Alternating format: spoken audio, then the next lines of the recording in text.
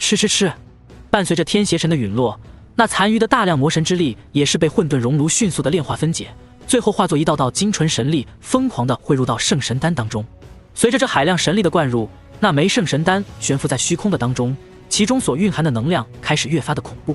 如此半日之后，伴随着一道冲破天际的可怕光柱，将小半个大千世界都给照耀得无比明亮。这枚世界境层次的绝世神丹，终于真正的完成了最后一步，成为一枚完美的丹药。丹成的那一刻，那可怕的丹灵所爆发出的实力，甚至堪比刚刚步入世界境的强者，比萧炎如今所能发挥的力量还要可怕。如果不是萧炎亲自炼制了这枚丹药，手中有着封印这枚丹药的方法，怕是真的会被这枚丹药给逃掉。不过如今一切都已经结束了，萧炎手中印结变化，将这枚混元神丹封印之后收入体内，而后手掌一挥，那足以覆盖整个北荒之丘面积的混沌熔炉也是缓缓的消散。哗啦啦，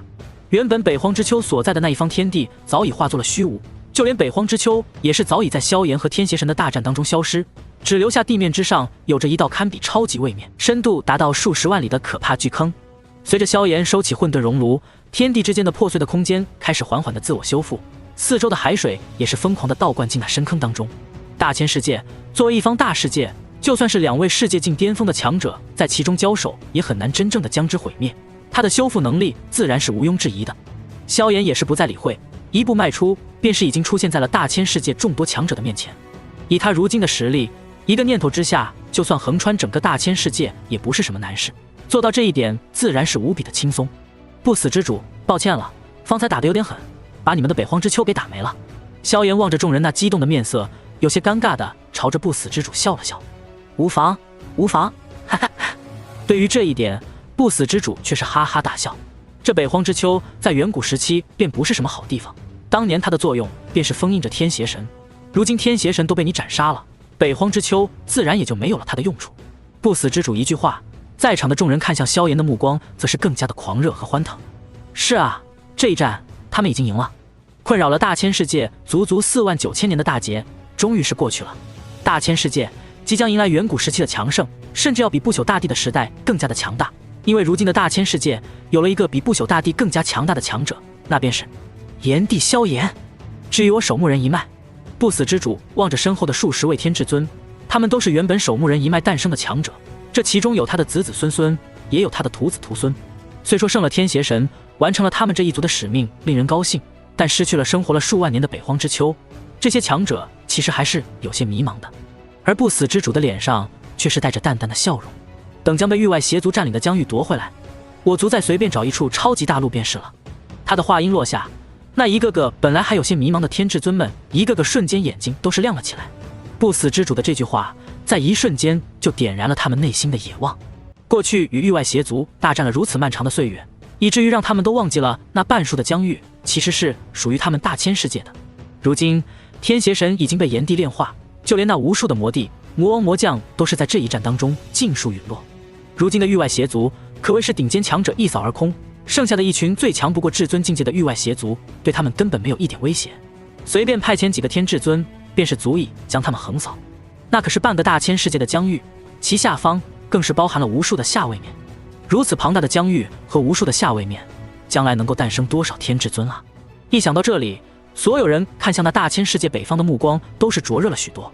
只是在众人眼神灼热快要跳出来的时候，一道冷哼却是打断了他们内心升起的贪婪之意。看你们一个个急的，要知道此战当中对我大千世界贡献最大的乃是炎帝，所以将来这半数疆域重新回归，划分的权利自然也是要归属于炎帝。别怪老夫没有提醒你们，若是没有炎帝点头，你们就这么直接莽撞的去抢夺那些疆域，那我大千世界在攘外之后也该整理一下内部势力了。不死之主脸上没有了方才的喜色，此刻倒是冷着一张脸看向了身后的一群天至尊们。这一句话才让这些兴奋上头的天至尊们微微一怔，旋即脸上都是露出一抹惊醒的神色。是啊，那半数疆域的诱惑实在是太大了，以至于让他们一时间都头脑发热，有些上头了一些。只不过经过不死之主的提醒，他们才想起来这场战斗他们其实并没有帮上什么忙，一切都是那位叫做炎帝的家伙打赢的。如今无论是从功劳上来说，还是从实力上来说，能够有权力决定这半数疆域划分的，也唯有面前的这位炎帝。甚至可以说，就算他要独吞了这半数的疆域，也没有人能够说什么。毕竟以萧炎现在的实力，他他就算是要一统整个大千世界，当整个大千世界的皇帝，也是没有任何人能够反对的。没看到曾经险些毁灭整个大千世界的天邪神都被这位炎帝给击杀了吗？在这位的面前，恐怕就是曾经最顶尖的圣品天至尊，也不是一掌之敌。现在的萧炎有着绝对凌驾于所有人之上的实力，绝对的实力，那就是绝对的权力。想到这里，众人都是将目光纷纷看向了萧炎。望着众人纷纷看来的目光，萧炎却仅仅只是有些无奈地摇了摇头。这样吧，就将如今的火山大陆附近疆域、原战魔族疆域到炎魔族的疆域都划分到我这里来吧。萧炎倒是也早有打算，他能无私的击败天邪神，并不代表会无私的免费给别人做贡献，他还要为自己的麾下、为自己的亲朋好友谋取机缘。不过这一世他的主要发展对象却是斗气大陆，将来的斗气大陆完全能够蜕变为堪比大千世界的大世界，所以对于大千世界的疆域，他实在是没有太多的重视。之所以要这么一块地方，一来是他前世的无尽火域基本上就是这么大，二来则是需要给斗气大陆的强者们在大千世界留下一个地方。火山大陆、战魔族和道炎魔族的疆域范围。听到萧炎的话，众多天至尊们都是忍不住微微一愣，他们的第一反应并不是这疆域太大，而是太小了。火山大陆是大千世界当中一处同样环境十分恶劣的超级大陆，论面积只能算是一般超级大陆，论环境更是不适合普通生灵生存，论位置过去更是紧挨着域外邪族。故而虽然是大千世界的一处超级大陆，可却没有任何一位天至尊者占领。就算是连上战魔族疆域、炎魔族疆域，包括中间那大片疆域，也不过是大千世界不到1%的疆域罢了。这样一片疆域，对任何一个拥有圣品坐镇的超级势力而言，都算得上是极大了。也就真龙族和圣魔族的疆域才有如此巨大，其他的超级势力都没有这般大。可是这对于萧炎而言，确实实在太小了一些。以后者如今的实力，就算占据那域外邪族半数的疆域，他们也不会多说什么。毕竟这片疆域本就是他打下的，其他天至尊们能够跟着喝上一口汤便是极为不错了。炎帝，这是不是少了一些？是啊，炎帝，这面积对你如今的实力而言也实在是太小了一些。不死之主和真龙帝都开口了，他们如今称呼萧炎都不再直呼其名，而是要称呼一声炎帝了。虽然知晓萧炎不会在意，可他们依旧要做出表率，因为萧炎已经跟他们不是同一个等级的强者了。哼，诸位不必多言，我只要这些疆域，自然有着我自己的打算。萧炎微微一笑道：你们不要忘了，我的麾下还有着斗气大陆。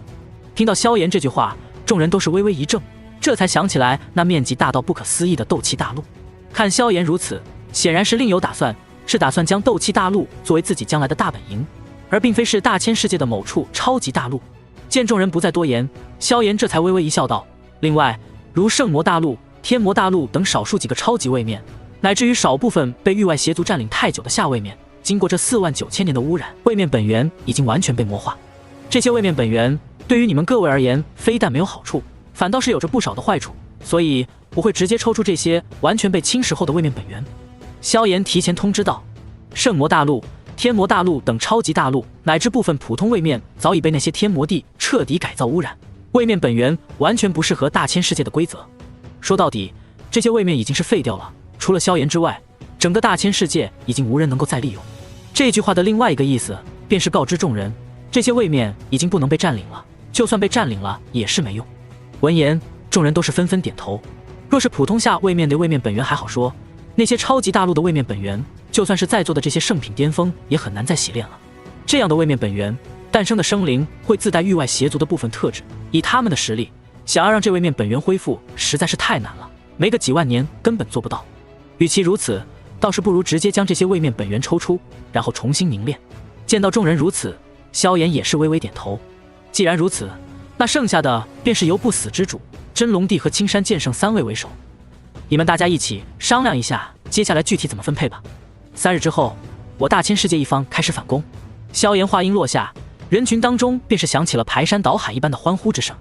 无数天至尊为之兴奋。49000年了，终于轮到他们大千世界开始反攻了。3日之后，一尊尊天至尊们倾巢而出，可怕的灵光将被淡淡魔气笼罩的无尽疆域都给照得无比明亮。绝世圣物的光芒之下，一群弱小的域外邪族没有任何的反抗之力，被轻易的灭杀。在几乎所有魔帝都已经陨落，甚至连魔王魔将都已经尽数陨落的情况下，那些最强不过至尊境的域外邪族，在大千世界强者的面前又能算得上什么？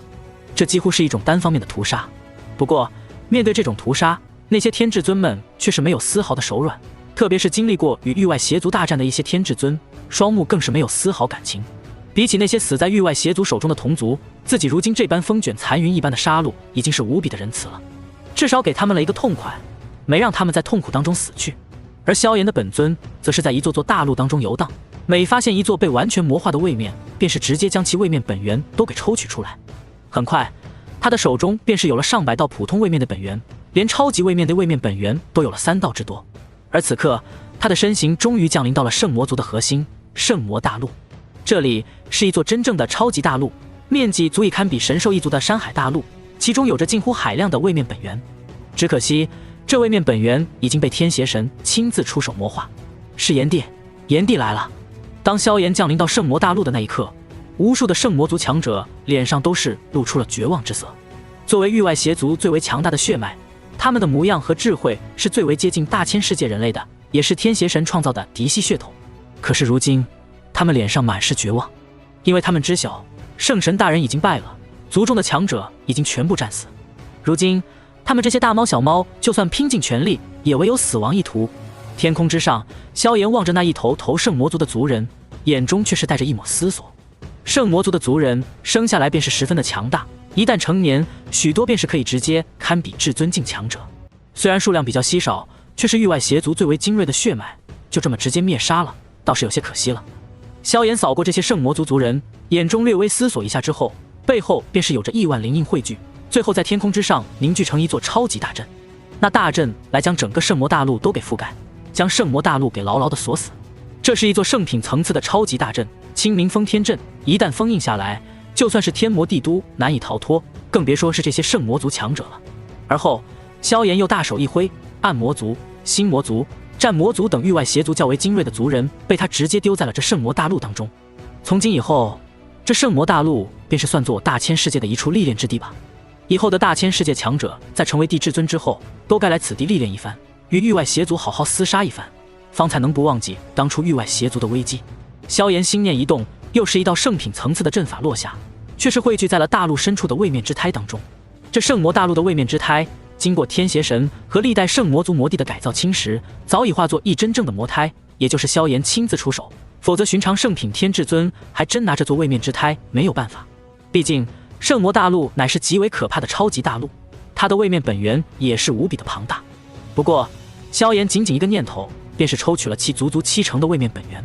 那魔胎发出拼命的嘶吼，整个圣魔大陆都在颤抖，可在萧炎那可怕的伟力面前，依旧是无济于事。当魔胎70%的力量被抽取之后，那另一座圣品大阵也是终于落在了这座魔胎之上。很快，层层大阵便是直接化作锁链，将这魔胎给封禁起来。有了这一层的大阵，这圣魔大陆的位面之胎便是再也没有了反抗之力，同时也不再能被域外邪族那些残余的强者沟通炼化。它虽然依旧能为这圣魔大陆提供源源不断的能量，却是再也无法直接造就一位魔帝。即便天空之上的清明封天阵也被萧炎改造过，一旦有着魔帝层次的生命出现，这大阵便是会瞬间凝聚出可怕的攻击。这圣魔大陆今后是再也难以诞生魔帝级别的强者了。虽然如此，这些圣魔族、暗魔族等域外邪族的顶尖血脉，相信用不了1000年的时间，就能再度诞生出不少堪比帝至尊的强者。而这些强者将会成为大千世界那些帝至尊们试炼的磨刀石。做完这一切之后，萧炎这才给众多天至尊们传讯，说这圣魔大陆便是不要动心思了，今后便是作为大千世界后辈的一个历练之地。闻言，众多天至尊都是再度震撼于萧炎那可怕的手段。不过震撼之余，他们都是非常赞同的点了点头。不错，炎帝你做得很对，是应当让我大千世界的后辈们留个记忆，知晓这和平是无数先辈们拿生命换来的，知晓域外邪族的可怕。这些天至尊们纷纷赞同，虽然有些拍马屁的成分，但很多人却是的确如此。甚至很多顶尖势力的掌权者很快定下了新的规矩，今后我族的帝至尊想要获得一件圣物，必须要前往圣魔大陆斩杀一头帝至尊级别的域外邪族。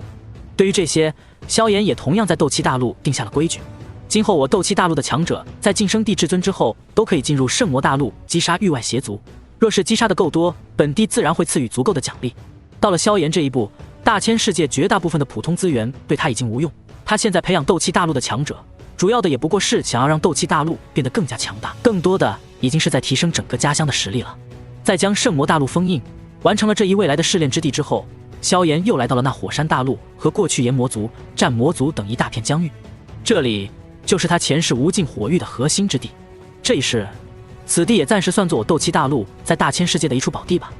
萧炎站在天空之上，手掌朝着下方一指，浩瀚无边的火属性能量瞬间将这片疆域当中的所有魔气都给彻底的净化。而后双手伸出，浩瀚伟力之下，两座超级大陆都开始缓缓地挪动起来。这就是神灵才有的可怕力量。在这可怕的力量面前，火山大陆那原本狂躁的天地灵力都是很快恢复平静。战魔大陆之上，原本属于战魔族的各种环境也瞬间改变。所谓移山填海，改天换地，不过如此。很快，两座超级大陆之上的环境便是已经焕然一新，变得十分适合人居住，并且结合在一起，成为了一座新的、更加庞大的超级大陆。在这超级大陆的周围，8座原本属于战魔族、炎魔族的高等位面环绕，如同众星拱月一般围绕着这座超级大陆。先祖，将斗气大陆的强者都接过来吧，从今之后，这里便是我们在大千世界的驻点了。萧炎直接给萧玄传信，很快，萧玄便是带着一群斗气大陆的强者来到了这新的超级位面之上。这里以后也是我们的疆域了。萧玄带着一群斗气大陆的强者，一个个都是有些目瞪口呆地望着这里。虽然早就知道萧炎如今地位非凡，会在大千世界有着一处不凡的疆域，可在看到这处疆域之后，他们依旧是被这浩瀚的面积和富饶的土地给吓到了。斗气大陆如今虽然面积要比脚下这块超级大陆还要庞大，可毕竟只是一个下位面，其中能量的浓郁程度还是要差了一些，也算不上多大的疆域。这里今后便算是我斗气大陆与大千世界的一个连接点吧。萧炎微微一笑，手掌在虚空当中轻点，一座座圣品大宗师级别的聚灵阵便是开始不停地在这座大陆之上烙印。在那无数聚灵阵的汇聚之下，周遭的灵力都开始迅速凝聚，变得无比的浓郁，甚至在那最中央已经有着灵雨落下，开始在大地之上汇聚成灵力的湖泊、河流。用不了多久，这座新的超级大陆就会堪比其他超级势力的大本营，也能够孕育出无数的强者。今后，这里就叫做无尽火域吧。萧炎指了指脚下的大片疆域，看向萧玄和药老：先祖、老师，无尽火域就暂时交给你经营了。我已经跟各位圣品打好招呼，有什么需要尽管向他们开口便是。现在，我的本尊要回一趟斗气大陆了，接下来的这段岁月将会对斗气大陆变得十分的重要。萧炎话音落下，一道神力留在原地，瞬间化作了一道分身，而后便是进入到那无尽火域的中央盘膝坐下。到了神灵境界之后，他虽然无法再施展一气化三清这种逆天的神通，可却能够轻松凝聚一道神力分身。这神力分身虽然实力比不上本尊，却也可以发挥出本尊的部分力量。萧炎凝聚出的这道神力分身，虽然只有本尊1/10的实力，可对付寻常圣品天至尊都是够用。神力分身坐镇无尽火域，平时不会过多管理无尽火域的事情，反倒是交给萧玄、药老等人来管理。毕竟到了萧炎这一层次，有时候并不太适合插手斗气大陆这一方中下层的事情了。知道了，知道了。听到这家伙又要当起甩手掌柜的语气，萧玄和药老相视一眼，都是露出一抹苦笑之色。这个家伙还是老样子啊。不过他们也是明白，对于一个超级势力而言，唯有自家的超级强者才是最终的根本，所以他们自然是不愿耽搁萧炎修炼。更何况这种事情他们已经做得十分的轻车熟路了。很快，萧玄和药老便是带着一群人制定了无尽火域新的规则，并且又接引了斗气大陆大量的强者前来历练。毕竟斗气大陆如今虽然依旧在扩张，可是其中的高手实在是太少了一些，这些强者想要得到更好的成长，除了足够的资源和法门之外，与其他强者的切磋交流也是必不可少的。大千世界之外，无数下位面在虚空当中游荡，却又被莫名的引力和宇宙规则所牵扯，始终环绕着大千世界缓缓的旋转。而在这无数的位面当中，一道人影每次闪烁，便是跨越了亿万里虚空，往往几个闪身的时间，便是已经跨越了无比遥远的距离，从一处下位面来到另一处下位面。这道人影正是刚刚离开大千世界的萧炎。这些下位面看样子要比大千世界的那些位面被污染得更加严重啊。萧炎一脚踏出，便是已经来到了一处直径1000万里的下位面当中。在这下位面当中，已经没有了任何符合大千世界法则的生灵存活，其中生存的几乎全部都是域外邪族某个小族的强者。这个小族的魔帝早在不久前就在大千世界战死，如今这小族当中已经没有了强者坐镇，连位面本源都被彻底污染了。萧炎轻轻摇头，手掌一挥，无尽的绚丽火焰划过，这座下位面上的无数域外邪族生命便是直接消失。他手指一点，整座位面的位面本源都被萧炎强行抽出。而失去了所有的位面本源，这座位面就仿佛失去了所有生机，如同树木被抽干了水分，开始缓缓的枯寂，连其中的岩浆都开始冷却，甚至开始出现了一道道裂缝。这些下位面不同于大千世界的那些大陆，大千世界的那些大型位面，若是被抽干了位面本源，虽然也会陷入到死寂当中，但至少还是有着载体的，所以不会直接崩溃，只是会陷入漫长岁月的死寂。若是有天至尊出手用新的部分位面本源滋养，或许还有着重新恢复的那一天。但是这些下位面却是无根浮萍，一旦位面本源被抽干，整座位面都要陷入彻底的死寂，甚至有着崩溃的风险。不过对于这些被彻底魔化之后的下位面，萧炎也是没有任何的办法。这些地方本就已经不适合普通生灵居住，放任不管，也只能成为新的域外邪族诞生的温床。如此足足3日之后，萧炎才将所有被域外邪族占领过的下位面给扫荡完毕。足足200多个下位面被彻底污染了，算上大千世界的100多个，那便是300多个下位面。萧炎的身影不知何时已经出现在了斗气大陆之外。300多个下位面还都是拥有位面之胎的下位面，那是足以孕养出足足300多位天至尊的，甚至很多强大的位面之胎可以孕养出仙品巅峰的天至尊，其中可以孕育的生命更是不计其数。只可惜这些位面已经彻底消失了，他们的位面之胎已经彻底的魔化，被萧炎直接抽了出来。至于剩下的许多位面之胎，虽然也有着魔化的迹象，却是没有被彻底的污染到根本。以萧炎如今的实力，自然是轻松的净化了这些污染，并且顺手除掉了上面残余的域外邪族。这些小族血脉天赋都是域外邪族当中垫底的，连利用价值都没有，都被萧炎顺手灭杀。不过这300多座普通位面的位面本源，加上将近4座超级位面的位面本源，倒是足以让斗气大陆突破那一瓶颈了。萧炎一步踏出，便是已经回归到了斗气大陆当中。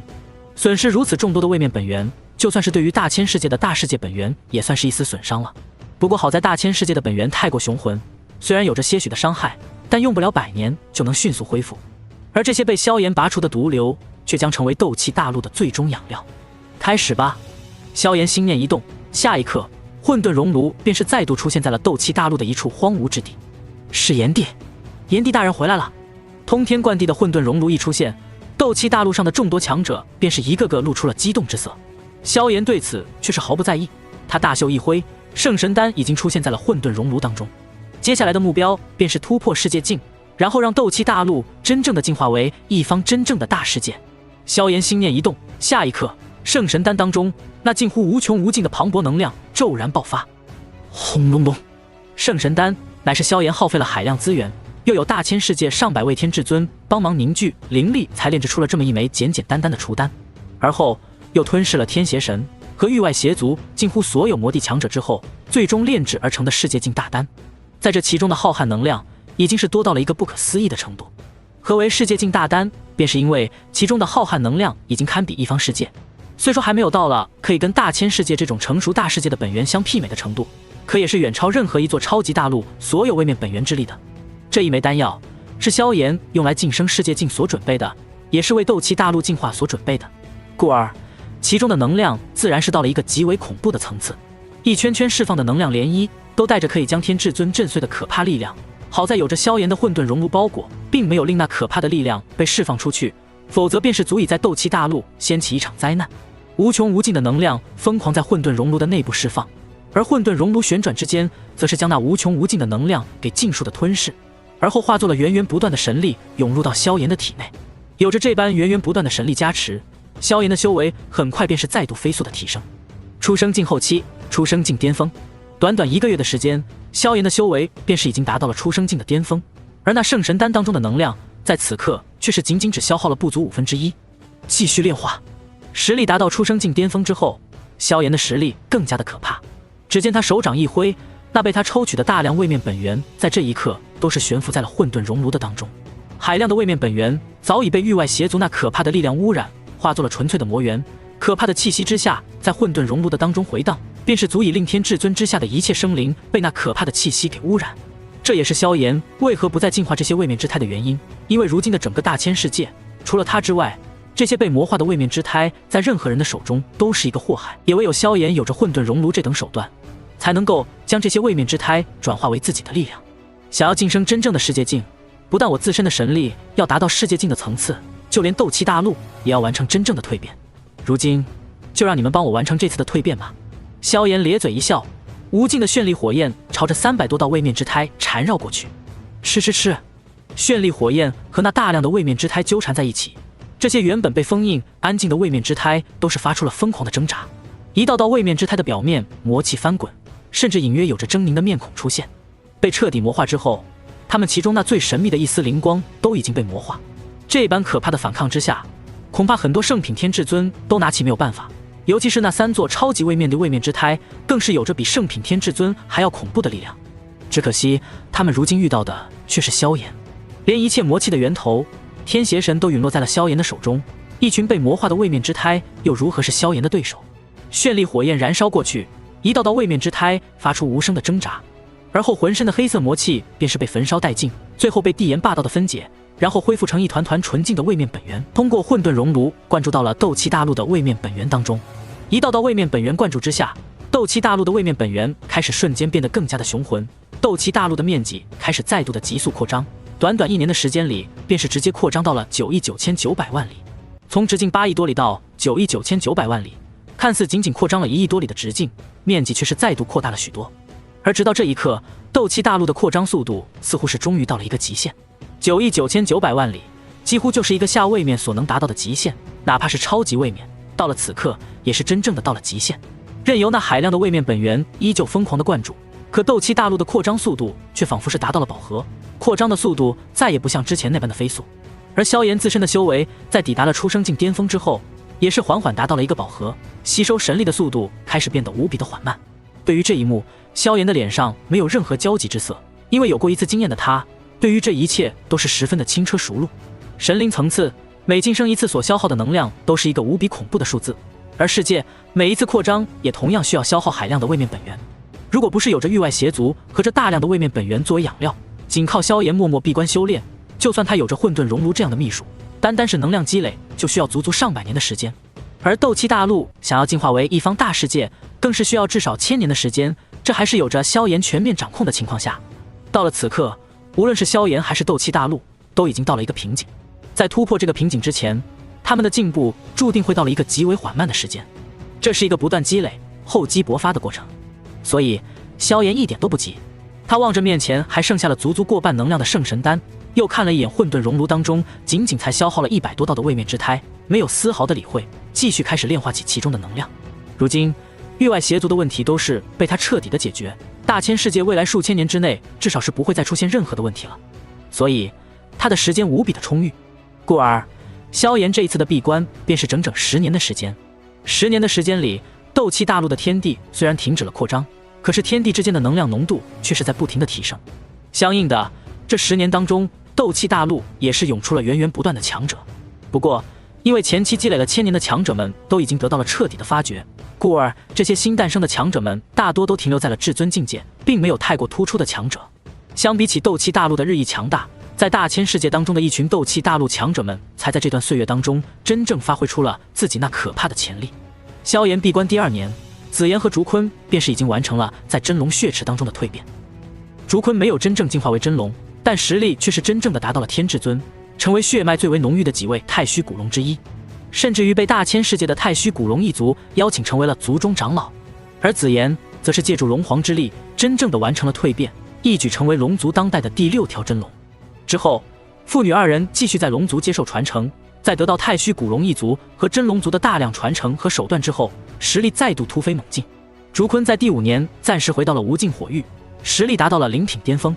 而紫妍则是在第8年才归来，实力却是比他父亲竹坤更先一步，达到了仙品天至尊的层次。彩铃在萧炎闭关的第4年便是已经从9彩妖帝的传承当中走出，当他从中走出之时，得到了完整9彩妖帝传承的他已经是仙品巅峰的修为。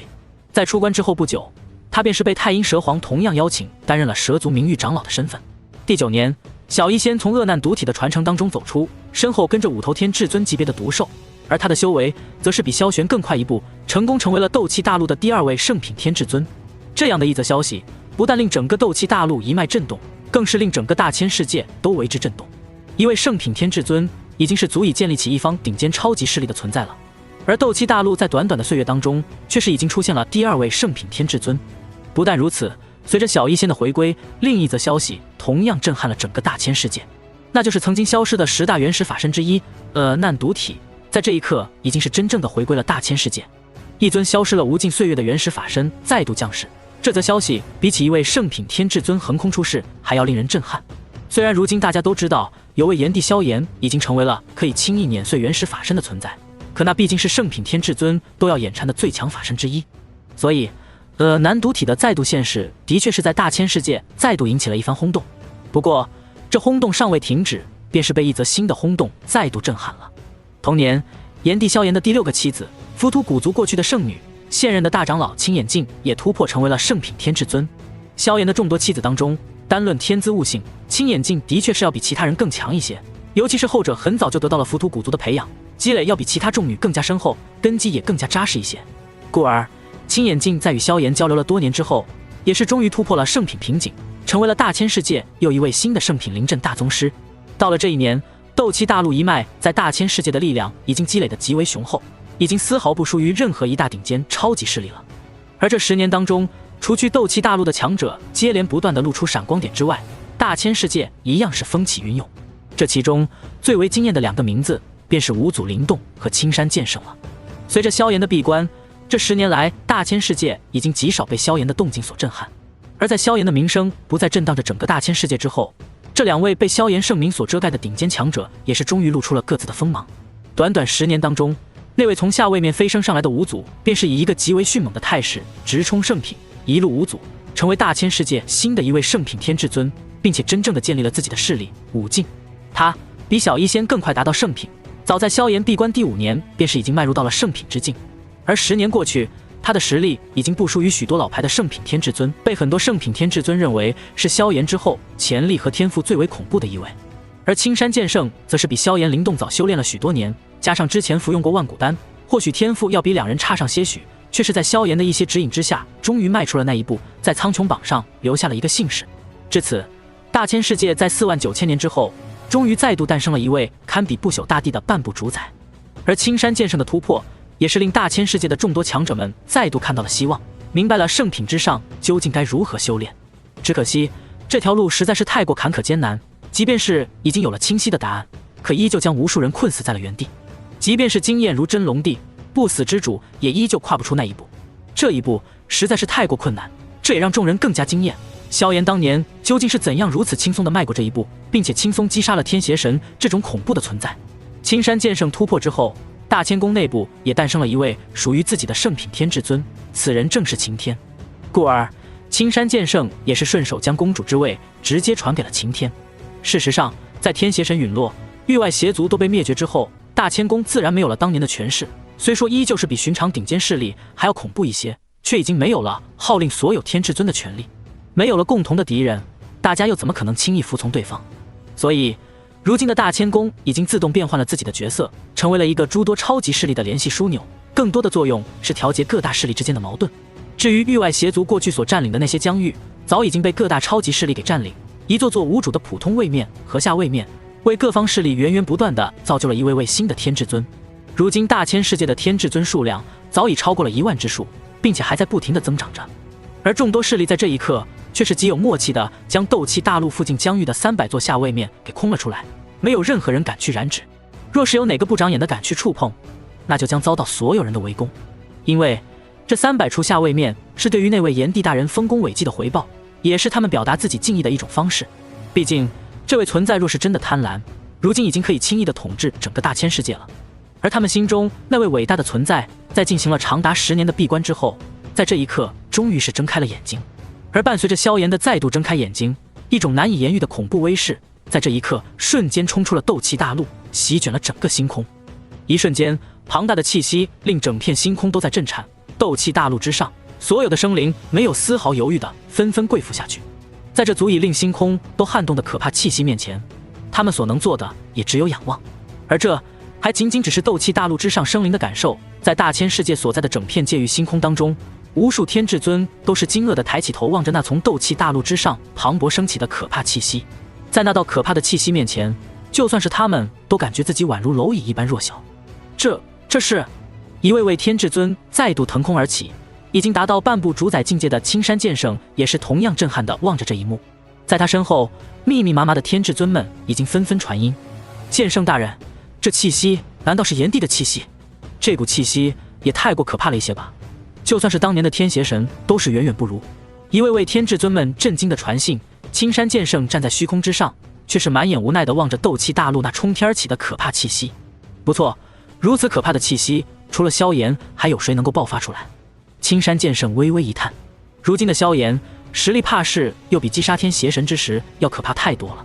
他本以为自己在达到半步主宰境界之后，虽然依旧不是萧炎的对手，但毕竟是达到了当年不朽大帝的境界，或许能够在萧炎的手中撑过2招。然而这10年的沉寂，不光是他们这些天至尊们有了突飞猛进的进展，萧炎这10年之间的进展更是令人瞠目结舌。如今一个突破，便是足以令所有人都感到震撼。仅仅只是突破，便是让这片星空都在颤抖。真不知道萧炎如今的实力已经达到了何等的层次了。无尽火域上空，萧玄等人同样悬浮在大千世界的位面魔壁之外，望着那明显比所有下位面都要大了数十倍不止的斗气大陆，他们的脸上也都是露出了一抹喜色。看来萧炎这次突破实力已经变得比当年还要可怕的了不知道多少啊！萧玄等人相互对视一眼，眼中都是带着笑意。萧炎越是强大，那对于他们斗气大陆一脉自然是有着无数的好处。娘，这就是父亲的力量吗？青眼镜的身后，一名10岁左右的半大少年轻轻拉着他的衣袖，一双灵动的眼睛正好奇地看着远处的斗气大陆。少年虽然年少，目力远远不如其他天至尊那般强大，可斗气大陆如今的面积实在是太大了，已经是可以被他明显的看到了。是啊，你父亲如今的实力要比大千世界的所有强者加起来都要可怕呢。晨儿，你今后可要努力向你父亲学习，也要成为天至尊之上的超级存在。青眼镜笑着揉了揉少年的脑袋，闻言，少年的脸上也是露出一抹向往与热血。我一定要好好修炼，将来成为父亲这样的人物。名为萧晨的少年用力的点了点头，一张俊秀小脸之上带着少年独有的朝气。好志向，我相信你将来一定能够成为父亲那般的人物的。所以，我的弟弟，你准备好今天的训练了吗？少年的热血刚刚升起，一道清脆悦耳却带着些许魅惑之意的声音却是传来，令少年原本的笑容骤然僵住，有些不愿地回过脑袋。只见在他的身后，一名身材高挑、容貌堪称倾国倾城的美少女正笑盈盈地看着他。少女明明只是以姐弟的身份注视着少年，脸上没有任何特殊的表情，可那张跟随着母亲的绝美脸庞和一双奇异的眸子，却仿佛是魅惑天成。姐，萧晨望着那张倾国倾城的脸庞，却仿佛是在看待魔鬼一般。眼前这个魅惑天成的绝美少女，正是自己同父异母的姐姐，也是整个无尽火域的第一大小姐潇潇。如今的潇潇也算是到了快要20岁的年纪，有着惊人的天赋和家里那堪称无穷无尽的资源，即便是萧炎、彩铃等人一直在压制她的修为，打磨她的根基，这丫头今年也是轻松修炼到了9品至尊的层次。如果不是因为她遇到的挫折还是太少，萧炎故意让她继续磨练一下心性，潇潇怕是早已突破到了地至尊境界了。即便是如此，这位现在也是无尽火域年轻一代当之无愧的第一大姐头，在萧晨小的时候，这位姐姐曾经带着另外几个哥哥姐姐在无尽火域一路偷鸡摸狗，兄弟姐妹几个好事不干一点，干的尽是些人嫌狗厌的事情。如今潇潇已经有了接近20岁的年纪，自然是干不出当年那些幼稚的事情。如今她的兴趣早已转变成了对于几个弟弟妹妹的调教，而眼前这个最小的弟弟萧晨，则是自幼就表现出了极为可怕的天赋，也在诸多兄弟姐妹当中最有韧性。潇潇很喜欢训练这个年幼的弟弟，打弟弟一定要趁早，不然将来可能就打不过了。怎么，一点苦都吃不了，这就已经怕了？潇潇望着那仿佛吃了黄连一般满脸发苦的少年，嘴角缓缓勾起一抹魅惑天成的笑容。若是这个样子的话，那你想要成为父亲这般强者，可是差得太远了。似是被少女的激将法给刺激到了，少年的脸上终于是露出了一抹倔强和坚定之色。练就练，打就打，我没有什么可怕的。少年的小脸上带着一抹刚强之色，令潇潇和一旁的青眼镜都忍不住微微一愣，旋即后者的脸上便是露出了一抹欣慰之色。说得好啊，不愧是我萧炎的儿子。在众人都将注意力集中到这个10岁左右的小家伙之时，一道爽朗的笑声却是从远处传来。当听到这一声音的那一刻，所有人都是瞬间将脑袋转了回去，目光都看向了那踏空而来的黑衣身影之上。萧炎、言儿、夫君，一道道不同的声音传来，但众人的脸上都是露出了一抹欣喜之色，因为这道黑衣身影正是已经闭关许久的萧炎。这10年来，萧炎的本尊一直都处于一种闭关的状态，他的一道神力化身虽然留守在了大千世界，但因为大部分精力都用在了斗气大陆之上，所以这道神力化身也极少露面。也只有重要的亲人回归到无尽火域，又或者是有什么大事需要他决定的时候，这道神力化身才会出现几次。除此之外，这神力化身每个月也只是走出来2次，陪妻子家人们聚在一起，指点一下几个孩子，而后便是再度进入到闭关的状态。尤其是到了突破的关卡之后，萧炎的神力化身已经1个月未曾出现，显然是到了关键时刻。而如今本尊突破到了世界境，神力化身自然是再也没有任何的压力，可以随心所欲的出来。父亲望着那步行而来的黑衣男子，萧晨的脸上也是露出一抹笑容，一双眼睛亮晶晶的看着萧炎。他出生之后见到萧炎的时间并不算多，因为这10年萧炎的本尊一直处于闭关当中，而他的神力化身也是在一个半闭关的状态，所以几乎每个月也仅仅只能见到萧炎2次。然而这一点都不耽搁少年的内心对于父亲的崇拜。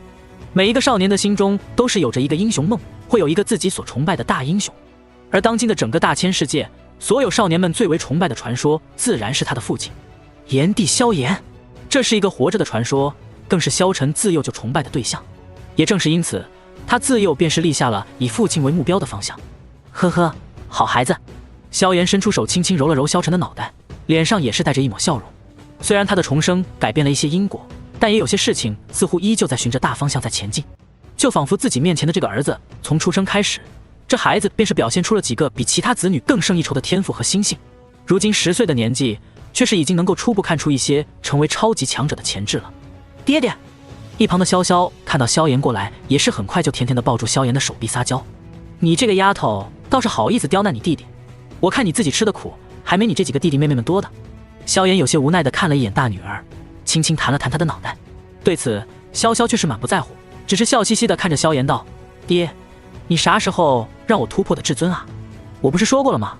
等你们通过我设置的关卡，你们便是可以直接突破了。萧炎有些无奈的看了一眼这些少年少女们，他的这些子女当中，除了萧晨年纪尚小，其他最小的都已经有了16、17岁，有着大量资源的培养。实际上他们个个都是达到了9品至尊，而且根基十分扎实。只可惜因为周围长辈太过强大，导致根本没人敢来招惹他们，也导致这些孩子们遇到的挫折太少，心性不够坚韧。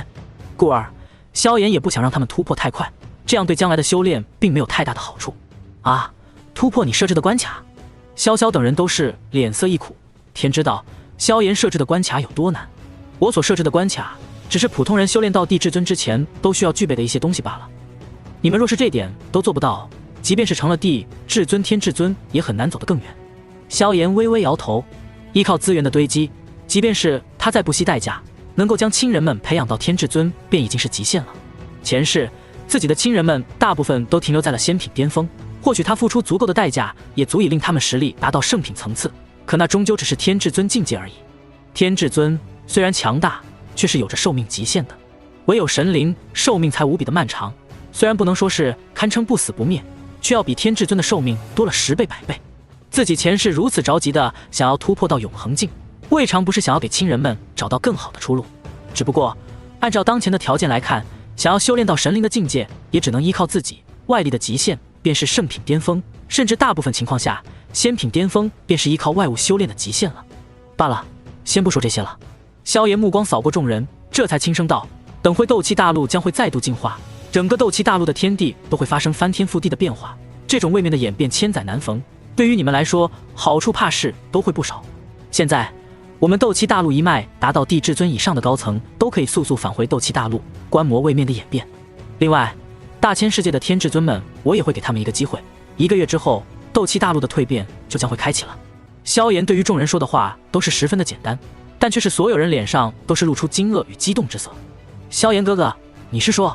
薰儿一双美眸盯着萧炎，眼中异彩闪烁，这也同样是其他人的目光。不错，我斗气大陆也将蜕变为堪比大千世界的大世界了。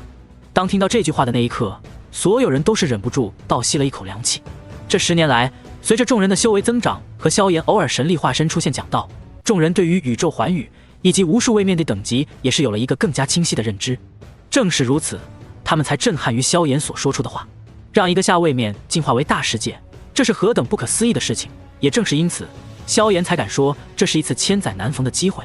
当下斗气大陆的众人便是一个个循着空间通道回归到了斗气大陆当中，甚至连同萧炎的一群子女都是同样回归。他们虽然尚未突破的至尊，但观看如此巨大的变化，即便是他们暂时参悟不到其中的玄妙，但对他们还是有着好处的。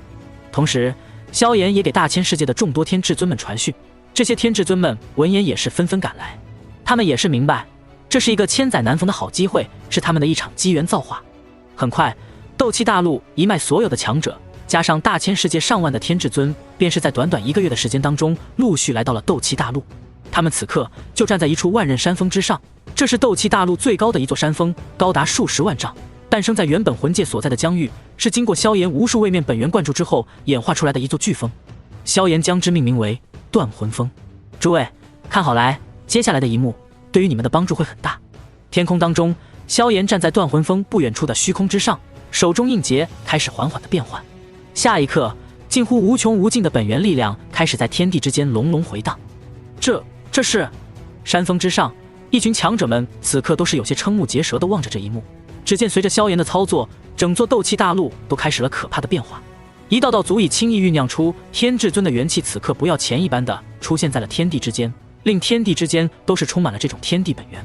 而后，这些天地元气开始迅速地朝着菩提古树的方向汇聚而去，最终在菩提古树的上方汇聚，形成了一团庞大的难以想象的元气。这也太……一群天至尊们都是目瞪口呆地望着这一幕，实在是这斗气大陆的位面本源实在是多得有些离谱。这其中，哪怕是分出1/10，都是可以轻易地塑造出一座超级大陆的，而且还是那种顶尖层次的超级大陆，如山海大陆、圣魔大陆这种类型的。而此刻，斗气大陆的天地本源却是这些大陆的10倍不止。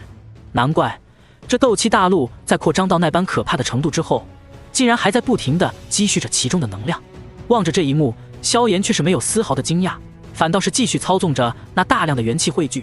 而菩提古树在此刻也是将大量碧绿的光华融入其中，那是它的树灵，也是斗气大陆的位面之灵。如今这道位面之灵也同样成长为了神灵出生境的可怕存在，也唯有这种层次的位面之灵，才能驾驭如此庞大元气所凝聚成的位面之胎。位面之胎蜕变，世界之胎。萧炎一步迈入，下一刻属于世界境的浩瀚神力便是彻底的融入到了这一团位面之胎当中。这本就足以产生蜕变的庞大位面之胎，在融入了萧炎的力量之后，瞬间便是如同打了鸡血一般，开始疯狂颤抖起来。一瞬间，海量的天地元气开始旋转、凝聚、压缩。不但是大量的元气如此，甚至就连斗气大陆上这10几年来浓郁了数十倍的天地能量，在这一刻都是被这巨大的元气漩涡给疯狂的吞吸。一瞬间，一座直径超过1000万里的巨大能量漩涡出现在了中州之上。能量漩涡所过之处，空间都在坍塌，令无数人都是忍不住微微色变。甚至就连这些围观的天至尊们，在感受到那能量漩涡的核心之后，也是忍不住脸色巨变。因为在那团元气漩涡的核心之处，那可怕的撕扯之力，甚至令他们这些天至尊都感到了极为可怕的危险之感。按照他们的感知，此地怕是唯有圣品天至尊才能在这漩涡当中坚持。仅仅只是一道元气漩涡，就有着这般可怕的力量，那这斗气大陆究竟要演变到怎样可怕的程度？难怪这萧炎说斗气大陆的将演变为堪比大千世界的那种大世界，如此磅礴的元气，的确是有着创造一方大世界的潜能了。而且这次的天地演变，的确是对于他们这些顶尖强者有着不可忽视的好处。只见那磅礴的漩涡中央，无穷无尽的能量和元气不停地交织、旋转、压缩，很快便是疯狂地压缩到了仅仅寻常超级位面的位面之胎那般大小。虽然体积缩小了上百倍，可是其中的威能却是令任何一位天至尊都心颤。哪怕是青山剑圣，如今已经达到了半步主宰的境界，也依旧感到内心都在惊惧。终于，当这无尽的能量压缩到了极致之后，那缩小了无数的位面之胎，在所有人震撼的目光当中，终于是轰然爆开，仿佛是天地破灭，混沌重开。这一刻，整片斗气大陆的天空都变得无比的暗淡，无穷无尽的混沌气流在斗气大陆的虚空当中回荡，令天至尊都感到胆寒。这些混沌气流的威能之强，一旦被碾压过去，天至尊之下的强者怕是会顷刻间变成飞灰。就算是天至尊在其中，也难以坚持太久，唯有圣品天至尊才能在其中安稳存活。而这时，菩提祖树却是爆发出了无穷无尽的碧绿色光芒，那碧绿光芒穿过混沌色的气流，将整个斗气大陆都给笼罩，无论是大地还是海洋，都是被轻易的笼罩。而在这碧绿光华的笼罩之下，那看似有着无尽威能的混沌气流却是没有任何的伤害，落在任何一个生灵的身上都仿佛是清风拂面。不过空间却是早已化作了烟粉，而后在一道道神秘的力量之间重新凝聚。当这空间再度凝聚之时，所有强者都明显的感到斗气大陆的空间比过去坚韧了10倍不止，已经十分接近大千世界的空间坚韧程度了。曾经能够将空间生生打出通道的斗尊强者，此刻连撕裂空间都变得无比的费力。至于斗圣，也是同样在难以如同过去那般轻易的开辟出空间。大地之上，亿万生灵都是震撼的望着这一幕，萧炎却是没有任何的动静。作为斗气大陆的最强者，甚至斗气大陆都算是他无尽世界体的一部分，他早已将斗气大陆上的所有生灵都强行按在了陆地海洋当中，否则那混沌气流飞过，这些普通的生灵都将直接湮灭，空间尽数化作烟粉，天空都是直接化作灰蒙蒙的一片，一切都仿佛是世界末日一般，令人感到心神震撼。在场的众多天至尊们望着这一幕，更是感到无比的震撼。他们不同于斗气大陆上的这些普通的生灵，他们是真正见过一座下位面的湮灭的，甚至不久前萧炎与天邪神的大战更是将一座超级大陆都直接给打没了。可是这种震撼依旧是敌不过眼前的这一幕。而且当天空彻底的湮灭之后，那大陆中央释放着无尽碧绿光华的菩提祖树忽然再度爆发出刺眼的青光，而后无尽的混沌气流开始再度化作一道庞大漩涡，与那青光缓缓地融为了一起。良久之后，一座比超级位面的位面之胎还要庞大10倍的位面之胎虚影缓缓浮现在虚空当中。它虽然通体呈现一种混沌之色，却也被充满碧绿生机的色彩占据了主导地位，其中似是有着无穷生机浮现。而后菩提祖树再度发力，这座位面之胎仿佛活了过来一般，开始继续吞吸起天地之间的游离混沌气流。只不过这一次那混沌气流却并不是被位面之胎给吞吸进去，而是每一缕混沌气流被吞吸之后，下一刻便是有着海量的崭新能量再度诞生。这是一种完全不同于过去斗气大陆能量的新能量，它的精纯程度是原本能量的10倍不止。这是灵力！望着这一幕，众多天至尊们更加的震撼。这斗气大陆的位面之胎已经可以吞吸混沌气流、位面本源之力，进而转化为比下位面能量更高一级的灵力了吗？不对，这并不是灵力，只不过结构与灵力无比的相似而已。青山剑圣伸手一抓，一缕新诞生的能量便是被他抓在手中。他定睛一看，便是分析出这新的能量虽然与灵力极为的接近到他们这些大千世界的生灵都可以吸收，可这些能量的确不是灵力。这是他成为半步主宰之后对于大千世界力量更加清晰的认知所判断出来的。可即便是如此，这一幕也深深的震撼了他。唯有到了他这一层次，才能明白这斗气大陆的位面之胎已经不能再被称之为位面之胎了，而是要被称之为世界之胎。而那菩提祖树此刻也不能再被称之为位面之灵，而是世界意志。当然，这世界意志实际上的真正操纵者却是同样身容天地的萧炎。天地元气可以自动转化为更高等的能量，这些还仅仅只是斗气大陆蜕变的第一步。很快，众人便是看到了更加震撼人心的一幕。随着世界之胎的凝聚，整座斗气大陆先是微微一颤，而后在有心者的观察之下，那已经近乎停止扩张的位面面积在这一刻开始再度飞速扩张起来。这种扩张的速度用1日千里都是慢了太多，而是1瞬千里。而且当空间再度凝聚，天空再度恢复之后，斗气大陆的位面魔壁在这一刻也是变得更加坚韧，无可撼动。最早的时候，斗气大陆的位面魔壁只要拥有地至尊的实力，便是有着一丝可能破开。而后萧炎蕴养位面之胎，令斗气大陆成为了超级大陆，那时单位面魔壁的威能便是可以抵挡天至尊之下的强者，若是有着菩提祖树的加持，更是可以阻拦天至尊强者。而如今圣品之下，若是没有经过世界意志的同意，那根本不可能闯入其中。就算是圣品天至尊想要强行闯入，都是无比的困难。一旦菩提祖树发威，那便是只有真正的神灵才能进入其中。而且当位面魔壁变化之后，一道道漩涡在这一刻也是缓缓地出现在了位面魔壁之上。下一刻，游离在宇宙虚空当中的大量能量便是被不要钱一般的吞噬了进来。这些能量分布在宇宙虚空当中，很多的质量在过去甚至不如斗气大陆早期的能量，可在经过世界之胎的转化之后，却是被轻易地转换成了那种新的类似于灵力的能量。每一道魔壁之上的漩涡释放的吞吸之力，都是堪比一位天至尊调动浑身力量去吞吸。而这般可怕的漩涡，斗气大陆的位面魔壁之上，此刻却是足足出现了上千道之多。这一刻，这些天至尊们终于明白了萧炎口中的世界演变究竟是何等的神奇和不可思议。世界之胎诞生之后，无穷无尽的宇宙能量被轻易吞入，而后与那些混沌气流一同被世界之胎转化为类似于灵力的能量。斗气大陆那些原本消失的能量，在这一刻很快便是在世界之胎的转化之下化作了新的能量。这些还仅仅只是天地能量的变化。只见世界之胎忽然吐出一道道碧绿色的光华，其中蕴含的便是大量的天地本源。这世界之胎经过萧炎的辛苦培育，融入了足足300多道普通位面的位面之胎，更是融入了接近4座超级大陆的位面之胎，还先后融入了30多位先天神魔和天魔帝，甚至近乎域外邪族所有魔帝的生命。故而些许的天地本源对于如今的世界之胎真的不算什么。只见那一道道位面本源落在了一道道斗帝空间之上，磅礴的足以令斗帝强者都啧舌，足以轻易孕育一位天至尊的本源之力开始融入到一座座斗帝空间当中。古族、药族、雷族乃至于古龙一族、天皇一族等一个个斗帝强者开辟出的斗帝空间，在融入这磅礴的本源之后，开始迅速震颤起来。原本的空间直接破碎，连整座世界都直接坍塌。好在萧炎早在之前就有所布置，早已将各族的生命尽数迁移出来。轰隆隆，一座座斗帝空间坍塌毁灭，而后再度诞生扩张。只不过这一次，当新的斗帝空间诞生之后，却是直接的脱离了斗气大陆，化作一道道直径数十万里的庞大空间，朝着外界飞去。而后这一座座庞大的空间开始在宇宙当中演变，很快便是化作了一道道直径数十万里的小型位面。小型位面当中，天地元气依旧浓郁，似是远远未曾消耗干净。故而在脱离斗气大陆之后，这一座座小型位面依旧开始迅速的扩张，直到直径扩张到足足千万里、数千万里之后才停止扩张。一瞬间，直径已经达到了10亿里的斗气大陆之外，10座大型位面已经开始环绕，而这10座新诞生的位面则是完全附属于斗气大陆的位面。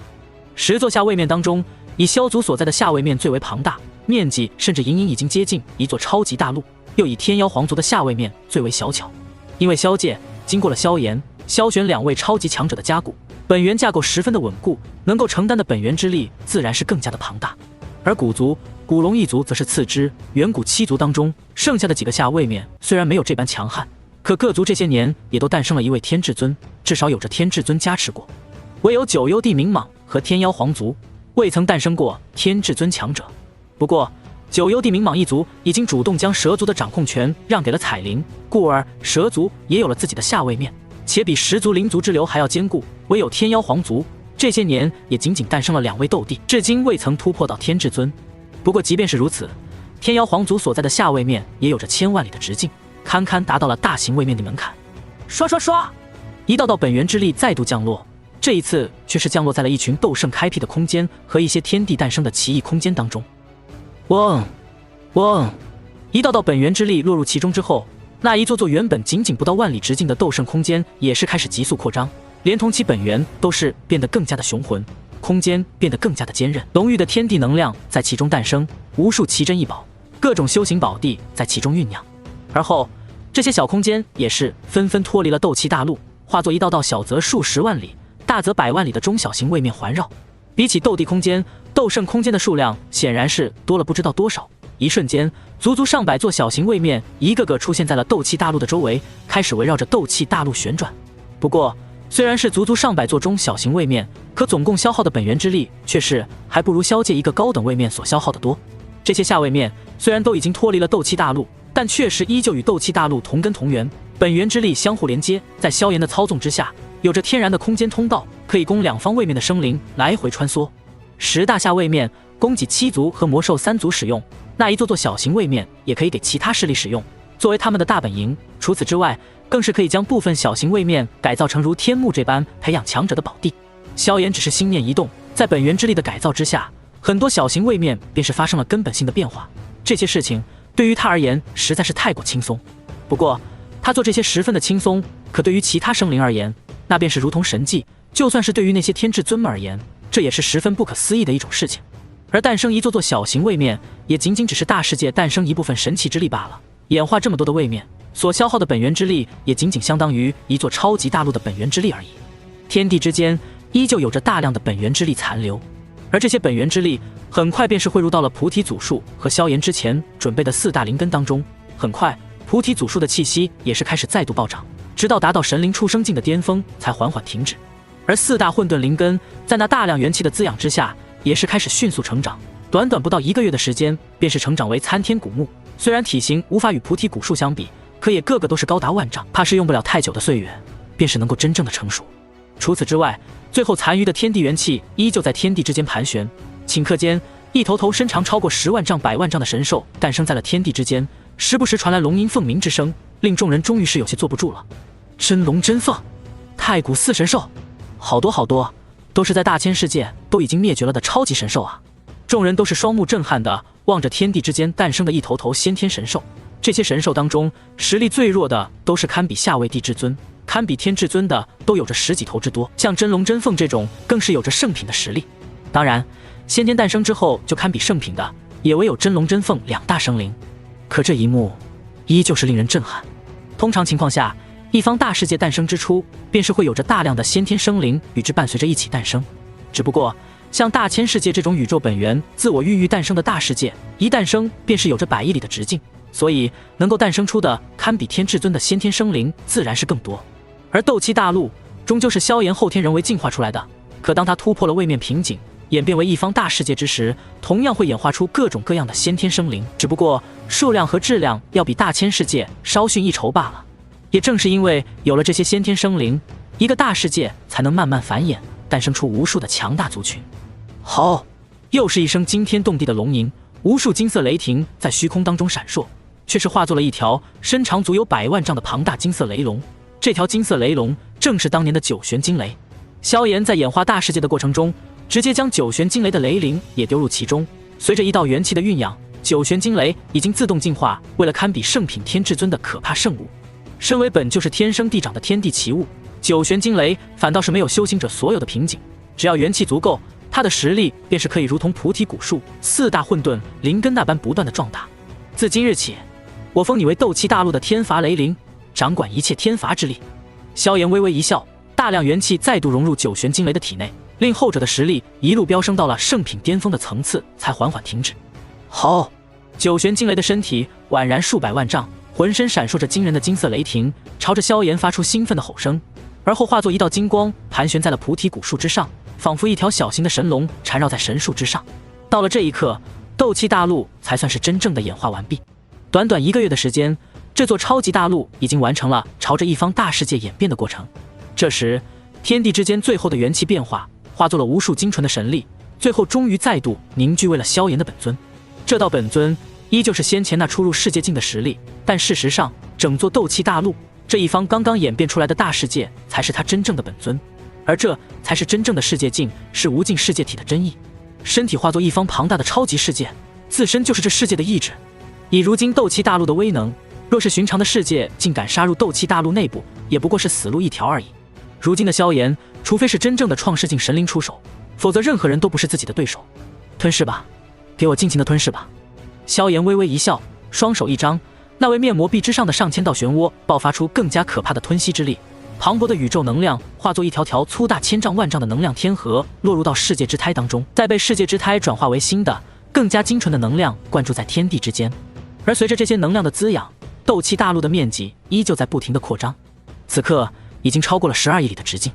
若是从浩瀚星空远远的望去，它的直径已经有了真正大千世界接近1/10的大小。虽然体积上还不足大千世界的1%，但却已经完全的碾压了四周所有的下位面，包括大千世界当中的一座座超级位面，都是再也无法与之相比。而二者的距离在这一刻也是缓缓的分离开来。化作一方大世界之后，斗气大陆已经不再受到大千世界的世界意志牵引，反而是在不停的脱离，与大千世界的距离越来越短。因为一方界域当中是容不下2个庞大世界的，斗气大陆会越发的脱离大千世界的疆域，直到在一片星空当中成长为下一个堪比大千世界的庞大世界。而盘旋在其周围的10大下位面，将来也会随着其本源之力的越发庞大，演化为一方超级位面。就连那些中小位面，经过岁月的酝养之后，也会化作一道道可以酝养出天至尊的大型位面。当然，若是没有人为操作的话，这个过程怕是会无比的漫长。不过有着萧炎的刻意控制，这个速度却是会快上许多。当然，彻底演变为一方大世界，直径扩张到12亿里之后，斗气大陆虽然依旧在扩张，开始速度已经不再如同过去的那般快速。原因无他，萧炎这段岁月当中所积累的大量本源之力已经几乎都用完了，仅仅只是依靠吞吸游离的宇宙能量来扩张，速度终究是慢了许多。不过萧炎也并不在乎这些，因为用不了多久，他也要离开这方界域，前往其他界域寻找各种资源来修炼。如今的大千世界界域已经没有可以让他进步更加迅猛的资源了，除非是掠夺大千世界的本源，否则单单是从世界境初期到世界境巅峰的能量积累，便是需要足足上千年的时间。而斗气大陆想要单纯依靠吞吸宇宙能量就达到大千世界的面积，则是需要至少10万年的时间。故而在斗气大陆彻底的演变完毕之后，萧炎也并不打算再次久留了。只见他身形一闪，再度出现之时，已经出现在那强者遍布的断魂崖之上。诸位，感悟的如何了？萧炎笑看着众人，而此刻很多强者的脸上已经是露出了激动之色。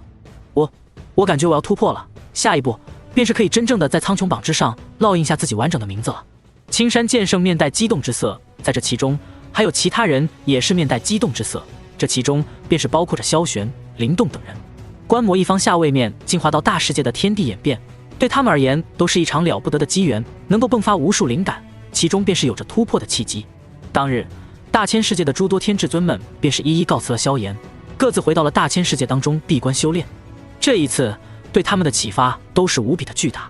而萧玄等人则是纷纷留在了斗气大陆。如今的斗气大陆已经自称一方大世界，他们若是想要修炼，其实已经无需再前往大千世界，哪怕是斗气大陆当中，一样可以修炼到斗帝之上的更高等级。而萧玄在观摩天地演变1年之后，顺利跨入到圣品，成为斗气大陆一脉的第3位圣品天至尊。当然，如果算上真龙真凤加上九玄惊雷的话，如今的斗气大陆一脉在不算萧炎的情况下，都有了足足5尊圣品天至尊的战力，菩提祖术更是已经堪比当年的天邪神，是出生境巅峰的战力。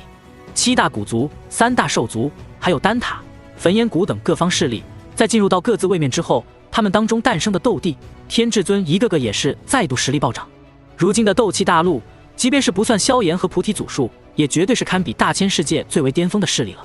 而这1年，以萧玄为首的斗气大陆一脉强者们经过集体商议之后，也是选择将斗气大陆改名为了炎神界，尊萧炎为炎神界始祖、炎神界的界主。对此，萧炎倒是也没有异议。一来斗气大陆演变成炎神界，的确是他的功劳；二来便是当今也唯有他，能够让整个斗气大陆的强者们心服口服。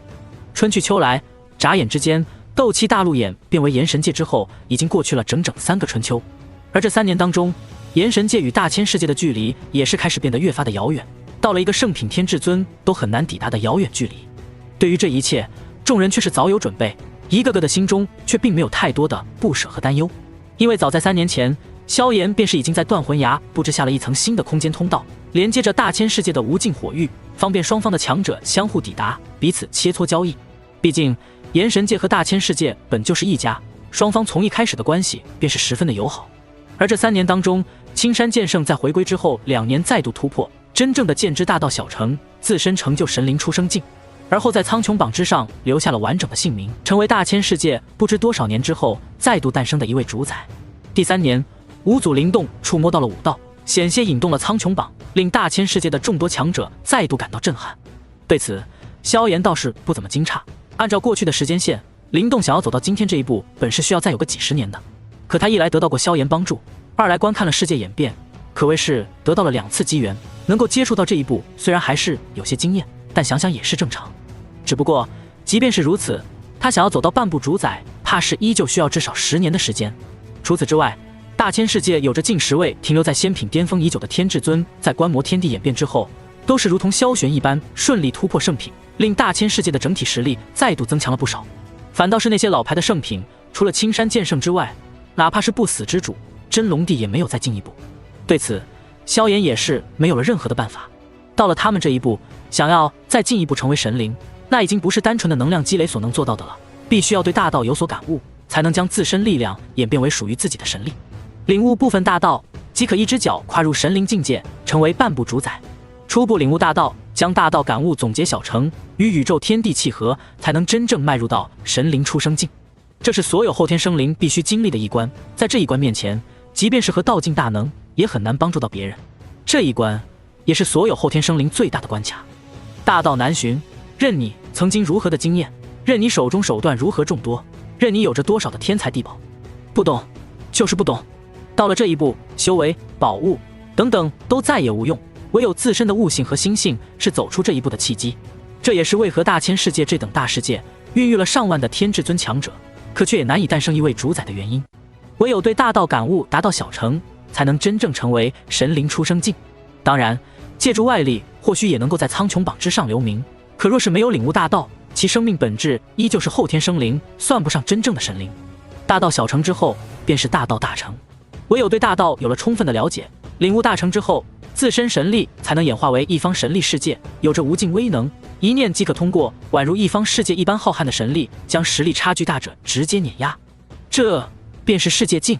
而将大道彻底悟透之后，大道圆满之下，甚至可以将一方神力世界直接演化为一方真实的世界，举手投足之间开天辟地，宛如创世之神，这便是创世境。至于合道境，便是需要将领悟圆满的大道与自身融合，从此之后，自身就是大道，大道即是自身，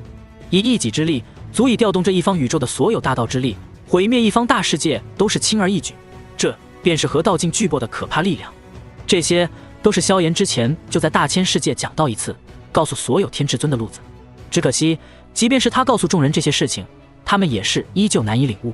悟性这种东西是生灵最为神奇的东西，即便是强如和道境巨擘，也很难大幅度改变。能够增加一点悟性，便已经是极为可怕的造化了。大千世界之外，一方神秘的虚空当中，萧炎身处其中，绚丽火焰在虚空当中熊熊燃烧，早已令亿万里的虚空都再度崩碎成了粒子流。他的地炎威能比起当年大战天邪神之时，再度强横了数倍不止。就在不久前，他炼化了隐匿在大千世界之外的第一神火混沌真焰。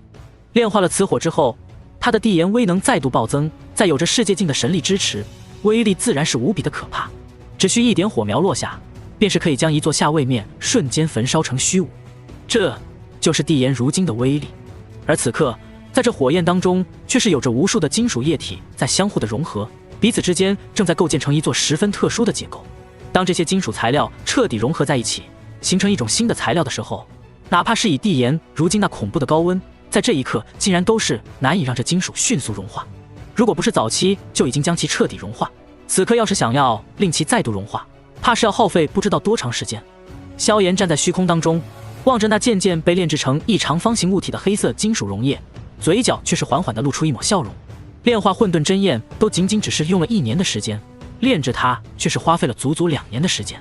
不过2年的时间炼制出一件血炼神兵，倒是也值了。话音落下，萧炎化掌为刀，直接在自己的手腕处轻轻一划，下一刻，大量的鲜血便是不要钱一般的从他的手腕之处源源不断的喷涌而出。这鲜血的含量，若是放在外界，怕是很快都足以凝聚成一处小型的血池。可萧炎却是神色不变，继续源源不断的放血。以他世界境的生命力，些许血液对他而言根本不算什么，只需要心念一动，神力便是可以再度化作源源不断的鲜血供应。唯有损耗大量精血或是少量的真血，才会令他真正的感到虚弱。不过，虽然这种普通血液并不值钱，可在放出了海量的血液之后，即便是萧炎也是终于感到了一丝虚弱。这些血液倒是也够了。萧炎不再放血，手腕处的伤口很快便是自动蠕动修复，化作光滑平整，仿佛从未被割开过一般。而此刻，他则是手指摇摇一指，地炎包裹着这海量的血液迅速落在了那一团长方形的金属溶液之上。嗤嗤，大量的血液落在这金属溶液之上，发出嗤嗤的响声，大量的血液被蒸发，而后有着少部分被融入其中。萧炎望着这一幕，眼中没有丝毫的变化，始终保持着大量血液与这金属融合，直到那一团金属液体快要凝固，那些血液不再蒸发之后，他才手中印结变化，一道道血液融入到金属液体之后，开始轻轻蠕动，最后在其中缓缓地凝聚成一道道纹路。这些纹路在金属当中缓缓汇聚，最后化作一道道神异的道纹，道纹勾动之间，整片星空的火属性能量都在颤动。这些便是火之大道的大道之纹，而且是萧炎自我改良之后最为适合自己的大道之纹。当这些最为适合自己的大道之纹凝聚出来之后，萧炎催动这混元神兵的实力将会大大增加。要知道，到了他这一层次的战斗，对手也已经对大道有所感悟，许多后天修炼而成的世界境神灵甚至对道的感悟达到了大成。面对这种层次的强者，萧炎过去可以呈现出碾压一般的大道感悟，虽然依旧带着优势，却已经不是那般的绝对。而在神力层次上，能够修炼到世界境的神灵神力也是相当精纯。所以到了这一层次，萧炎想要越级战斗，更多的还是要依靠秘术和神兵。而如今这道神兵一旦出世嘛，他虽然只是世界境初期的实力，可却足以发挥出世界境巅峰的战力。这便是混元神兵的威力。混元神兵乃是神灵们搜集各种天材地宝，耗费大量心血之后，铭刻了属于自己感悟出的大道符文之后炼制而成的，对于适合的神灵而言，有着不可思议的威力。不过，混元神兵当中也是有着各种分类。首先，各个境界强者都有着相互对应的混元神兵。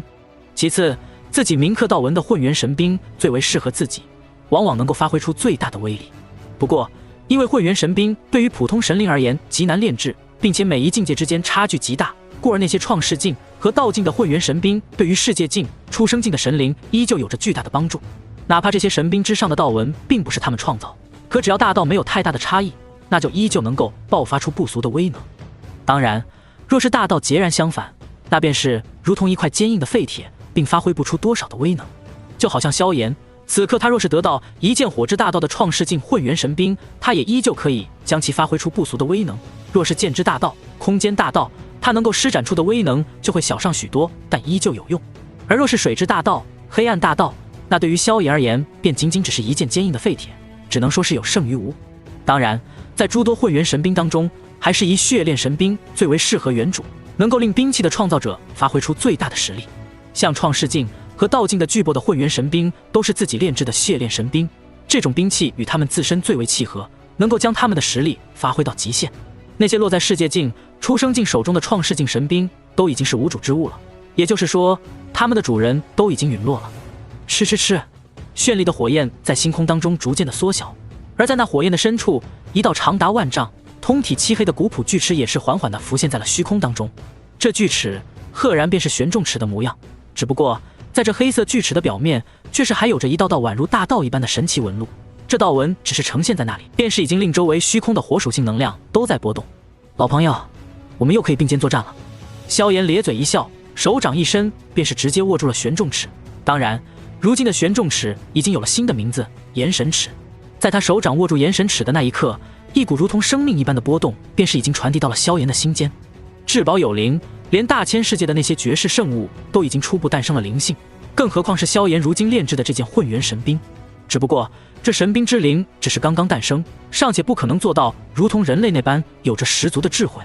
有了这道炎神齿，从今以后世界境之下能够对我造成威胁的强者应该也不多了。萧炎心念一动，这炎神齿便是自动缩小，最后化作仅仅巴掌大小，融入到了自己的胸口，化作一道巴掌大小的黑齿纹身。如今若是再让他遇到天邪神，他一齿劈下便是足以直接灭杀对方。只不过他也不愿再在此地惹出太大的动静，毕竟那般可怕的威能足以瞬间惊动大千世界和炎神界双方的所有强者了。是时候离开了。萧炎微微一笑，没有任何的留恋，身形直接化作一道流光，朝着远处疾驰而去。之所以如此，是因为他的本尊依旧留在了斗气大陆。虽然一气化三清这一绝世神通已经不能再使用，可是无尽世界体却是比一气化三清更加逆天的绝学，是和道境巨擘创造出的神灵秘术。这一秘术练到大成，自身便是可以演变为一方超级大世界，更是可以借助世界本源凝练出第二分身。这第二分身虽然不能如同本尊那般将一方大世界融为自己的身体，可也可以发挥出正常的实力。当然，一旦本尊所在的大世界破灭，那么无论是本尊还是分身都将随之一起陨落。而分身的陨落对于本尊却是几乎没有任何影响，最多是损失一些神力和宝物罢了。看似没有一气化三清那般神奇，可神灵已经超脱了世界本源演变，能够凝练出一道分身，已经是极为罕见的一件事情了。分身就这样携带着玄重齿，便是朝着远处的无尽虚空疾驰而去。而此刻的炎神界中央，萧炎的本尊则是盘坐在菩提祖树之上，目光笑盈盈地望着天空。父亲，怎么了？萧炎的面前，许多亲人盘坐在菩提祖树的一片片树叶之上，默默修行。在他的面前，一名13、14岁左右的挺拔少年正请教萧炎一些修炼上的问题，便是看到了萧炎正满脸笑容地望着天空。没什么。萧炎微微一笑，目光落在面前的少年身上，眼中更是多了几分异样。跟洛神族的那个小丫头见过面了。闻言，少年那原本平静的脸庞罕见地出现了一抹局促。不过他毕竟从小是在美女如云的炎神殿当中长大的，倒也没有太过的羞涩，只是轻轻点了点头道：“是个很好的女孩。”呵呵。萧炎闻言也是咧嘴一笑：“你若是觉得不错，那便尝试一下吧。如今你修为也算小有成就，也可以前往大千世界闯荡一番了。毕竟咱们炎神界如今并没有可以磨砺你的土壤。”作为炎神界的几个少主之一，炎神界的所有高层都是认识面前这个少年的，那可是炎帝的孩子，其母亲也是一位临阵大宗师，谁敢得罪面前的少年？相反，大千世界的强者们虽然也都认识萧炎，但那里终究是强者太多，很多圣品之下的强者虽然知晓炎帝有个小儿子，却也不知道对方具体的相貌。至于帝至尊，那便是更没人知晓了。前往大千世界吗？听到这句话，少年萧晨的脸上没有丝毫的惧色，反倒是一脸的兴奋。你也快跨入至尊境界了，是时候去大千世界磨砺一番了。萧炎微微点头，北苍学院、天罗大陆还有圣魔大陆，这是他早就给这孩子准备好的3个历练之地。完成了这3处历练之后，少年也该成为天至尊了。对了，你这萧晨的名字虽然在普通强者当中并无人知晓，可是很多天至尊们也是知晓你的名字的，所以你还是稍微改一下，暂时叫做沐晨好了。萧炎又提醒道。作为一位世界神和圣品大宗师的儿子，大千世界的很多天至尊都是知晓萧晨这个名字的，甚至一些地至尊都是知晓。他这儿子若是直接爆出自家家门，那今后还有谁敢招惹？知道了，父亲。萧晨轻轻点头，眼中带着一抹野望。自己去了大千世界，一定要好好闯出一番名头，不负这炎帝之子的名声。大千世界一望无尽的辽阔大陆中央，一座巍峨巨城矗立在大陆的中央，城墙之上无数剑类兵器插在其上，其中甚至有着一件件圣物。这座城便是剑域的主城万剑城，而此刻那万剑城的上空正有着2道身影凌空而立，正是萧炎与青山剑圣。你的分身已经离开了。此刻青山剑圣望着萧炎，终于缓缓开口了。是啊，如今大千世界和炎神界都没有了危险，我自然是要趁着这个机会早点离开，前往外界好好积蓄实力。萧炎微微一笑，如今你已经是主宰之境，今后守护着大千世界的任务可就要交给你了。闻言，青山剑圣也是忍不住无奈一笑，对于大千世界之外的浩瀚星空，他也是颇为的向往。只可惜，一来他的实力还不够，二来如今的大千世界的确是需要一个强大的守护者。萧炎如今留在大千世界的，只是一具依附了神力化身的傀儡而已，虽然依旧可以发挥出不俗的实力，但是跟他的炎神界本尊跟主宰境界的强者还是没法比，最多也就是压制寻常的圣品天至尊罢了。所以如果真的有特别强大的敌人出现，他也只能召唤分身赶回帮忙，否则这道化身的力量终究还是太弱了一些。好好修炼吧，你能够依靠自己修炼到出生境，现在依靠着世界意志的加持，将来修炼到世界境也没有太大的难度。萧炎冲着青山剑圣微微一笑，在浩瀚星空当中，能够靠着自己修炼到出生境的后天神灵，大部分经过岁月的沉淀之后，都是可以再度跨入到世界境的。这其中便是有着一方大世界的世界意志的帮助，一旦有了世界意志的加持，先不说这出生境本身就能发挥出世界境的实力，而且自身灵魂加持在大世界的世界意志之上，时时刻刻感悟一方浩瀚世界的规则运转，对于领悟大道有着事半功倍的神效。所以一方大世界当中自我修炼成为的出生境神灵，在经过世界意志的加持之后，数万年内大部分都能再度成为世界境。这也是为什么在后天生灵的阵营里，出生境的数量比起世界境并不是那般的多，直到创世境才会是神灵之间的一个巨大门槛。3000大世界，1万小世界，神灵虽然稀少，但放眼整个浩瀚宇宙也有成千上万，可真正迈入到创世境的却是只有寥寥数百位，平均10个大世界都很难诞生出一位，而合道境那更是整个浩瀚宇宙都只有17位。我知道了。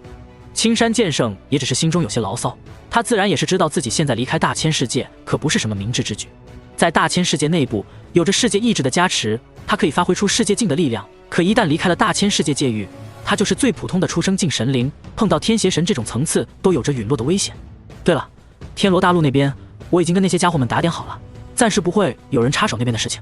青山剑圣忽然想起了什么说道。闻言，萧炎也是微微点头。战争结束之后，域外邪族的各大疆域都被大千世界过去的那些超级势力们纷纷划分吞吃，而天罗大陆作为大千世界的10大超级大陆之一，自然也是被无数超级势力盯着。不过萧炎和青山剑圣一说话，这些超级势力自然也是不敢再多说什么，只是他们有些不明白，为何两人不去派遣1-2个天至尊去统治那里，而是依旧任由天罗大陆之上有着各种大大小小的势力碰撞。一望无际的漆黑虚空静静地待在那里，那无边无际的空旷和黑暗，仿佛一头是人的黑暗巨兽一般，又仿佛是无尽的深渊。这里便是真正的宇宙虚空，在这广袤无边的虚空当中，唯有死寂和黑暗才是永恒的主体，偶尔有着一抹光亮闪烁，或是有着一方生命世界的诞生，那都是这一方宇宙的造化奇迹。而在这无垠的虚空当中，一道绚丽的光芒却是在虚空当中不断的闪烁，它的每一次闪烁都是直接跨越了数百亿里的遥远距离，堪称跨越了整个大千世界的直径。然而，即便是它的速度如此之快，面对这一望无际的宇宙星空，也是足足赶路了1个月的时间。这宇宙实在是太大了，萧炎脚步每一次迈出，都是跨越了极为遥远的距离。这遥远的距离，便是很多普通生灵一生都不可能走完的路。可这般巨大的尺度，在这无垠的宇宙面前，依旧是显得如此的渺小。如今他的速度比起当初圣品之时快了100倍，可从大千世界来到这里，依旧是花费了足足半个月的时间。所幸功夫不负有心人，在跨越了一个令人心颤的距离，途中甚至经过了10几座独立的超级大陆之后，萧炎终于来到了自己的目的地。而此刻，他的目光朝着远处的虚空看去，便是看到了一方比大千世界还要庞大了数倍不止的浩瀚世界。这里便是周围近100座大世界的核心之地，是无数半神、神灵汇聚的最为繁华之地——天元界。当初，天邪神便是从此地诞生，成为了这方世界的一大毁灭魔神，天生便是有着毁灭无数生灵的本能。而他麾下的域外邪族，在此地也曾被称之为圣族。只不过，大概不到5万年前，天邪神的前身圣神被元尊周元所击败，其第二本尊天邪神率领着域外邪族逃离了此地，最终又流浪到了大千世界的界域，朝着大千世界发起了进攻。这一点，萧炎前世来到此地之后，便是已经清清楚楚。其实，按照原本的逻辑，这元尊周元在击杀了对方的第一本尊之后，就应该立刻斩草除根，将天邪神和域外邪族尽数击杀才是。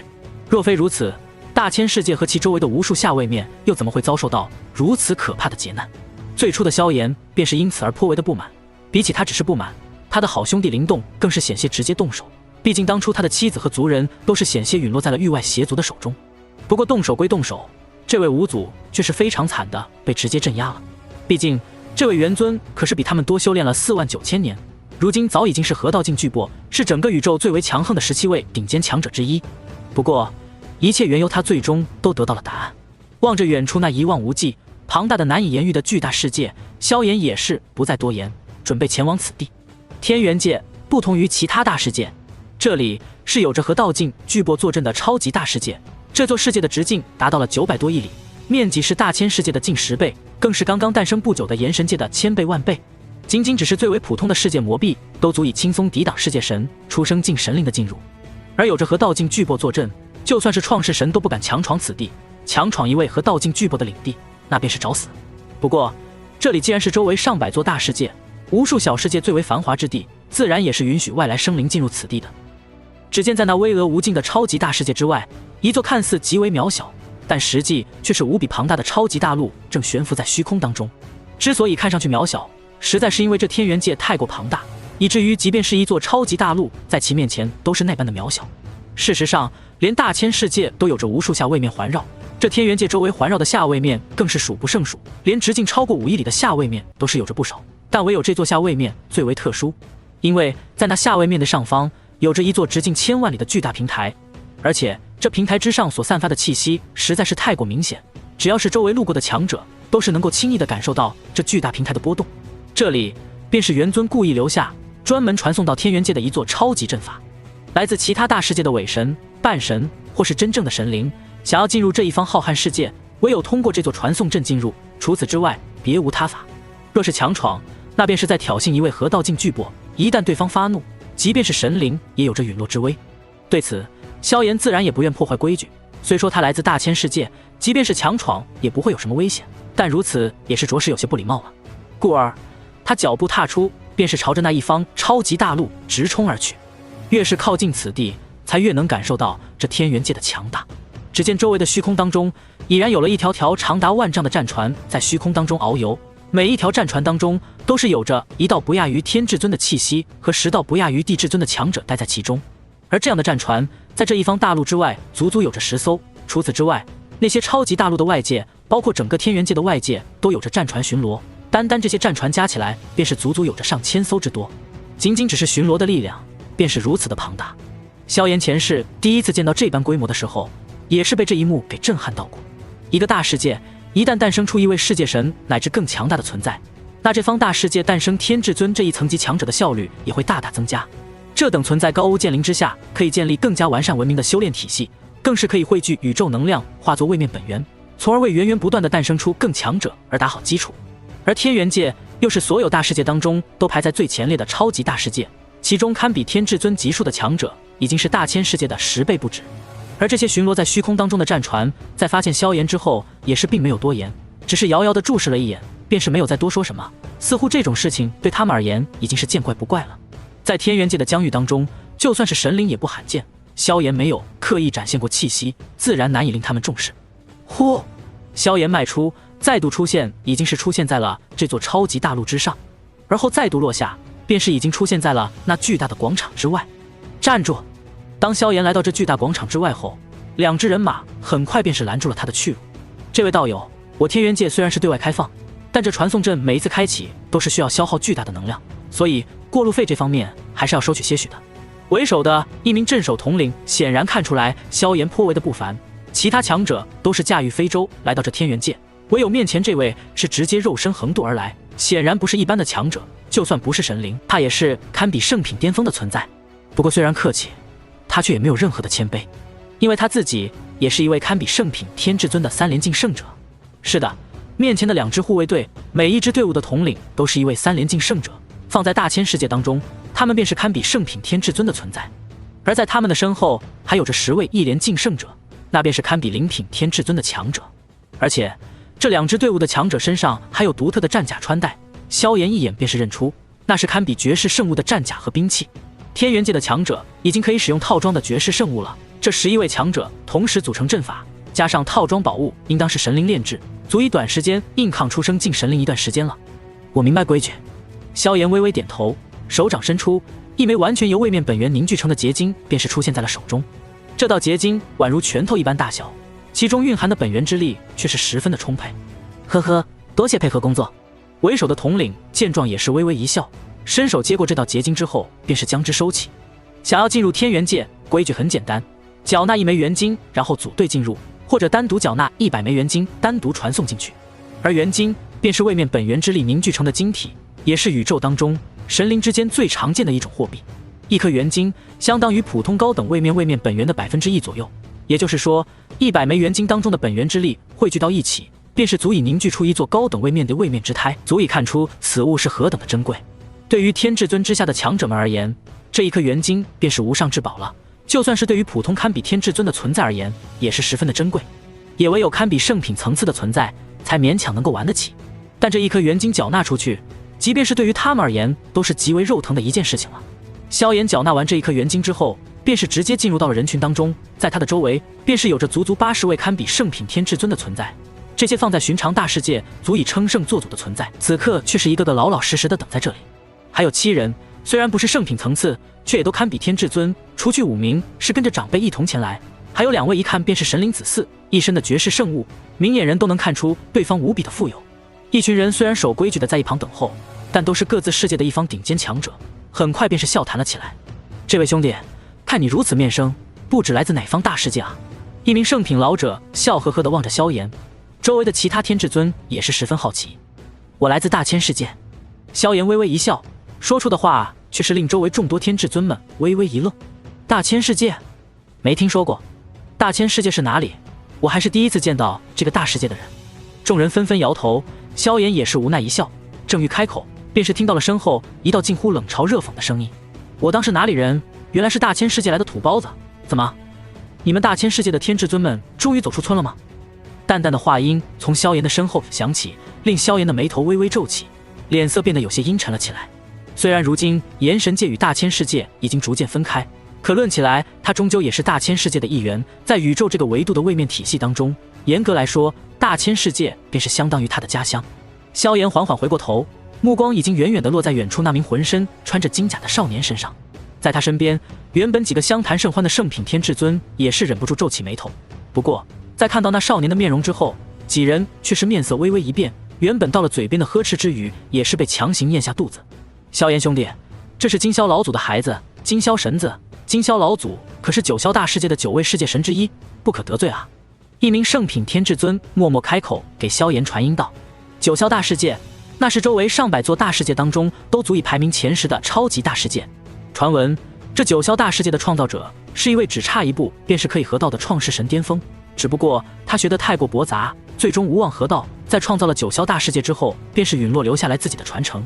而后，这传承在九霄大世界流传无数万年，最后诞生出来了足足9位世界神层次的超级强者。这9位世界神因为同出一源，所以都自认为是那位强者的继承人，故而9人便是以九霄为封号，奠定了九霄大世界的名号，也奠定了他们自身的封号。而这位金霄老祖便是九霄大世界的9位世界神之一。能够拥有9位世界神的大世界，虽然至今未曾诞生出创世神，但也的确是十分强大了。最起码现在的大千世界是远远无法相比的。萧炎很快便是明白了面前这个少年的狂妄资本。一位世界神的子嗣，在他们自己所在的那一方大世界当中，的确算是可以横着走的存在了。否则，这少年也不至于仅仅相当于仙品巅峰的修为就能来到天元界。他那一身金甲是堪比圣品绝世圣物的珍宝，而且比普通的圣品绝世圣物还要珍贵不少。不过，这对于萧炎来说又能算得上什么？你听说过大千世界？萧炎双目微微眯起，似笑非笑地望着那一身金甲的少年。虽然有些恼怒对方开口羞辱自己，但萧炎更好奇这金甲少年竟然知晓大千世界。要知道，大千世界虽然也是大世界，但与周围其他大世界的距离都是颇为的遥远。这里是被大千帝君提前设计好的一处地方，很多神灵都是未曾到达过这里。加上大千世界最近数十万年都没有强者出来，所以大千世界在这茫茫宇宙当中都是十分的陌生，很少有人听说过此地。倒是没有想到，这金甲少年竟然知晓大千世界。呵呵，听到萧炎的话，那金甲少年更是双目当中带着桀骜之色，满脸不屑地看了萧炎一眼。我父亲当年成为世界神之后，遨游星空，曾经到过大千世界一次，只不过没有进去而已。按照我父亲的说法，你们大千世界不过就是一处落后的牢笼罢了，其中的生灵都是出不来的可怜虫。金甲少年谈笑风生，开口便是说出了许多天至尊都不知道的秘辛。望着周围那些圣品天至尊们恍然大悟的表情和脸上的羡慕忌惮，他的内心极为的愉悦。虽然表面上是少年模样，可他的实际年龄已经1000多岁了。1000多岁，在天至尊这种层次的生命当中，倒也算是年轻。可他身为世界神的子嗣，从出生起得到的资源，便是许多圣品都要羡慕嫉妒的。所以他100多岁，便是已经成了仙品巅峰。而后，便是困在这一瓶颈足足近1000年的岁月。为了帮助他突破圣品，他父亲在他身上花费的资源，已经是其他圣品全部财产的10倍了，却也依旧无法让他突破圣品。所以，他很享受在这些圣品天至尊面前炫耀，看着这些家伙羡慕甚至嫉恨自己的眼神。圣品又如何？我虽然不是圣品，也依旧可以让你们这些圣品羡慕嫉妒。金甲少年的心中美滋滋地想着，而后他便是看到面前这个来自大千世界的土包子开口了：“你知道的东西倒是不少，不过很可惜，你父亲似乎并没有告诉你全部信息。”萧炎微微摇头，然后缓缓伸出了手掌：“我大千世界不可任人侵辱，念在你只是嘴贱，今日便算是略作小成，再有下次，就算你父亲也保不住你。”萧炎话音落下，这座超级大陆的天空便是变了，只见无穷无尽的火焰瞬间凝聚，而后迅速压缩成了一道不过100丈大小的火焰手掌，朝着那金甲青年直接拍了下去。你敢对我动手？金甲少年都是微微一愣，他也是没有想到，在他父亲就在天元界的情况下，面前这个家伙竟然敢对自己动手。当下，他身上的金色战甲瞬间释放出刺眼的金光，威能令许多圣品强者都感到心惊。这件圣品层次的战甲是他父亲亲自炼制，能够令他以仙品巅峰的实力发挥出堪比圣品后期的战力。这若是放在大千世界，绝对是最为珍贵的至宝之一。然而，那火焰大手就这么直接拍下，金甲少年只是闷哼一声，那足以令众多圣品色变的金色战甲便是寸寸爆裂。而后，那金甲少年没有任何的反抗之力，便是被直接拍进了大地当中。地面之上，一道100丈大小的手掌印出现在广场不远处。大地深处，金甲少年金甲破碎，浑身鲜血，一脸惊恐地望着那神色淡然的萧炎。这一刻，不但是这金甲少年，就连周围那些围观的圣品天至尊和2支护卫队的首领队员看到之后，都是忍不住瞳孔一缩。神灵，他果然是神灵。此人的实力在神灵当中恐怕都是不俗，不知道是出生境巅峰还是世界境。一位位圣品存在内心暗自震惊，能够一掌将那件金甲直接拍得破碎，这种实力可绝对不是圣品强者就能做到的，甚至就是一些出入神灵的强者，虽然能够做到，却也很难如此的轻松。若是面前这黑衣青年真的是世界境的话，那即便是在这强者如云的天元界，也是真正的大高手了。一时间，周围所有圣品看向萧炎的眼神都是多了几分敬畏。那金甲青年虽然眼底有着几丝怨毒，但是更多的还是惊恐。比起普通的圣品天至尊，身为世界神子嗣的他更加清楚，后者能够从大千世界那种封闭的地方修炼成神灵，即便是现在不是世界神，将来也是板上钉钉会成为世界神的。这种存在，连他的父亲都是不会惧怕，又怎么会在乎他这种家伙？对方若是不惜与另一位世界神结仇的话，完全可以现在就直接灭杀他。故而，即便是被萧炎一掌打得如此的狼狈，他也只能咬着牙往肚子里咽。对方没有直接击杀他，已经是不幸中的万幸了。想到这里，金甲少年直接双眼一闭，往地上一趴，便是装作昏死了过去。望着这一幕，周围的一群圣品天至尊都是陷入沉默，不敢多管闲事。就连方才几个与萧炎相谈甚欢的家伙，再度说话之时，都是客气了许多。一行人就这般静静地坐在那里闲聊，萧炎倒是没有意见。他前世修炼到主宰之后，又用了上千年岁月才达到世界境，故而这一世比起上一世要早了上千年来到此地。千年岁月在宇宙的维度上并不是很长的一段时间，可也能够改变很多事情。所以他也是跟这些圣品天至尊们闲聊起来，了解一下当下寰宇星空的情况。按照正常的情况发展，即便是此地是进入天元界的入口，可是圣品强者一共才多少？即便是一方大世界能有过100都算是十分繁盛了。而宇宙疆域之间太过遥远，就算是圣品天至尊从一方大世界赶路到此地，都是需要至少10几年，多的更是几十年。所以若是按照正常情况，等到此地凑够100位圣品天至尊，怕是需要足足半个月甚至更久。不过在萧炎来到此地的半天之后，这方原本还算平静的超级大陆的空间便是开始剧烈颤动起来，而后一道庞大无比的气息缓缓降临，那气息之强大，另一群圣品天至尊都有着跪伏的冲动。而后一道身材高挑优雅却带着几分独有的凌厉霸道的身影缓缓地从空间当中走了出来。当这身影出现的那一刻，两支护卫军的强者们当即便是已经连忙弯腰拱手，目光崇拜地望着那高挑霸道的美丽身影。武神，武神！一名名护卫军恭敬行礼，眼神当中都是带着一抹狂热的崇拜。而那些等待的圣品在听到这个名字之后也是微微一愣，旋即都是带着敬畏地看着那霸道冷艳的身影。萧炎的目光也是缓缓地落在了那女子的身上。武神武瑶，天元界的世界神之一，而且实力早已达到了世界神巅峰，在天元界当中都足以排到前3。他对于武道的参悟已经到了一个极为恐怖的程度，距离创世境也只剩下一步之遥。这位传言中与元尊有着一些神秘关系的女武神，可是有着击杀过世界神的战绩的。武瑶对着周围行礼的2排士兵微微点头，算是回应了对方的行礼。而后一双狭长冷傲的眸子便是已经越过所有人，落在了萧炎的身上。炎帝，我代表元尊，代表天元界，欢迎你的到来。武神武瑶望着萧炎，一张向来冷漠的脸上露出一抹极为罕见的笑容，虽然其中礼貌成分居多，可已经令2支护卫军的强者都目瞪口呆。要知道这位武神过去可是连世界神的面子都不给，就算是创世神，他也是看心情才会偶尔露出一个笑容。如今应当是第一次见到这黑衣青年竟然就已经露出了这种笑容，而且他的话更是令所有人都内心震撼。代表元尊和天元界亲自欢迎，这是什么待遇啊？别说是世界神，就算是创世神都很少有着这样的待遇吧。这一刻所有人再度看向萧炎之时，目光已经变得更加的敬畏了。他们不知道这黑衣青年具体的实力究竟是怎样的恐怖，但能够被元尊亲自欢迎的存在，无论如何都不可能是一个善茬。果然，萧炎微微一笑，前世的时候他刚到这里，还以为每个神灵境界的强者都会受到元尊的迎接，直到后来了解了详情，才知道自己今日这一幕是何等的震撼普通强者。若是如此，那便多谢武神亲自邀请了。萧炎也是冲着武瑶露出一个礼貌的笑容，后者微微点头，话语倒是不多，只是修长玉手伸出，磅礴神力对着脚下的阵法轻轻一点，这阵法便是爆发了璀璨的光芒。请！武神武瑶做出一个请的手势，萧炎没有客气，径直迈入到了这阵法当中。而后武瑶目光落在一群圣品天至尊的身上，清冷的声音在众人的耳畔回响：算你们运气好，今日借着炎帝的光，就不让你们多等了，你们一起来吧。话音落下，一道磅礴神力直接将所有强者卷起，根本没有给对方拒绝的机会，便是将众人一同拉入到这广场之上的阵法当中。嗡！巨大阵法爆发出刺眼的光芒，空间开始爆发出极为可怕的混乱，令那些圣品天至尊都感到有些不适。至于那金甲少年，在没有了金甲的保护之后，本就重伤的他在这时空乱流当中一阵晕眩，等到落地的那一刻，便是忍不住再度喷出一口鲜血。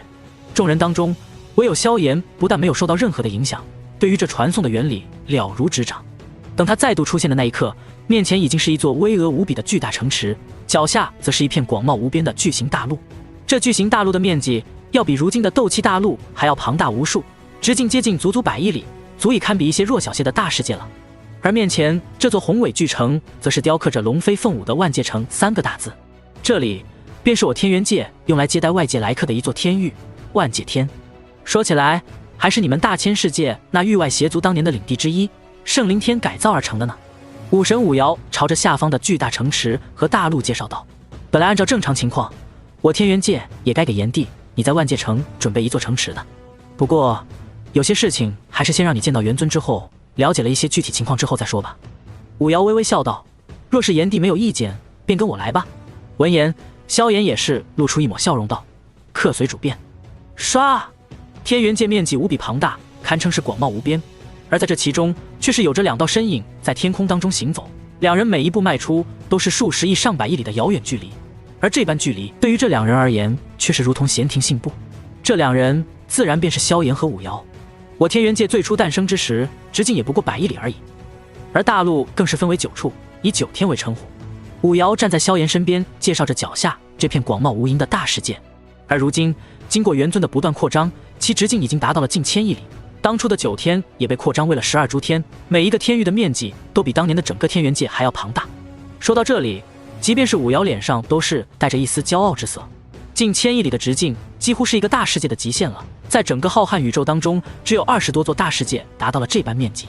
这些大世界大部分都是和道境巨薄的老巢，极少数几个是被一些创世境当中极为强大的家伙给占据。由此也可以看出，这种层次的大世界是何等的稀少，又是何等的强大。萧炎微微点头，也不怪这武瑶说到这里都有些骄傲，实在是如此面积的大世界的确是可怕。他伸手随便一抓，一团精纯的天地能量便是出现在了掌心当中。这种能量比灵力还要精纯，还要可怕，已经接近天地元气的层次了。可以说，在此地修炼成为天至尊的概率，要比大千世界更加容易许多。加上那比大千世界还要大了近10倍的面积，此地的天至尊数量超过10万之数，也是轻轻松松不足为奇。2人仅仅用了片刻，便是已经从万界天走到了如今天元界最为庞大的一座巨无霸位面面前。说是位面大陆，可这处大陆的面积已经堪比大千世界，完全就是一方大世界的规模，其中更是充斥着天地元气，浓郁的程度足以令实力达到一定程度的强者直接吸收。走进其中之后，天地之间那一位位御空而行的强者数量也是多得惊人。在其他大千世界足以称作一方大佬的天至尊，在此地却是太过常见。这里便是天元界最为繁盛强大的一天，也是周围上百座大世界当中最为繁华、最为强大的一处宝地——苍玄天。相传，苍玄天在最早的时候曾经是天元界9天当中最弱的一处，可随着元尊的崛起，这里也早已成了9天当中最为强大的一地，其面积更是堪比一方大世界，繁华程度令人感到震撼。而当萧炎随着武瑶来到这苍玄天的深处之后，一座巍峨庞大的城池也是缓缓地出现在了萧炎的面前。面前这座庞大的城池要比万界城还要大了10倍，通体散发着氤氲神光，宛如一头神龙盘踞。在那巨城之上，正雕刻着3个散发着大道气息的文字。这种气息，萧炎实在是不怎么陌生，因为这正是和道境才能留下的文字。而面前这3个文字，显然就是那位元尊周元所留下的了。圣龙城，天元界第1大城，也是周围上百座大世界的第1大城。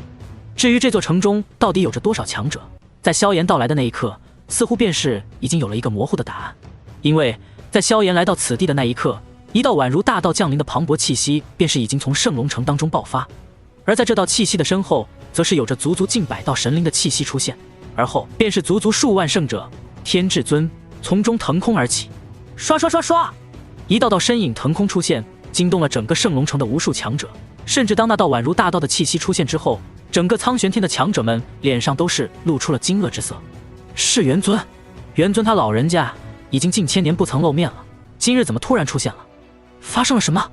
许多中下层修行者的脸上都是露出好奇和震惊之色，却并没有多少人会害怕。生活在天元界的他们都知晓天元界是何等的强大，对于外敌来犯这种危险，他们似乎从来没有过这种顾虑。哼，我周元率领天元界的众多强者，欢迎炎帝的到来。一道淡淡的笑声传来，却是在整个天元界所有的疆域都回荡。仅仅只是这么一瞬间，似乎整个天元界的生灵都知道了这么一个名字——炎帝。虽然不知道这位神秘强者究竟是从何而来，但是能够被元尊大人如此隆重欢迎的，绝对是真正的超级强者。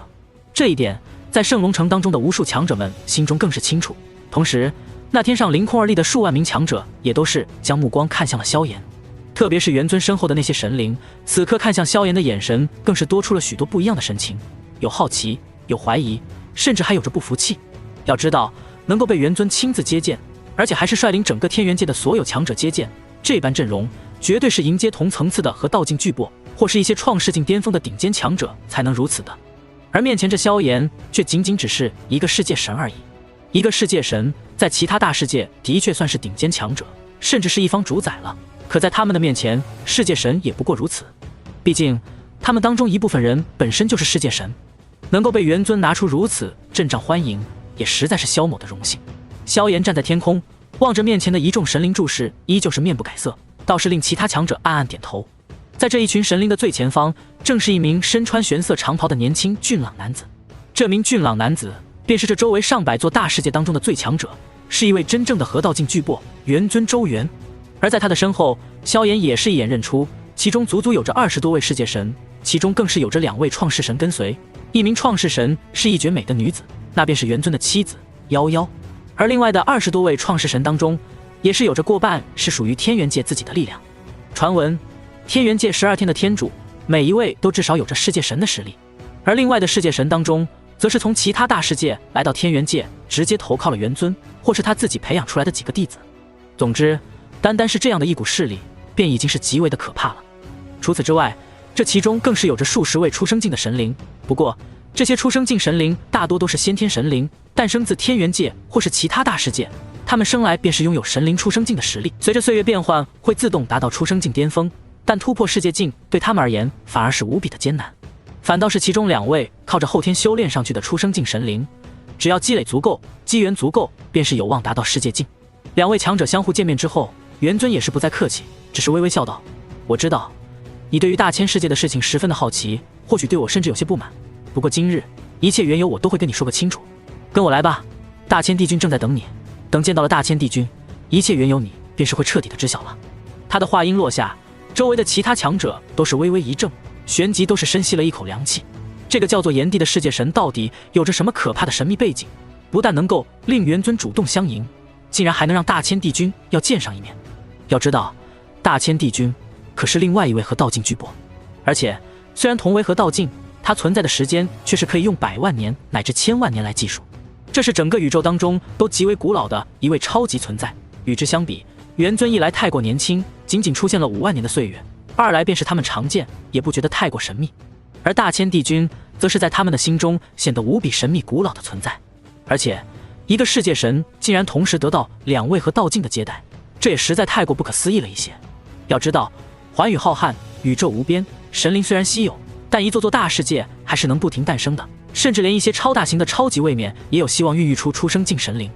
可如此浩瀚的宇宙当中，真正的合道境大能却仅仅只有17位，他们是真正站在了宇宙之巅的绝世人物。故而，当知晓大千帝君也要面见萧炎的时候，他们自然是十分的震撼。果然，走到这里还是跟前世一样啊。萧炎微微一笑，前世的时候刚刚听说有2位合道境要见自己，他也是颇为的惊讶。不过这一世却是早已习以为常，他非常平静地接受了周元的邀请，那从容的模样令周元都感到有些意外。2人很快来到圣龙城的中央，在元尊这宫殿群的一处偏殿当中，一名青袍老者的身影便是站在此地。大千前辈，见过大千前辈。2人来到这处偏殿之后，便是对着这青袍老者微微行礼。这青袍老者并非是大千帝君的本尊，而仅仅只是一尊神力投影罢了。毕竟天元界与大千帝君所在的位置相差了太过遥远，中间相隔了数百个大世界，所以即便是合道境巨擘，也不可能凭空凝聚出一道神力化身，而是需要元尊周元借助一些手段，让其神力投影降临。而这一刻，那青袍老者的目光也是落在了萧炎的身上。萧炎，大千帝君是个面貌看上去相对和善一些的老者，他看向萧炎的目光也是带着几分笑容。天津的老家伙早就算到过，大千世界最近1万年之内必然会诞生诸多顶尖强者，只是没有想到你出现的时间依旧是比我预料的早了近1000年。大千帝君笑着说道，他口中的天机乃是另一位和道境巨擘天机道人。萧炎只是笑着附和了2句。而大千帝君接下来也是终于修正了脸色。大千世界遭到邪神入侵的事情，你且不要怪罪元尊，此事乃是我与天机老人一同策划的。说到这里，大千帝君的脸上都是露出些许的无奈之色，而后才将目光看向了萧炎，解释起所有的一切。许久之前，老夫便是诞生在了大千世界当中，而后修炼有成之后，便是来到了宇宙当中飘荡磨砺，历经100万年才终于成了合道境，并且认识了天机道人等其他合道境。大千帝君接下来说的话，萧炎在前世其实已经听过一遍了。大抵的意思便是，宇宙当中是分为正邪2大阵营的，或者说是守序和无序2大阵营，也被称之为神魔之争。从这方宇宙诞生以来，神魔之争便是一直存在，战斗也是从未停止，双方都是在不停的争斗，抢夺一处处大世界，击杀一个个对方的强大神灵，便是神魔2大阵营从未停止的事情。而随着时间流逝，正神阵营中就是占据了一些优势。如今的17位和道境巨擘当中，有着足足10位是正神阵营的强者，其余7位则是7位和道境的可怕魔神。与这7位魔神相比，天邪神这种的简直就是小巫见大巫。虽然正神阵营占据了优势，可大家都是和道境强者，所以想要击杀对方也是十分的困难，往往要3位同层次的和道境才有希望伏杀另一位和道境。故而正神阵营虽然占据一些优势，可并没有碾压的态势。而这时候大千帝君却是出现了，他所修炼的大道乃是极为特殊的气运之道，并且还与修炼天机之道的天机道人一同联手，最终找到了这方宇宙一处气运最为浓厚的地方，这里便是大千世界。虽然有些惊讶自己的家乡是如此的特殊，竟然隐隐汇聚整个宇宙的大气运，但大千帝君并没有犹豫，他很快便是与天机道人布局，暗中引领气运在大千世界汇聚。按照他们的推演，这大千世界将来很有可能再度诞生至少1位，至多好几位的合道境，每多1位合道境都能增加他们击败7大魔神的几率，故而他们才有了后面的计划，汇聚宇宙气运于他大千世界，酝酿出1位为气运之子。只不过气运之子的诞生，除了要由气运汇聚之外，更是需要血与火的考验。所以当初元尊要灭杀天邪神的时候，诞生自大千世界的大千帝君忍痛拦住了他。比起整个宇宙层面的战争，他宁可让自己的家乡遭到入侵，所以这就有了后来的域外邪族入侵。唯有在这些邪神魔神阵营的攻打之下，不断的战争，才能够诞生出真正的绝世人物。只有和道境的大能，才真正有希望改变整个宇宙的格局。而如今你便是大千世界孕育出的第1位真正成熟的气运之子。大千帝君将故事讲完，目光已经落在了萧炎的身上，带着几分满意与期待。作为和道境大能，他们的实力深不可测，拥有种种神秘不可思议的力量。如大千帝君甚至能够看到气运的走向，乃至于驾驭气运这种虚无缥缈的力量为自己所用。而萧炎的成长轨迹，因为萧炎已经是世界神的缘故，他们尚不能完全看透，却也可以看出一些踪迹。很显然，萧炎修炼的时间应当是极为的短暂，而他的成就却是如此的可怕。以他如今的表现来看，将来踏入创世境几乎是板上钉钉，成为合道境也有着不小的可能。若是他们一方能够诞生1位真正的合道境，那才是真正的大好事。以他们如今的人数优势，若是能够再多出2位合道境，那将来对付7大魔神，怕是有希望真正的斩杀那么1、2位。所以他和天机老人、周元等人都是对于萧炎满怀期待。老夫也知道这么做会令大千世界的生灵造成一场灾难，只可惜若是不这么做，没有更加强大的合道境强者出现，那7大魔神造成的杀戮和灾难将是难以想象的。只有将7大魔神彻底的消灭，这个宇宙才能不被杀戮和混乱再侵蚀。大千帝君无奈地叹了口气道，希望你能够理解我，当然你若是不能理解，我也依旧会这么选择，只是等你看过了这宇宙星空的惨烈之后，相信你一定会理解我的选择的。听着大千帝君的话，萧炎不置可否地点了点头。前辈所做，晚辈的确能够理解。在前世，萧炎等人刚刚听到这背后的原因之后，虽然暂时选择了接受，可内心依旧是有着一根刺。毕竟他们口中轻飘飘的一句诞生强者，却是大千世界无数生灵的苦难。可是在后来与魔神阵营的强者们战斗之后，他们才算是真正的明白了大千帝君为何会选择这样做。在宇宙初开的混沌时代，正神的强者数量是远远少于先天神灵的。那时候的先天魔神们可是肆意地屠戮着所有生灵，将他们视作牲畜，乃至单纯是为了快乐就毁灭一个个下位面。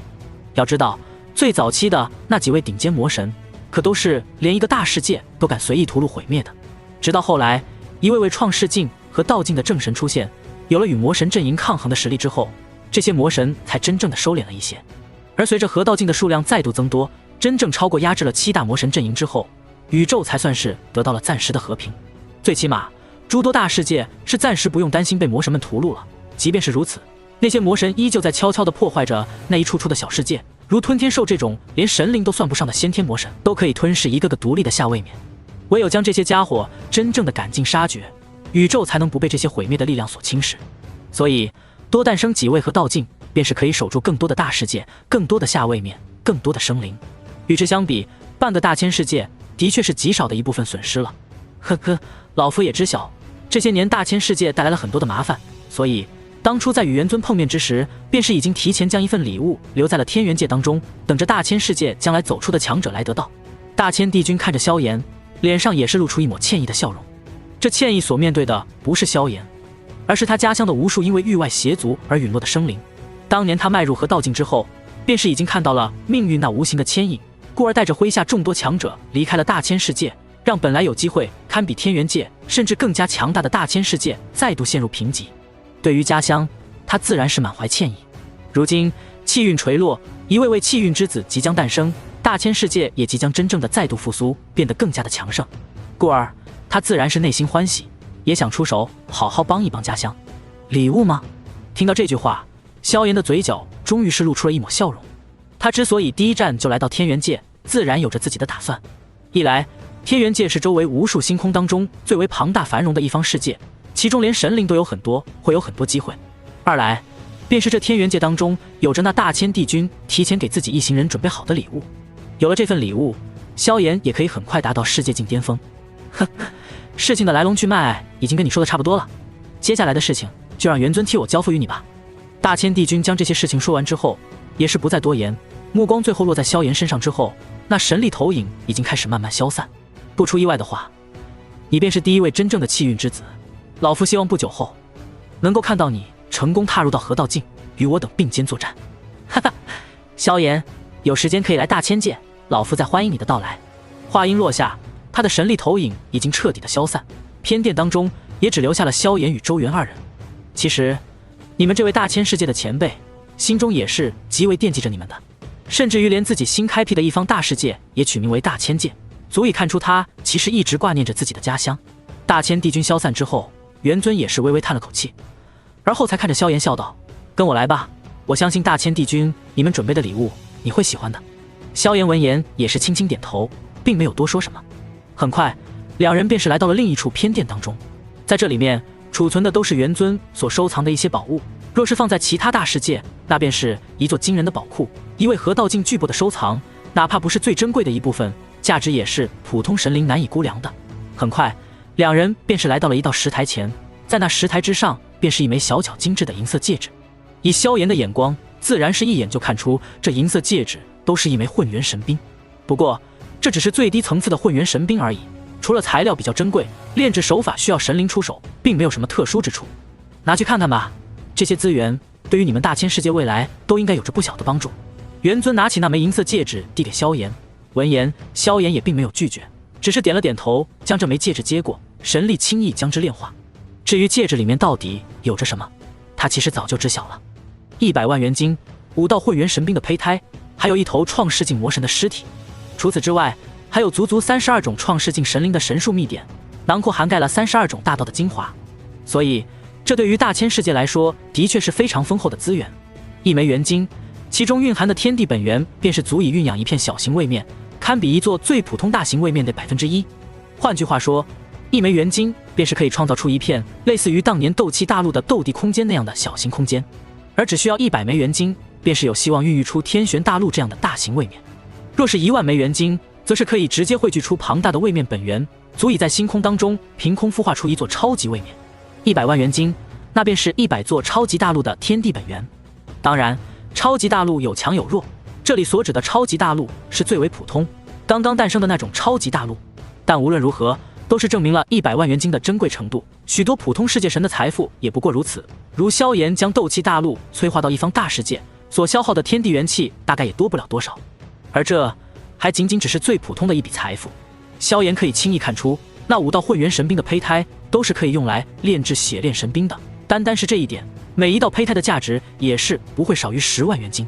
很多出生境神灵都是没有这种层次的兵器的，他们的混元神兵都是最粗糙的炼制手法，虽然能够承受神灵之间的战斗，却对他们的实力并没有太大的增幅。显然，大千帝君是给自己家乡新诞生的神灵们提前准备好了装备。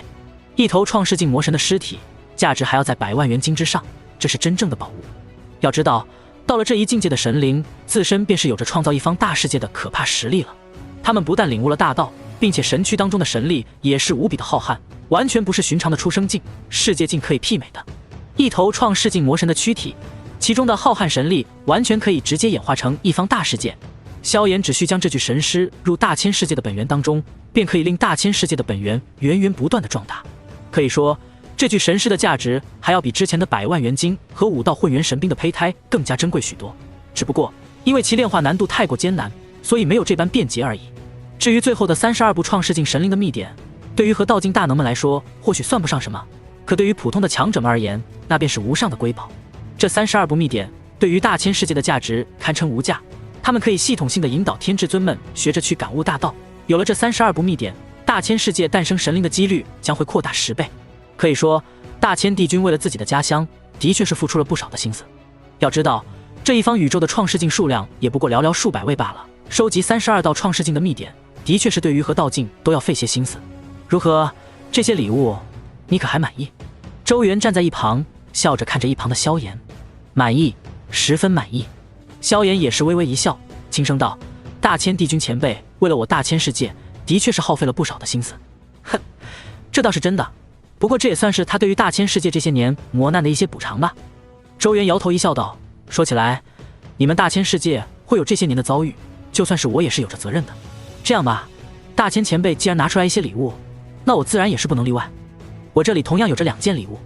话音落下，他手掌一翻，另一枚戒指也是出现在了他的手中。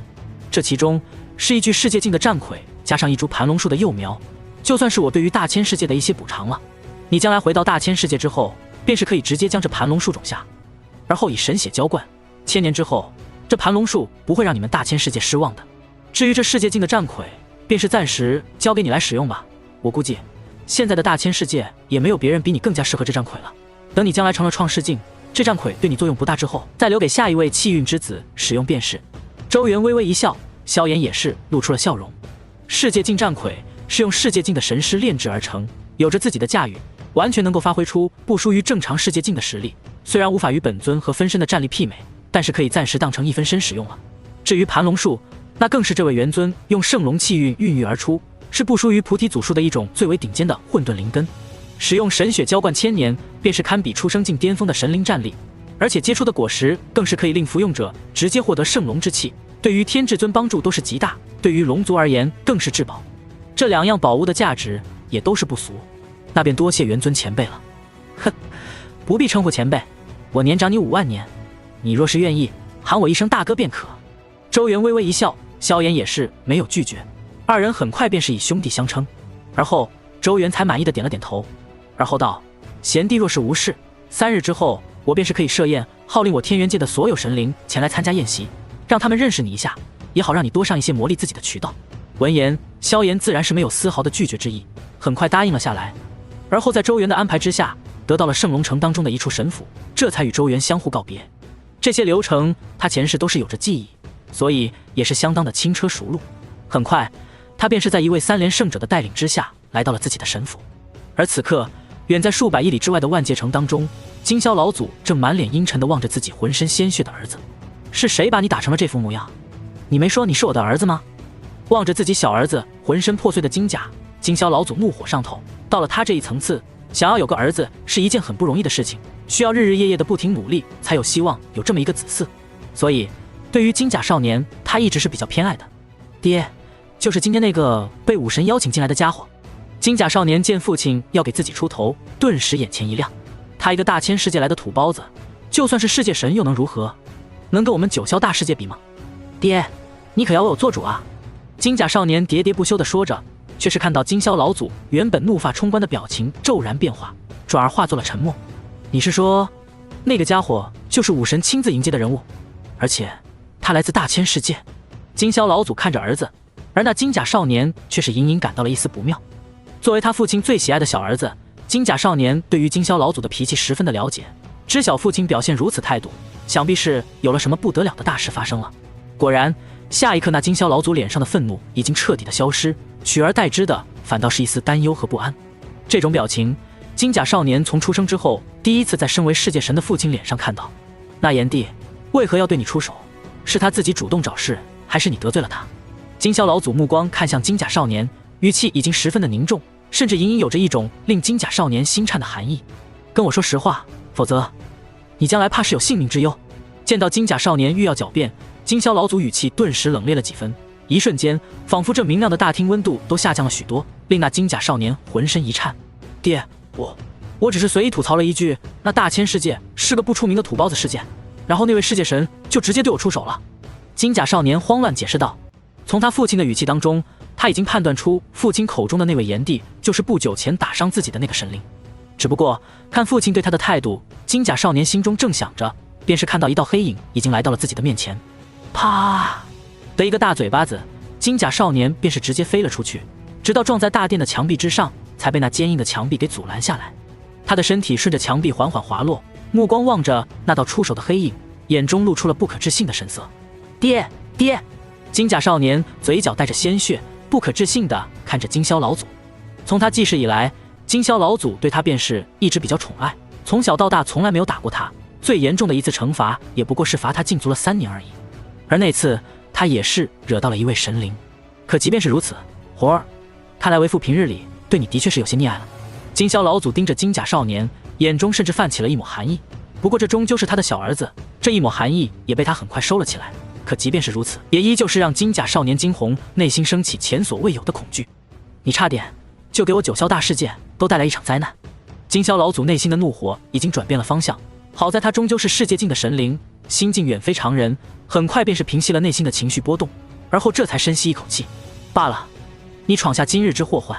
也有我太过骄纵惯着你的过错。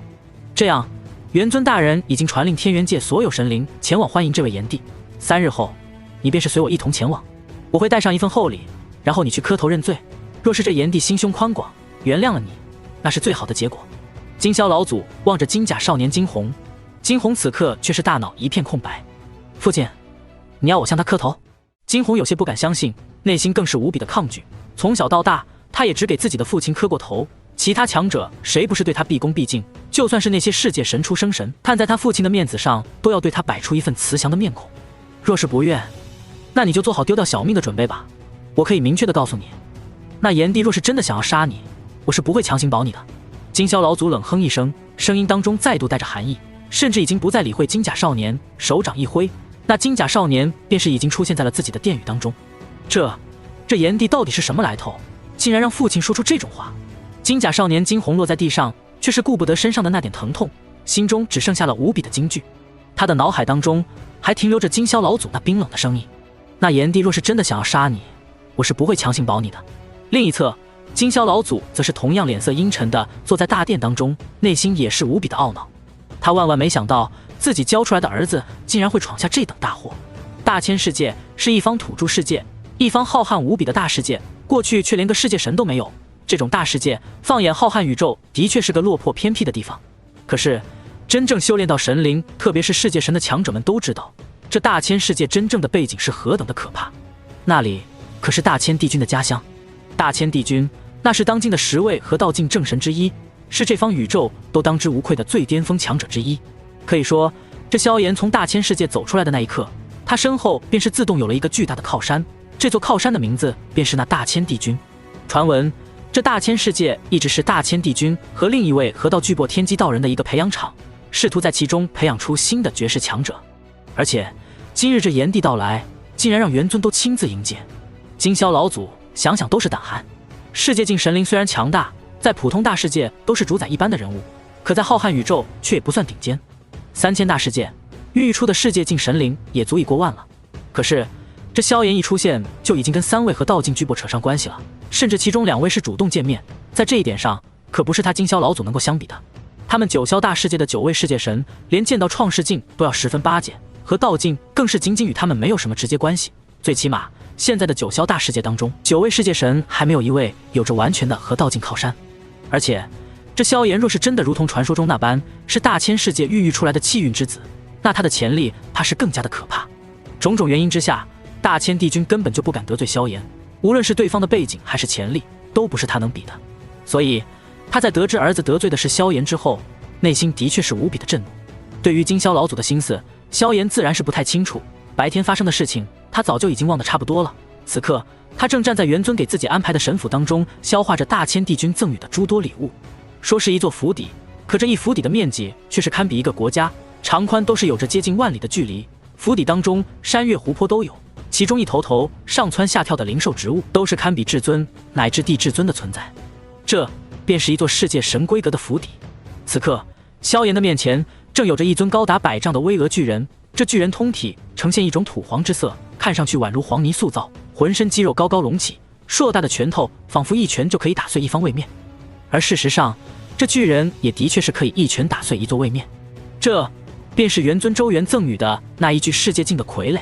这尊世界境傀儡，那是巨灵大世界的一位世界神，巨灵大世界的生灵体魄都要比寻常的生命体积更加强大，而这土黄色巨人更是其中最为强大的后土巨人之一。经过漫长岁月，最终修炼成神，并且借助巨灵大世界的世界之力更加了解大道，最后修炼成了世界神。他在生前应当是世界神巅峰的修为。不过巨灵大世界当初最为强大的是2位创世神，麾下的世界神数量也是超过10位，是比九霄大世界还要可怕的多的大世界。放眼天元界周围的上百座大世界，九霄大世界能够排到前20，巨灵大世界却是可以排到前5。只可惜其中一位创世神受到了7大魔神的蛊惑，在巨灵大世界掀起了一场叛乱，最终被元尊评判斩杀了其中叛变的一部分。是的，正神阵营并非是铁板钉钉的一块，正神只是不喜欢过度杀戮，不喜欢混乱无序而已。为了利益，他们也会厮杀，也会叛变。当然魔神阵营也同样并非如此，7大魔神之间更是彼此有着战争。比起魔神阵营，正神阵营还算是好的，至少在10位和道境巨擘的管理下不会发生大的战争。后土巨人萧炎望着这巨大的巨人傀儡，神魂已经不知不觉炼化了这尊巨人傀儡的神力核心。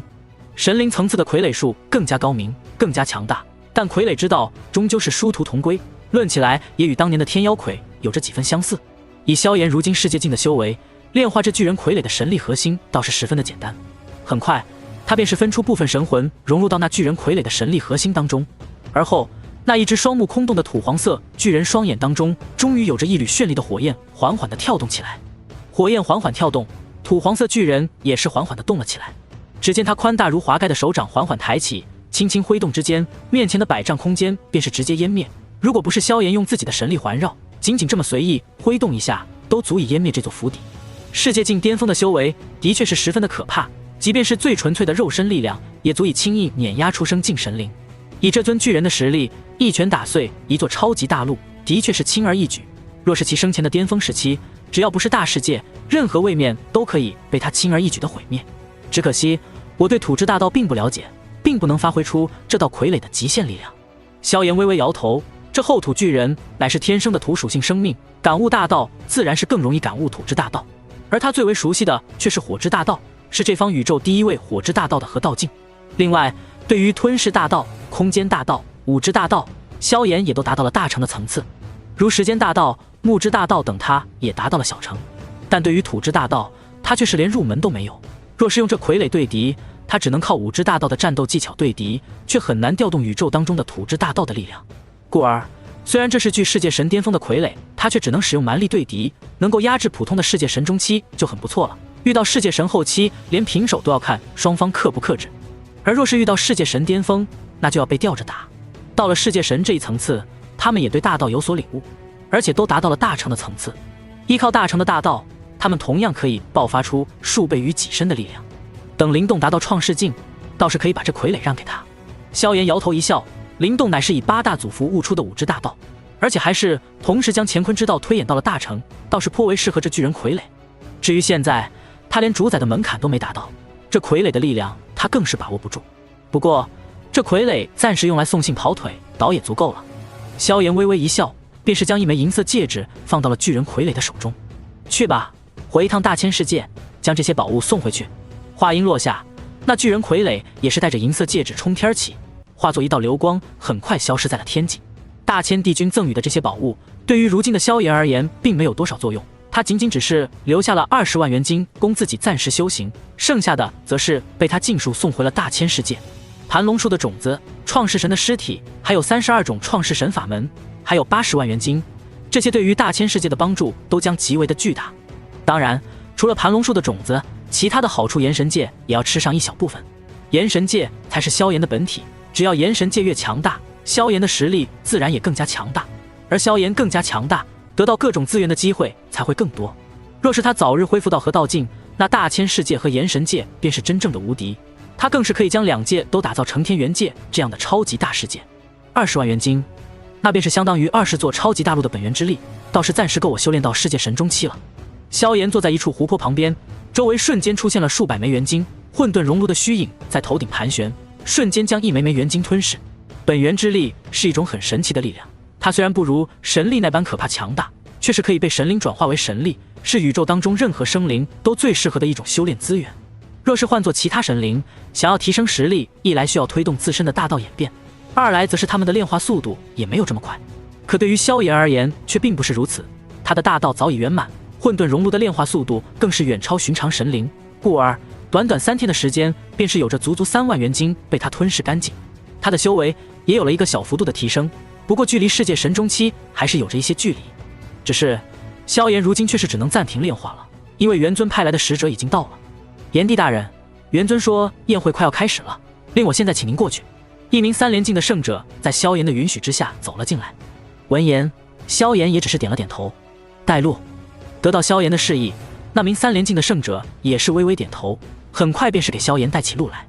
跟在此人身后，萧炎也是忍不住略微有些感慨，一尊3连境的圣者放在大千世界便是堪比圣品天至尊的顶尖存在，在5万年前的天元界，他们也曾经是站在最巅峰的一群强者。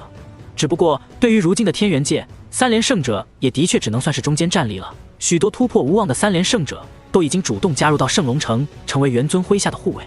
毕竟如今的天元界当中，3连圣者的数量实在是太多了，万年之后，大千世界和炎神界也应当是这副气象。萧炎跟在此人的身后，脑海当中想的却是大千世界和炎神界。3连圣者放在天元界高层的确是不算什么，不过实际上即便是在这圣龙城当中，3连圣者也是真真正正的大高手，普通的天元界强者见到了还是要恭恭敬敬行礼的。故而两人穿过繁华的街道，周围的行人在看到一位3连圣者如此恭敬的带队之后，他们很快便是明白萧炎应当是一位了不起的大人物，或许便是传说中的神灵，一个个都是赶忙让路。很快两人便是来到了那座巍峨庞大的宫殿当中，这次宴席所举办的宫殿却又是这座宫殿的另一个偏殿。等到萧炎来到此地之时，在场已经有了足足数百位神灵坐在此地，似乎已经只是在等待他一人。哼哼，炎帝，你终于来了，我们可是等了你一段时间了。萧炎走进大殿之后，元尊周元便是已经满含笑意地看着他，并且主动邀请萧炎到自己的身边入座。这样的一幕令在座的许多神灵都感到一阵不可思议。这位元尊虽然是诸多和道境巨擘当中脾气较好的一位，可毕竟身居高位已久，上位者总是有着一些傲气的。他能够让这萧炎坐在一旁，说明是十分认可萧炎的，并且那个位置可是创世境强者才能入座的。又联想到之前元尊如此兴师动众的率领众多强者欢迎，他们心中更是有了诸多想法。要知道那待遇可是寻常创世神都没有的。想到这里，一部分神灵看向萧炎的目光都是带着一些思虑和忌惮，而另一部分神灵看向萧炎的目光却是多了几分不服。大家都是世界神，凭什么你一出来又是大千帝君，又是元尊欢迎的，如今还坐着创世神才能坐的位置，就凭你是传说中的气运之子？想到这里，这些人的内心也是颇为的不爽。能够修炼到世界神的，哪个不是一方大世界最为顶尖的天骄人物？在他们来到天元界之前，他们也都是各自大世界当中的气运之子。当然虽然心中颇为不爽，但这是元尊亲自设置的宴席，他们还不敢在这种关头挑事，否则便是对元尊不敬。萧炎入座之后，也是扫过了周围一群强者，在座的诸多神灵当中，以出生境神灵为主，总共有着上百位甚至更多。他们当中大多都是先天神灵，是一诞生就是出生境的存在。不过正是如此，他们才是真正投靠到天元界当中的先天神灵。看似强大，一出生便是出生境神灵，可他们其实浑身都是宝贝，很容易被强大的修行者或是其他先天神灵盯上。而他们虽然生下来力量极为的强大，可想要突破到世界境，反倒是比后天修炼到出生境的神灵要难很多。很多先天神灵一辈子都是停留在了出生境这个门槛之上了，剩下的40多位才是各位世界神。这些世界神当中，有着20多位是只属于天元界的，也就是只属于元尊麾下，或是天元界的本土世界神，或是从其他大世界投靠而来的。剩下的20位左右，则是来自其他大世界，他们平日都是居住在万界城，负责他们各自大世界的贸易。毕竟能够分出一位世界神来到天元界做生意、搞贸易的，都是比较强大的大世界。世界之内一般至少有着3位以上的世界神坐镇，最强的几个更是有着创世神坐镇。比如那后土巨人傀儡所在的巨灵大世界，便是有着一位玄水巨人族的蓝皮肤壮汉坐在那里。他的本体应当也是高达100丈，只不过在这殿宇当中却是缩小到了1丈多高，以表示对于元尊的尊敬，也表示对于其他世界神的礼貌。除此之外，也有一浑身金光，连头发眉毛都是金色的中年男子坐在那里。他看向萧炎的目光却是欲言又止，眼底带着一丝不安。这是九霄大世界的金霄老祖。萧炎看到这金发男子，才想起了3日之前的事情。哼，诸位，既然炎帝已经到来，那大家便是给炎帝主动介绍一下自己吧。萧炎入座之后，已经有一位位相貌美丽的侍女开始上菜上酒。这些侍女的实力放在大千世界都是堪比地至尊大圆满的可怕存在，在此地却仅仅只能充当侍女。而那一盘盘的酒菜也都是先天魔神太古魔兽的肉制作而成，连酒水都是可以令天至尊提升修为的神酿。看得出来，这场宴席的确是十分尊贵，很多出生境神灵平时都舍不得如此挥霍。而此刻，那一位位强者也终于是开口了。天元界紫霄神尊苏有威，天元界武神武瑶，天元界吞噬之神赵牧神，天元界苍渊神尊苍渊。天元界的诸多强者面对萧炎还是十分的和善的，对于大千世界的事情，他们知晓的比其他大世界更加清楚，所以他们也知晓大千世界当年遭遇那等大难，其实跟他们天元界也有着不小的关系，故而对萧炎自然更加的客气。不过另一边来自其他大世界的世界神们，显然很多是对于萧炎有着些许意见的。说是意见倒也不至于，只是看到同为世界神的萧炎能够得到如此隆重的待遇，他们的内心终究是有着一些不舒服。巨灵大世界玄水界神，金乌大世界第9神君，流云大世界流云道君，九霄大世界金霄老祖。金霄老祖介绍着自己的名字，还冲着萧炎挤出一抹和善的笑容。其他世界神可以对萧炎的实力和潜力表现出质疑，不过他现在最想干的就是跟萧炎赶紧和解。他可不是其中某些世界神有着创世神的师尊当靠山，自身也是有望踏入创世神的绝代天骄。他们九霄大世界看似强大，可是9位世界神并没有绝对够硬的靠山，并且这9位世界神都已经颇为的古老，几乎都没有成为创世神的可能了。更何况就算是有这个实力又能如何，这位炎帝的靠山可是大千帝君和元尊2位合道境金霄老祖。萧炎也是笑着点了点头，令金霄老祖心中莫名的轻松了一些。看着萧炎的样子，是没把那日的事情放在心上。金霄老祖心中微微松了一口气。一群神灵介绍完毕之后，萧炎也是终于笑着站起身。大千世界炎帝萧炎。话音落下，那些神灵也是纷纷点头。简单的介绍完毕之后，众人便是开始了吃吃喝喝，并且不时的聊着一些趣闻。而这时，一道声音也是终于响起，在每个神灵的耳畔回响，也令他们的眼睛都是亮了起来。诸位，还有3个月，古藏大世界就要开启了，不知道诸位可否有意与我一同闯上一闯？开口的是一名浑身同样金色，气息却是更加霸道，双眸有着金色火焰跳动的金袍少年。他说话之时，目光还落在了萧炎的身上，似是有着几分挑衅的意味。这金袍少年正是金乌大世界的第9神君，是一位世界境巅峰的存在。金乌大世界是一个与其他大世界完全不同的世界，那里是完全由火焰构成的世界，生活在其中的众多生灵都是诞生自火焰当中的奇特神灵，很多更是先天生灵，是一个极为独特的大世界。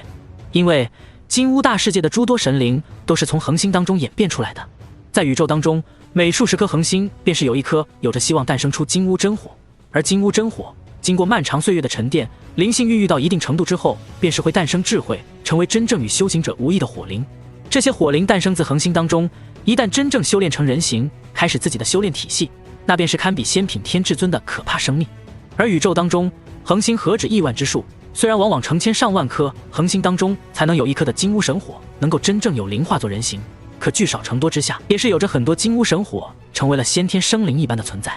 而后这些金乌神火们汇聚在了一起，经过漫长岁月的演化，诞生了2位创世神、13位世界神，并且在那位最强创世神的号召之下，组成了金乌大世界。第9神君便是那金乌大世界排名第9的一位世界神，他的背后还有6位比他更加强大的世界神和2位创世神，而且因为数量极为稀少的缘故，金乌一族更加团结，亲如兄弟。故而这第9神君有着2位创世神如此厚爱，背景也是相当的不一般。只不过在场当中，除了萧炎之外，其他人并不在意这一点，他们的注意力更多的还是集中在了古藏大世界这几个字眼之上。什么？古藏大世界要开启了？这可是一个十分难得的机会啊！若是能够得到古藏帝君留下的一些宝物，我们或许也有实力大进的希望。一群人议论纷纷，倒也偶尔有人看出了这第9神君似是有意要探一探这炎帝的实力。不过他们倒也理解，毕竟萧炎能够被2位和道境青睐，甚至得到元尊如此阵仗的欢迎，本身就令他们颇为的不爽。只是他们的背景大多没有第9神君那般，故而不愿得罪萧炎。如今第9神君开口，他们也是乐得一看。不过比起试探一下萧炎的实力，他们此刻却是更加的关心那古藏大世界的事情。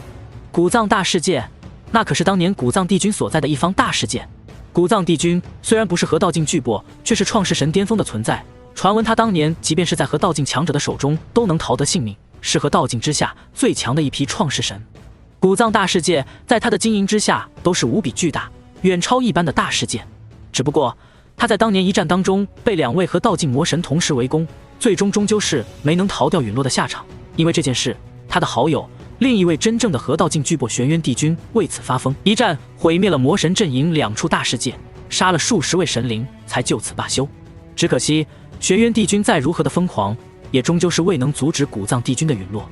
而且那一战连整个古藏大世界都险些被打碎，亿万万生灵陨落，使得古藏大世界成了普通生灵的魔窟。不过对于普通生灵来说是魔窟，可对于神灵们来说，那里却是一处宝地。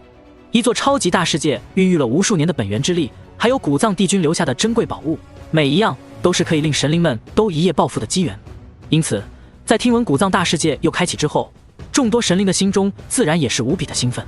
萧炎在听到这一消息之后，同样是微微一怔，旋即也是露出了一抹兴奋之色。古藏大世界万年开启一次，前世他来到天元界时那里早已关闭，如今这一世却是没有想到自己一到来就赶上了古藏大世界的开启。若是能够得到古藏帝君留下的那些资源，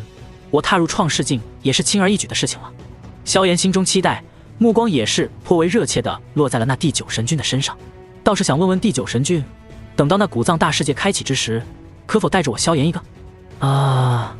第9神君张了张嘴，他本打算挑衅萧炎一同前往古藏大世界，看看这位所谓的气运之子到底有什么不同之处，却是没有想到对方竟然主动迎了上来。若是炎帝愿意，我等自然是没有任何意见。第9神君心中略微有些郁闷，但也没有不再多说。他们对萧炎并没有什么深仇大恨，之所以看他有些不爽，其实也只是心底有些嫉妒萧炎能够在合道境那里得到如此待遇罢了。既然萧炎主动要求参加，他们自然是没有任何意见。其余原本看萧炎不爽的强者们，见到萧炎竟然直接开口，心中也是略微有些懵逼。不过一想到这样也能好好见识一下这个家伙的实力，他们自然是颇为的高兴。炎帝，那古藏大世界当中虽然有着不少宝贝，可也同样有着魔神阵营的很多强者出现。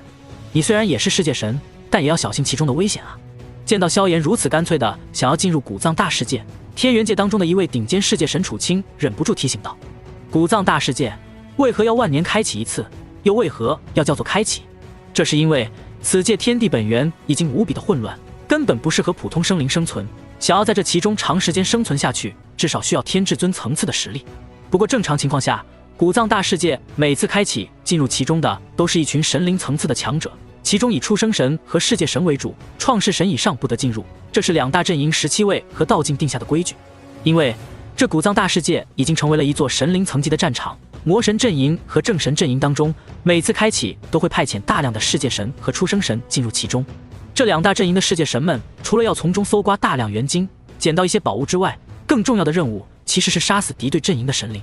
是的，每次古藏大世界开启，除了古藏帝君的古藏洞府当中所残留的宝物价值极高之外，其实真正值钱的东西都是敌方神灵的尸体。一道出生神的尸体，若是转化为能量，都足以孕育好几座超级大陆，而一位世界神的尸体蕴含的能量更是出生神的10倍不止。除此之外，这些神灵身上的战甲、兵器和各种宝物，比他们的尸体更加值钱。所以说，这才是古藏大世界真正的宝物。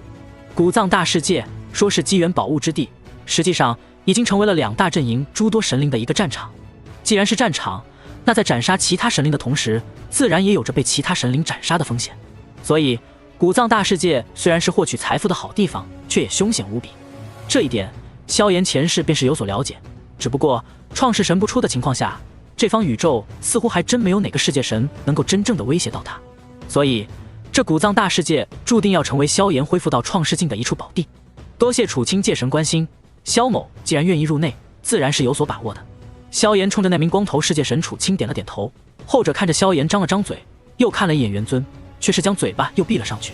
因为他看到元尊丝毫没有因为古藏大世界的凶险而为萧炎感到担忧，反倒是一脸的笑容。看到这里，楚清界神自然是不再多言，他相信这个曾经的师弟，如今的天元界主人。一场宴席下来，诸多世界神与萧炎谈话之间，都是发现这位炎帝果然不是想象的那般简单。包括第9神君在内的一群人都是微微收敛了对于萧炎的不满，只是内心更加期待着萧炎在到了古藏大世界之后会如何表现。宴席散去，萧炎准备回到自己的府邸，却是在走出宫殿的那一刻，被一道金袍身影给挡住了去路。炎帝，炎帝留步！金霄老祖不知何时已经出现在了萧炎的面前，一张不怒自威的脸庞，此刻却是强行堆着几分笑意，仿佛带着几分讨好之色。金霄老祖，萧炎微微停住脚步，也是有些好奇地看着金霄老祖。这老家伙似乎在宴席之上就一直对自己挤眉弄眼的，不知道这老家伙到底想要干什么。炎帝，金霄老祖望着萧炎，萧炎此刻已经隐隐猜到了什么，一张脸庞已经变得无喜无悲，看不出情绪变化。果然，金霄老祖在下一刻便是已经开口了：炎帝，我那不争气的儿子在3天前得罪了炎帝，更是出言不逊，敢对大千帝君的家乡口出狂言。老夫在知道这件事之后，可是颇为的惶恐啊！老夫今日便是带着这逆子来找炎帝你道歉的，都怪老夫管教不力，让这逆子干出这种混账事情。金霄老祖说完，手掌一挥，一道人影便是被他从袖中挥出。天至尊都能将一方空间炼化到兵器当中，更何况是金霄老祖。达到世界神层次，他们对于空间之道的掌握都是或多或少的有所掌握，藏一个人在里面自然是没有任何问题。这道人影正是当日那名金甲少年金红。金红这3日的时间显然是被金霄老祖狠狠地教育了一番，见到萧炎的第一眼便是将其认了出来，当下便是已经扑通一声跪了下去。炎帝大人，当日是晚辈鼠目寸光，竟敢出言不逊，还请炎帝大人原谅。金红在生死威胁面前显然是清楚自己想要什么，说完这句话之后便是一脑门砸了下去，五体投地。望着这一幕，萧炎都是忍不住有些错愕，正要说些什么，一旁的金霄老祖却是再度开口了：炎帝，这逆子犯下大错，是老夫管教不严，不过他毕竟是老夫的小儿子，老夫愿意出30万元金赠与炎帝，只求炎帝你能和解，不再计较我金霄的事情。金霄老祖一开口，萧炎瞬间沉默了，他忍不住看了看金霄老祖，心说这老东西未免也太过谨慎了一些吧。对于那金甲少年金红的事情，他其实早就不放在心上了，一个连神灵都不是的小家伙，根本就没资格被自己记恨。自己当日没有直接将其灭杀，已经代表自己愿意留下其一条性命了。就是没想到，这金霄老祖竟然这般的主动，因为这点小事竟然要赔偿自己30万元金。要知道，普通世界神的资产加起来大概也就100万元金左右啊。金霄老祖是世界神巅峰，而且存在的岁月无比悠久，手中或许有着数百近千万的元金，但想要积累30万元金，恐怕也需要数百年乃至更久吧。想到这里，萧炎更是忍不住看了一眼金霄老祖，同样的眼神在金霄老祖的眼中也是变了味。该死，这萧炎竟然还不满意吗？30万元金啊，老夫活了数十万年，手中也不过1000万元金的家产而已。金霄老祖咬了咬牙，再度开口道：50万，50万元金，不能再多了。这萧炎若是还不满意，那就算是得罪了这个家伙，也不能再给了。金霄老祖内心都在滴血，而此刻萧炎也是终于反应了过来，他看着金霄老祖那明显比哭还难看的笑容，忍不住轻轻点了点头。金霄老祖，你实在是太客气了一些，贵公子虽然狂傲，但萧某已经惩罚了他，没必要再如此的。不过老祖你的确是要严加管理了，萧某还算心善，若是遇到其他人，你这小儿子或许在当日就已经陨落了啊。萧炎好意提醒道，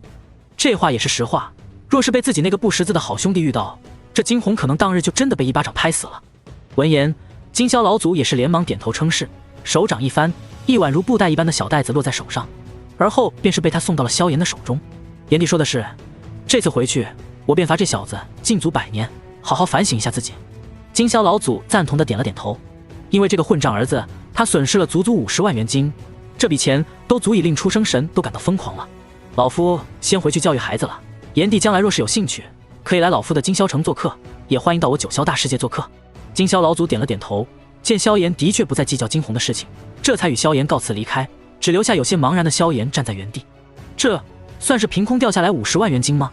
萧炎一直等到金霄老祖远去，才忍不住摸了摸鼻子。自己原本还打算依靠炼丹术多弄些元晶来修炼，却是没想到有人渴了就送水。刚刚走出来，这金霄老祖就给自己送来了50万元晶。有了这些元晶的帮忙，倒是可以省去我大量的时间。等到古藏大世界开启，我的实力至少也能达到世界境后期了吧。萧炎沉吟片刻，还是没有立刻返回，而是掏出一枚传讯令牌，跟那数百位神灵联系起来，打算再炼制几枚丹药。虽说他对于大道的领悟超过了任何世界神甚至创世神，可他现在终究仅仅只是世界神初期的修为，想要在古藏大世界占据绝对的优势，最好是将修为同样提升到世界神巅峰。而他手中的这枚令牌，便是元尊赠予每个天元界神灵的。有了这一令牌，可以与天元界的其他持令者直接传讯。以他如今的实力，要炼制的都是供神灵服用的混元神丹，所需要的材料自然也是无比珍贵。虽说少数天至尊层次的强者也有可能拥有，但从神灵那里交易显然是更加容易。哦，炎帝，没想到你竟然还会炼丹。啧，一位可以炼制混元神丹的炼丹师，放在任何一个大势力当中都是要备受重视的。我现在有些明白元尊为何如此重视你了。得知萧炎会炼丹的消息之后，很多神灵都是感到一阵惊愕，旋即对于萧炎也是越发的重视。到了他们这一层次，但凡是领悟了一些火之大道皮毛的人都会炼丹，可能够炼制出混元神丹的那却是少之又少。很多创世神的麾下都没有一位能炼制混元神丹的炼丹师。等到将这大量的炼丹材料给搜集完毕之后，萧炎回到府邸已经是夜里。从今天开始闭关潜修，争取在古藏大世界开启之前修炼到世界神巅峰的实力。萧炎头顶再度升起混沌熔炉的虚影，数百道元晶随意的丢了进去，很快便是被炼化为精纯的神力灌输到了体内。萧炎的目光悠悠平静地看着面前这座直径数百里的小湖。小湖看似不大，其实体面积其实是相当于一方小型位面了，只不过被人以空间之道的手段缩小到了这么大小。在这小湖当中，甚至还有着几头天至尊级别的神兽盘踞，至于修为更低的，则是直接化作了小鱼小虾。在这小湖的中央，更是有着一数10里大小的小岛。实际上，这小岛也是一方小型空间，内部有着无数生灵繁衍。只是在这些生灵不知道的地方，却是有着一尊可怕的存在静静地注视着他们，炼化一方空间天地于一座府邸，这便是神灵的伟岸之力。元力滚滚灌入，萧炎的实力也开始迅速提升。短短半个月的时间，他的修为便是越过了世界境前期，达到了世界境中期的层次。而此刻，他所操纵的那具巨人傀儡，也是终于越过了无尽星空，回归到了大千世界的疆域当中。世界境巅峰的傀儡实力的确是可怕，即便是没有刻意催动大道帮助，依旧是在半个月的时间赶回了大千世界。萧炎望着面前这庞大无比的大千世界，又看了一眼旁边同样庞大，但比起大千世界却是渺小的如同婴儿的炎神界，嘴角缓缓露出一抹笑容。有了大千帝君的这些礼物，这两大世界的实力也能真正的快速提升起来吧。想到这里，他也是不再犹豫，脚步迈出，已经出现在了大千世界的世界魔壁之外。而后世界境巅峰的气息随意散发，便是令大千世界的世界魔壁很快有所变化。仅仅片刻，一道锋利的剑光便是撕裂天地，瞬间出现在了后土巨人的面前。正是一袭青衣的青山剑圣。什么人竟敢闯入我大千世界？青山剑圣面露警惕地盯着面前这尊100丈之高的巨人，这巨人身上散发的气息令他都感到了紧张不安。在他的感知当中，自己若是离开了大千世界，绝对会被这个家伙很快击杀。即便是借助世界意志的力量，他也没有任何把我击杀这个家伙。哼，刘兄，这才半个月的时间不见，你已经认不出我来了吗？100丈巨人发出熟悉的声音，以及一抹熟悉的灵魂波动传来，令青山剑圣忍不住微微一怔，旋即才有些不可思议地望着面前的这个魁梧家伙。萧炎。听到青山剑圣的惊呼，高大巨人的脸上也是终于露出了一抹笑容。除了我，还能有谁？很快，萧炎的这尊巨人傀儡便是将一枚银色戒指递给了大千帝君，而后这巨人傀儡也没有过多停留，而是很快离开了这里。他在大千世界当中也有着一道神力化身，虽然仅仅只能发挥出圣品巅峰的实力，但处理一些事情也够用了。而青山剑圣则是有些茫然的带着这枚银色戒指返回了大千世界，来到了萧炎的神力化身旁。这里面是……青山剑圣有些疑惑地看着萧炎，而萧炎则是神秘一笑：“你把这枚戒指炼化了，自然是清楚其中都是些什么东西了。”见到萧炎如此神秘，青山剑圣也是对这戒指当中的东西感到了有些好奇，当即便是分出一缕神力将戒指炼化，而后神魂探入其中。只是这不探入其中还不要紧，一眼望进去之后，他的表情才变得精彩无比。只见那戒指的内部，除了32道石碑和80万元金之外，还有着一株参天大树、5道混元气胎和一头庞大无比的尸体。与那具尸体相比，其他几样物品实在是太过渺小了一些。那尸体之上所散发的庞大威压，令青山剑圣都感觉自己仿佛一渺小的蚂蚁。这是什么等级的强者留下的尸体？感受到那可怕无比的威压，青山剑圣更加的震撼。萧炎对此却是笑而不语，而是将大千世界所有圣品强者尽数召唤了过来。而后萧炎这才将戒指当中的32道秘典拿了出来。对于大千世界的普通强者们来说，或者说对于这些天至尊们来说，盘龙树也好，魔神尸体也罢，还是那80万元金，都不是他们暂时能够过多消化的东西。对他们而言，最珍贵的其实是这32道创世神秘典。当萧炎将这32道创世神秘典拿出来的那一刻，这些强者最初只是颇感兴趣，但在仔细阅读之后，脸上才露出了震撼激动的神色。这是大道，这是道的韵味。这一刻，这些天至尊才知道自己所得到的究竟是什么好东西。有了这些东西，他们才更有希望突破到那圣品之上的境界。萧炎，你从哪里弄来的这么多好东西？青山剑圣也是忍不住惊叹道：“哼，都是我大千世界的一位前辈早就给我等准备好了。”萧炎也不掩饰，将大千帝君的事情都说了出来。而听到事情的缘由之后，众人也是忍不住一阵沉默。此事过后，萧炎将32道秘典都留在了大千宫当中，留给后来诞生的强者们参悟。当然，想要参悟这秘典，首先要达到天至尊的境界才有资格触碰。按照正常情况，更是应该有圣品实力才更加适合参悟这些秘典。实力越是强大，神魂和意识也更加强大，感悟天地大道的效率和速度自然是更加清晰。故而，大部分弱小生灵几乎是不可能感受到道的存在的。不过，鉴于大千世界如今强者太少，萧炎与青山剑圣商议之后，还是决定给每个天至尊都有一次参悟的机会，而圣品则是可以拥有多次参悟的机会。只要有一人入道，大千世界将来或许便是能够再度诞生一位主宰强者。不过，入道是何等的困难，在萧炎看来，如今大千世界的这些圣品当中，即便是有着创世神秘典帮助，未来能够踏入到神灵境界的也不会超过5人。能够从弱小一路修炼到神灵的，哪一个不是绝世天才，是一方大世界孕育数千年上万年才能诞生的？否则，这宇宙的世界神数量早就暴涨了10倍100倍了。不过，有了这些秘典的帮助，诞生世界神的概率终究会大上许多。而后，萧炎又取出了2道混元气胎，递给了青山剑圣和灵动。当今的大千世界当中，也唯有他们2人是有希望在短期之内踏入世界神的。2人在见到那混元气胎之后，也都是忍不住眼睛微微一亮。以他们的眼界，自然是看得出这宝物的神器要远超大千世界的那些圣品绝世圣物。尤其是青山剑圣，随着他的实力迈入到主宰境界，当年那柄跟随他数百年的龙吟剑，终于也是遇到了瓶颈，如今已经很难跟上他的战斗。世界神层次的战斗，一道圣品绝世圣物可是很容易被打碎的。林兄，这20万元金是你的，你先拿回去修炼吧。有了这些元金，你今年应该就能踏入半步主宰。至于完整的主宰，还要等你悟道成功才行。萧炎将20万元金递给灵动，灵动也是颇为激动的点了点头，而后他才将青山剑圣单独留下，让后者抓紧时间炼化那混元气胎。又是半个月之后，萧炎的巨人傀儡都已经回到了天元界，青山剑圣却是才刚刚将混元气胎炼化成长剑模样。虽然尚未完全孕育成混元神兵，但其中所散发的锋锐剑气已经远超寻常圣品绝世圣物了。很好，接下来才是最为关键的一步。萧炎满意点头，神力化身带着青山剑圣来到了一处荒废的大陆。这里曾经是大千世界与域外邪族战斗所毁坏的一座大陆，其上沟壑纵横，宛如一道道伤疤，曾经荒废了许多年。不过如今随着域外邪族被彻底的驱赶，这座大陆也在缓慢地恢复着勃勃生机。而后在萧炎的指挥下，青山剑圣心念一动，轰隆，仿佛一座大世界砸落，一道巍峨无尽的巨无霸尸体出现在了这一荒芜大陆之上。仅仅一具尸体，便是几乎占据了这大陆的全部。这是一头高达100万里的巨无霸生物，与之相比，曾经的那些魔帝真身乃至天邪神的真身，都是显得那般的渺小可怜。这便是一尊创世神巅峰层次魔神的可怕。仅仅肉身当中蕴含的无尽神力，便是足以媲美一座大世界的位面本源，甚至接近大千世界这种大世界。它有着3头6臂，浑身皮肤呈现一种诡异的紫黑色，每个头颅之上都有着3只眼睛，看上去都是颇为的骇人。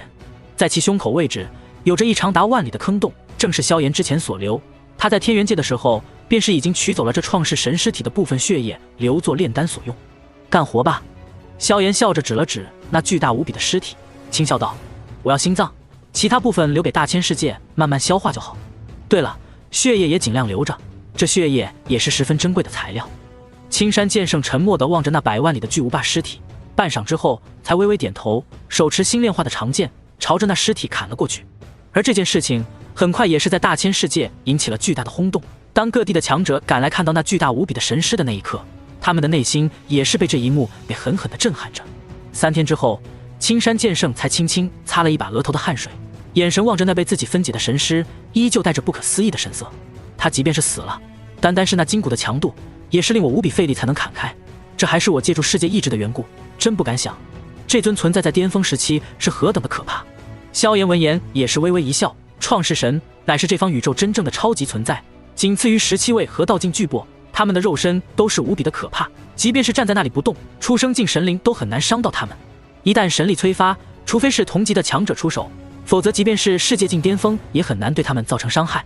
不过如今目的已经达到了，那创世神的尸体除去一些有着特殊用途的部位之外，都被青山剑圣动用世界意志直接转送到了世界本源当中。如今的大千世界对于普通生灵而言或许变化不大，但对于天至尊以上的强者而言，却是能够很清晰地感觉到天地间的灵力浓度正在变强，连整座世界扩张的速度都在迅速增加。而萧炎也是得到了自己需要的东西，那便是这位创世神的心脏和诸多血液。而后他取出了盘龙树的树苗，埋在了那块被神血浸染的荒芜大陆之上。此地经过神血侵染，土壤的性质都发生了改变。盘龙树在被萧炎又浇灌了一些神血之后，很快便是生根发芽。大千世界再度多出了一株顶尖的混沌灵根。而后萧炎派人将那颗心脏和大量的神血带回了炎神界当中。炎神界内部，萧炎的本尊将那颗创世神心脏取出的那一刻，一股无比可怕的气息便是已经席卷了整个炎神界。在这可怕的气息之下，就连整个炎神界都在震颤。这毕竟是刚刚演变而成的大世界，与大千世界这种稳定古老的大世界还没法比。但是萧炎的眼中没有丝毫的慌张，反倒是带着一股灼热。他心念一动，世界之胎已经无形的显化，而后化作混沌熔炉的模样，将整个心脏都给吞了进去。咚咚，当那枚创世神心脏融入世界之胎的那一刻，混沌熔炉便是感受到了近乎无穷无尽的神力供应。混沌熔炉运转之间，大量的神力开始被再度转化为本源之力，开始疯狂地灌注到了世界之胎当中。有着如此浩瀚的本源之力灌注，世界之胎开始再度迅速扩大。而炎神界在有了这般磅礴的本源之力供应之后，也是开始再度迅速扩张起来。萧炎更是将小部分神血浇灌在了菩提祖树和4大灵根之上，令4大混沌灵根的生长越发的旺盛。只是随着时间推移，菩提祖树的生长却是陷入了一种停滞的状态。到了极限了吗？萧炎望着菩提祖树的模样，眼中有着一丝无奈。当年的菩提古树，现在的菩提祖树，终究只是菩提大世界那株祖树的一个枝杈而已。能够成为出生境巅峰，菩提古树的潜力已经被发掘得近乎耗尽了。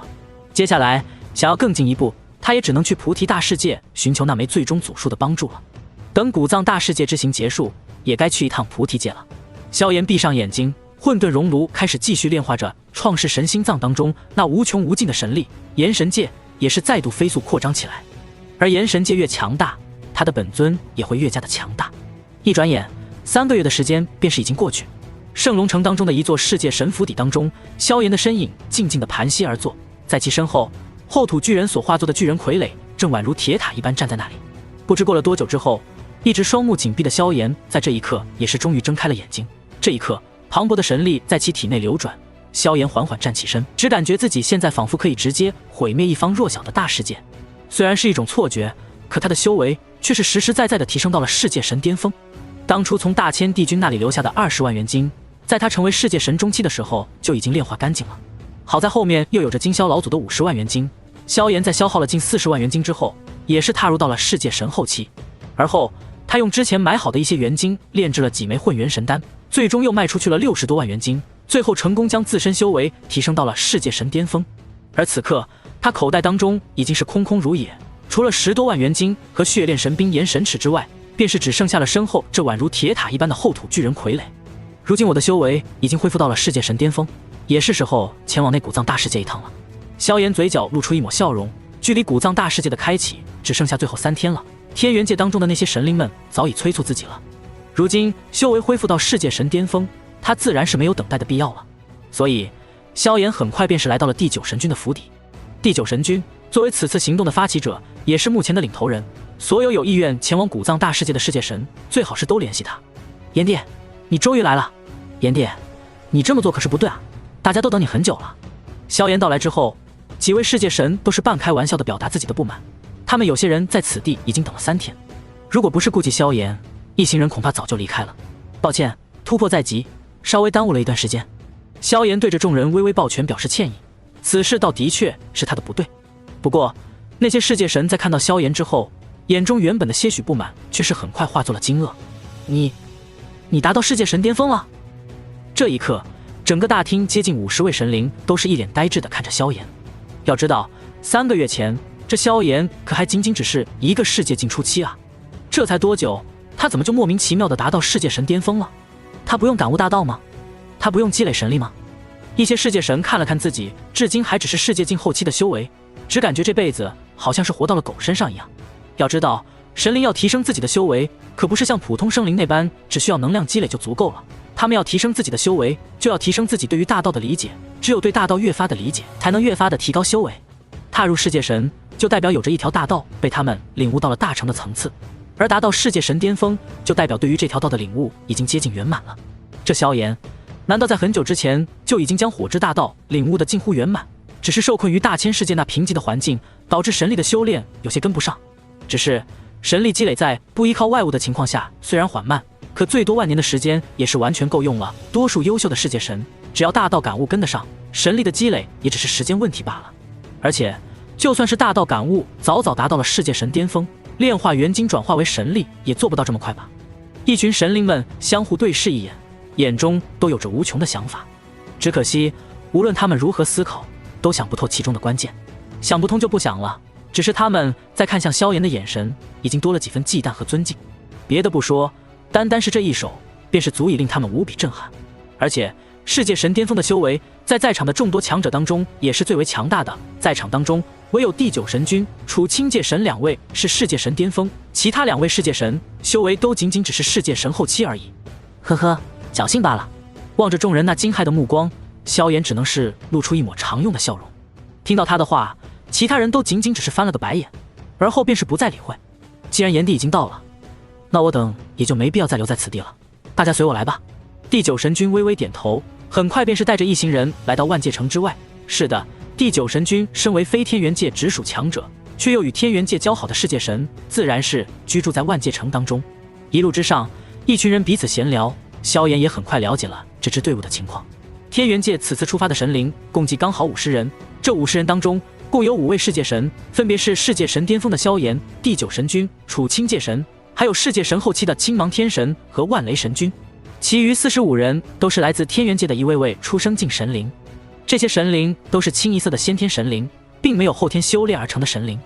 因为后天修炼而成的神灵要比先天神灵更加珍贵，而且成神之后大多都能达到世界境。而前往古藏大世界虽然是一次得到元晶和宝藏的机会，却也要与魔神阵营的大量强者交战，即便是世界神在其中都有着陨落的危险，更别说是出生神了。所以古藏大世界虽然有着不小的诱惑，可也并非所有神灵都会前往，而且那些后天修炼成的出生神一般都不会去，即便是他们要主动前往，他们的老师首领也往往不会同意。后天修炼成的出生神有着很大的几率都能跨入世界神，所以一旦被魔神阵营发现，就会成为集体猎杀的对象，危险系数会大大增加。5位世界神进入到古藏大世界之后，除了要采集自己所需要的各种元晶或是材料之外，也要负责照看关照剩下的出生神。当然作为回报，这些出生神会将收获元晶的30%上交给庇护自己的世界神，若是遇到生死危机被救下，还要再增加2成。每位世界神携带9位出生神，对此那些出生神也是没有任何的意见。毕竟若是被他们单独遇到世界神，那便是9死1生的局面了。作为保命的费用，上缴3成元金一点都不多。很快，一行人来到了万界城外的一座巨大传送阵之上。这座传送阵的面积并不大，其上的符文却是繁杂到了一个极为可怕的程度，至少要空间之道大成的神灵才能布置。这就是所谓的跨界传送阵。通过此阵之后，便是可以直接传送到另一方大世界，是空间之道的高阶成就之一。这座传送阵便是单独传送到我金乌大世界的一座传送阵。第9神君如今对待萧炎的态度已经客气了很多，也笑着给其他不认识此阵的神灵介绍。金乌大世界作为拥有2位创世神坐镇的大世界，拥有1位空间大道的世界神的确不是什么罕见的事情。很快，一行人便是激活了这座传送阵，朝着金乌大世界的方向传送过去。望着脚下这座传送阵，萧炎却是不由得想起炎神界当中残存的那几座遗迹。当年的斗气大陆还属于焚天界的时候，焚天界便是位于几个大世界中间的一座超级大陆，因为直径已经达到了8亿里的程度，焚天界当中也诞生了许多堪比半部主宰境界的焚天大帝，那是领悟了一丝火之大道的存在。而焚天界也因为特殊的位置，成了周围几座大世界传送的一个重要过渡点，所以在如今的斗气大陆，炎神界还残留着几座通往其他大世界的古老传送阵。只不过这些大阵在岁月侵蚀之下，也大多都已经腐朽。当年萧炎在成帝之后不久，明显察觉到了纳兰嫣然便是通过其中一座传送阵到了一座名为风月大世界的地方。不过那传送阵因为太过古老，而且传送的距离比当年遥远了太多，也导致这传送阵在使用了一次之后就毁坏了。萧炎这些年一直忙着大千世界的事情，倒也没有过多理会。如今实力已经达到了世界神巅峰，也是时候做出一些事情了。10日世界神、夜宵世界神、荒夜世界神，你们3个也该为当年的焚天界付出一些代价了。萧炎眼中闪过一抹冷意。当年的焚天界之所以毁灭，便是因为这3名世界神在附近发生了惊天动地的厮杀，结果这3个家伙一个没死，反倒是因为过度可怕的余波令焚天界因此碎裂，这其中或许也有着针对焚天大帝的阴谋。可无论如何，最终的结局便是焚天大帝为了保护焚天界直接陨落，部分碎片化作了斗气大陆，经过无尽岁月的漂泊，来到了大千世界的疆域当中，最后成为了大千世界的一处下位面。这个仇当年的焚天大帝报不了，萧炎却是要替他报了。刺眼的金光闪烁，一行人很快便是消失在了天元界当中。等到再度出现之时，视野当中已经被金色弥漫。这弥漫视野的刺眼金光，实际上却是曾经在大千世界排名颇高的金乌神火。只不过在这一方天地当中，这般可怕的火焰却是近乎弥漫了整个大世界。诸位，欢迎来到我金乌大世界。第9神君得意自傲的声音从众人身边响起，也令得一群神灵都是忍不住被眼前的景象震撼。金乌神火虽然威能十分的可怕，可也就勉强威胁到天至尊强者的层次，对于圣品天至尊都没有丝毫的威胁，对于他们这些神灵而言自然不算什么。可是弥漫了整个大世界的金乌神火，那该是何等的可怕。在这一方大世界的中央，一株高达10万里的参天神树正伫立在那里。这尊神树通天高达，巍峨到了一个极为可怕的程度，气息散发之间已经堪比世界神巅峰。在其枝叶之间，一头头散发着金色火焰的金乌在其中穿梭，其中实力最弱的都是媲美仙品天至尊。这些都是金乌大世界的生灵，是金乌大世界的强者们在无尽星空当中寻到的一个个诞生了灵智、修炼有成的金乌。而那一株高达10万里的参天古树，便是传说中与菩提祖树媲美的扶桑神树。此树乃是火属性混沌灵根当中最为顶尖的传说，是金乌栖息的最佳场所。在这大世界的天空当中，更是有着上万恒星悬挂，刺眼的金光照耀着整个世界。也难怪第9神君会如此的自豪，金乌大世界的确是3000大世界当中都极为特殊的一个大世界，遍地的金色火焰注定了此地的不凡。而且金乌一族也诞生了2位创世神，11位世界神，也算是河道境势力之下最强的一批了。在天元界接近的上百个大世界当中，金乌大世界绝对算得上是前3的存在。老九，你终于来了。众人降临金乌大世界不久，一道声音便是在众人的周围响起，而后一名浑身燃烧着惊艳、模样俊美挺拔的男子已经踏过了虚空，出现在了一行人的面前。在他的身后还有着足足11位浑身燃烧着火焰的神灵，都是金乌族的世界神。而在另一旁还有着10多位世界神，身后带着上百位出生神等在一旁，这些也都是即将前往古藏大世界的强者们。大哥。第9神君看到那英俊的火焰男子之后，微微行礼，而萧炎等人也是将目光看向了那火焰英俊男子。这位便是金乌一族的最强者，金乌族第1神君。这是一位创世神巅峰的存在，同样是将火之大道感悟到圆满的超级存在，距离和道境都十分接近了，也是周围数百座大世界和道境之下排名前3的高手。他创造了金乌大世界，并且成为了金乌一族的绝对领袖。第1神君微微点头，目光也是落在了众人的身上，最后落在萧炎身上之时，也终于露出了一抹笑容。你就是那位炎帝萧炎？被第1神君如此注视，萧炎也是没有丝毫的胆怯，反倒是冲着后者拱了拱手道：见过第1神君。这份气魄倒是令其他神灵都为之侧目。要知道，第1神君可是在和道境之下最强大的一批强者了，创世神当中能够压制他的不说没有，也是寥寥无几。可萧炎面对这位却是这般的从容不迫。呵呵，希望你我将来也有并肩作战的时候。第1神君没有觉得萧炎的行为有什么不妥之处，模样倒是颇为的平和，令一群神灵更加侧目。要知道，这第1神君的脾气可并不是像现在表现的那般温和，可他对于这萧炎却是如此的客气。唯有萧炎知晓，这第1神君在刚刚崛起的年代也是无比暴力之辈，曾经干出过将一方大世界都焚烧成虚无的事情。虽然烧的是魔神阵营的大世界，可正神阵营的一些超级位面也曾因为一些小事惹怒了他，便是被焚烧成了虚无。不过后来大千主宰出手，一掌就镇压了这位第1神君，将其封印1000年之后才放出。自此之后，这位金乌族的首领第1神君才老实了许多。而他对于萧炎客气，也是因为萧炎出自大千帝君的老家。随着第9神君回归之后，第1神君也是没有犹豫，留下另一位创世神第2神君守家，自己便是带着一群准备前往古藏大世界的神灵们，直接离开了金乌大世界。众人之所以汇聚在金乌大世界，就是因为这金乌大世界距离古藏大世界最近，而且金乌神君也是顶尖强者，和道境不出手，几乎没人能够威胁得到他。他也是每次古藏大世界开启时正神阵营的负责人。很快，一行人便是跟随着第1神君进入到了星空当中。金乌大世界与古藏大世界的距离比大千世界到天元界还要近上一些，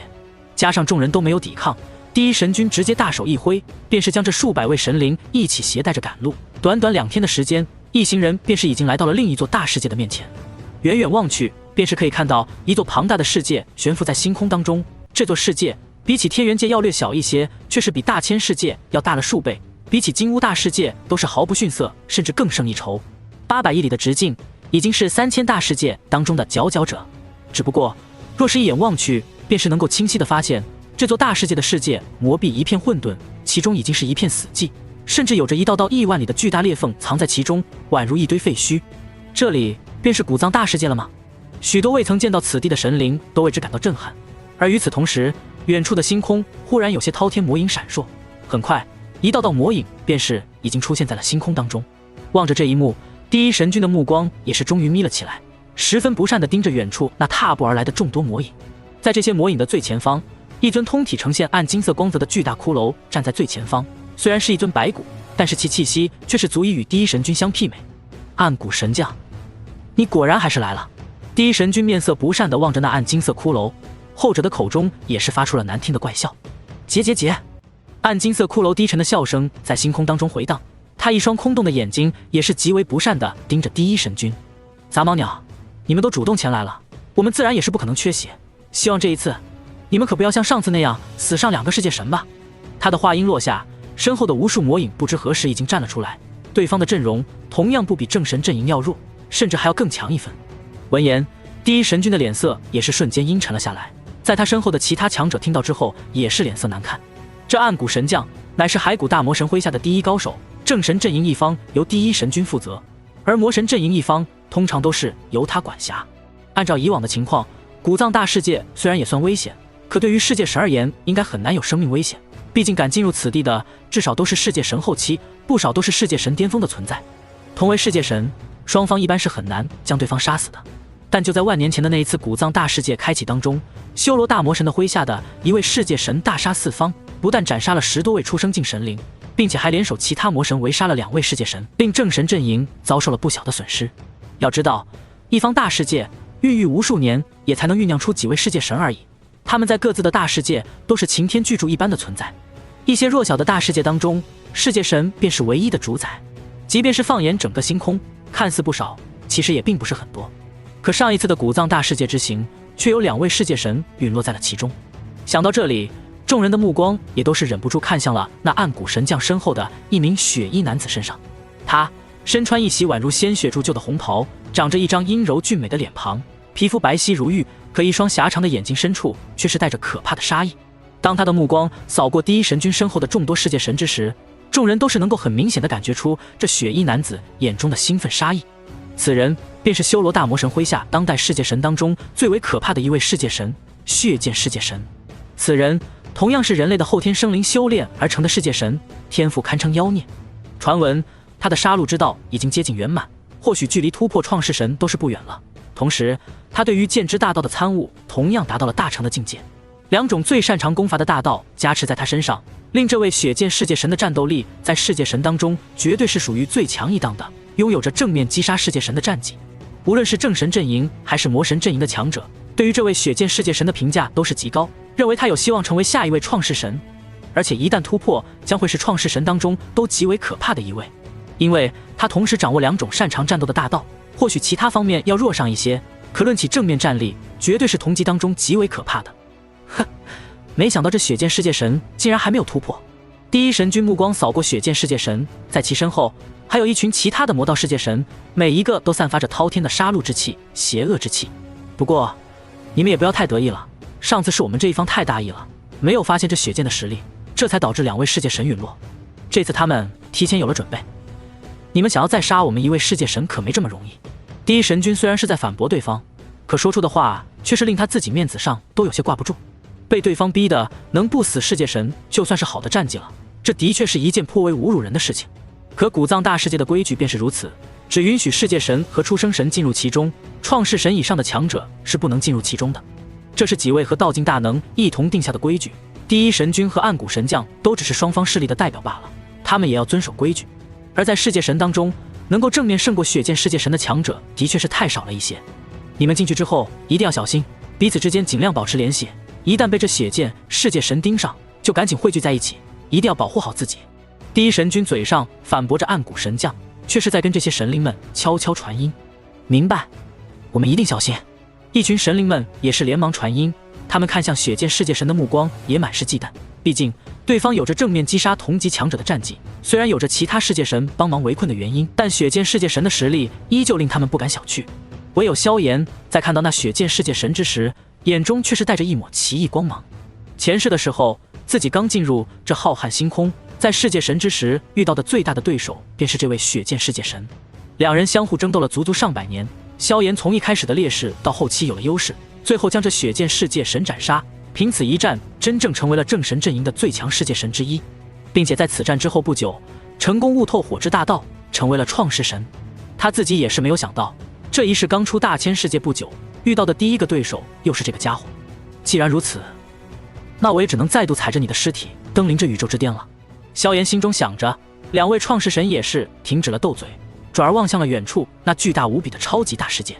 去吧，去古藏大世界争夺你们的元晶机缘。第一神君手掌一挥，一道比地岩还要可怕的金色火焰落在古藏大世界的一处世界魔壁之上，瞬间将那一处烧出一个100丈直径的大洞。是神君。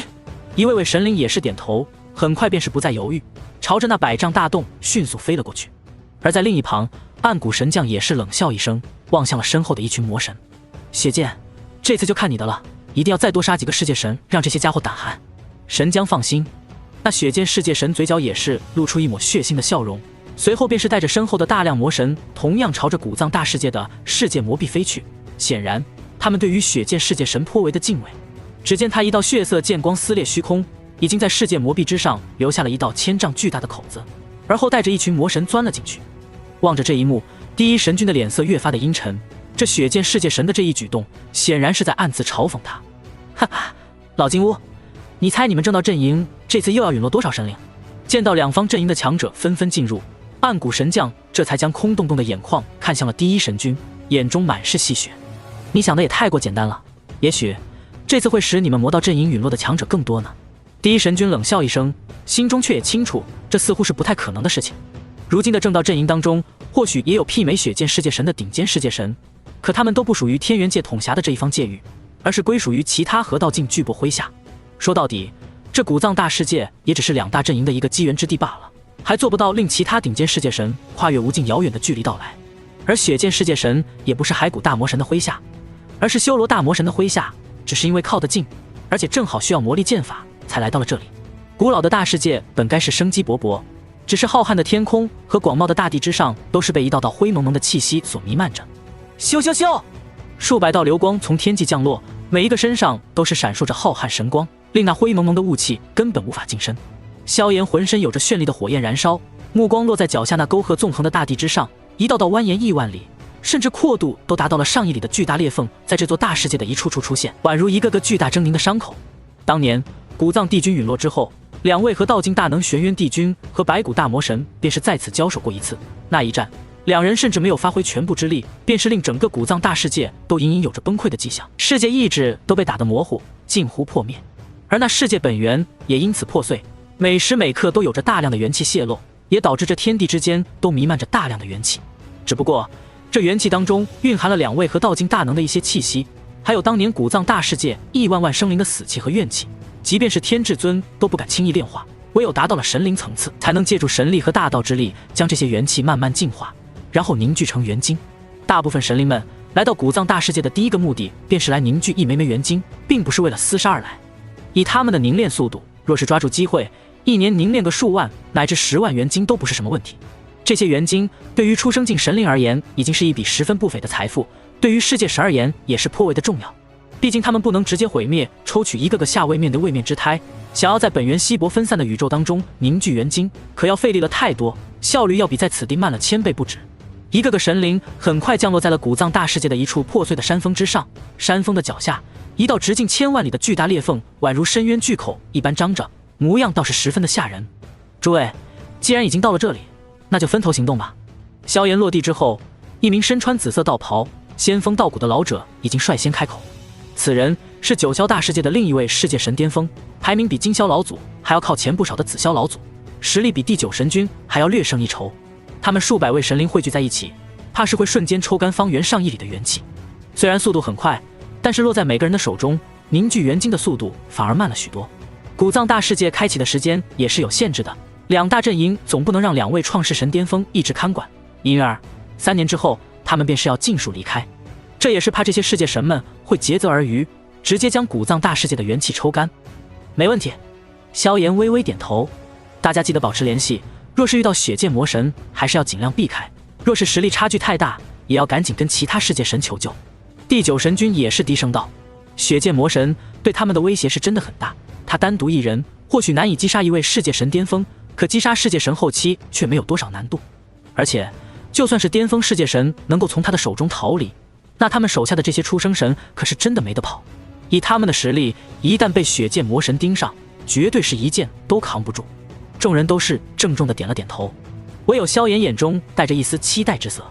一位位世界神各自带领9位出生神分散开，萧炎也同样带着9位出生神离开。虽然血剑魔神很可怕，但各大世界神也都不是饭桶，遇到了还是可以坚持一会儿的。而古藏大世界虽然很大，但对于世界神而言，800亿里也不过是几步的事情。即便是有着那些混乱元气的阻碍，横穿整个古藏大世界也只需要5息的时间，所以众人的内心也并不是很担心。只不过在他们看不到的地方，魔神阵营当中，那血剑魔神此刻却是双目带着惊人的杀意。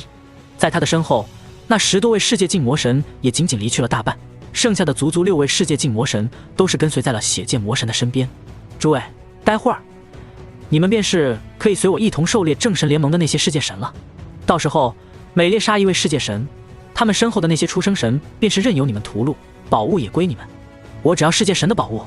血剑魔神话音落下，其余5位世界神眼中也是带着兴奋之色。凝聚元晶，这种凝练速度实在是太慢了，就算是凝练整整3年，他们能凝练多少？哪怕是世界境，撑死了也就100万元晶罢了。但是若是猎杀那些正道的神灵小队，那可就赚发了。杀死一个世界神巅峰，那财富便是数百万乃至更多元晶。虽说血剑魔神吃肉，他们喝汤可以比辛辛苦苦凝练元晶要赚得多。危险！血剑魔神的杀戮大道可是已经达到了半步圆满，比万年前又强了不少。如果不是怕那些世界神逃跑，他都用不到其他5位世界神，更何况没有风险哪来的暴富？大家都是走魔道成神的，魔道就该有魔道的觉悟。杀！杀！干死他们！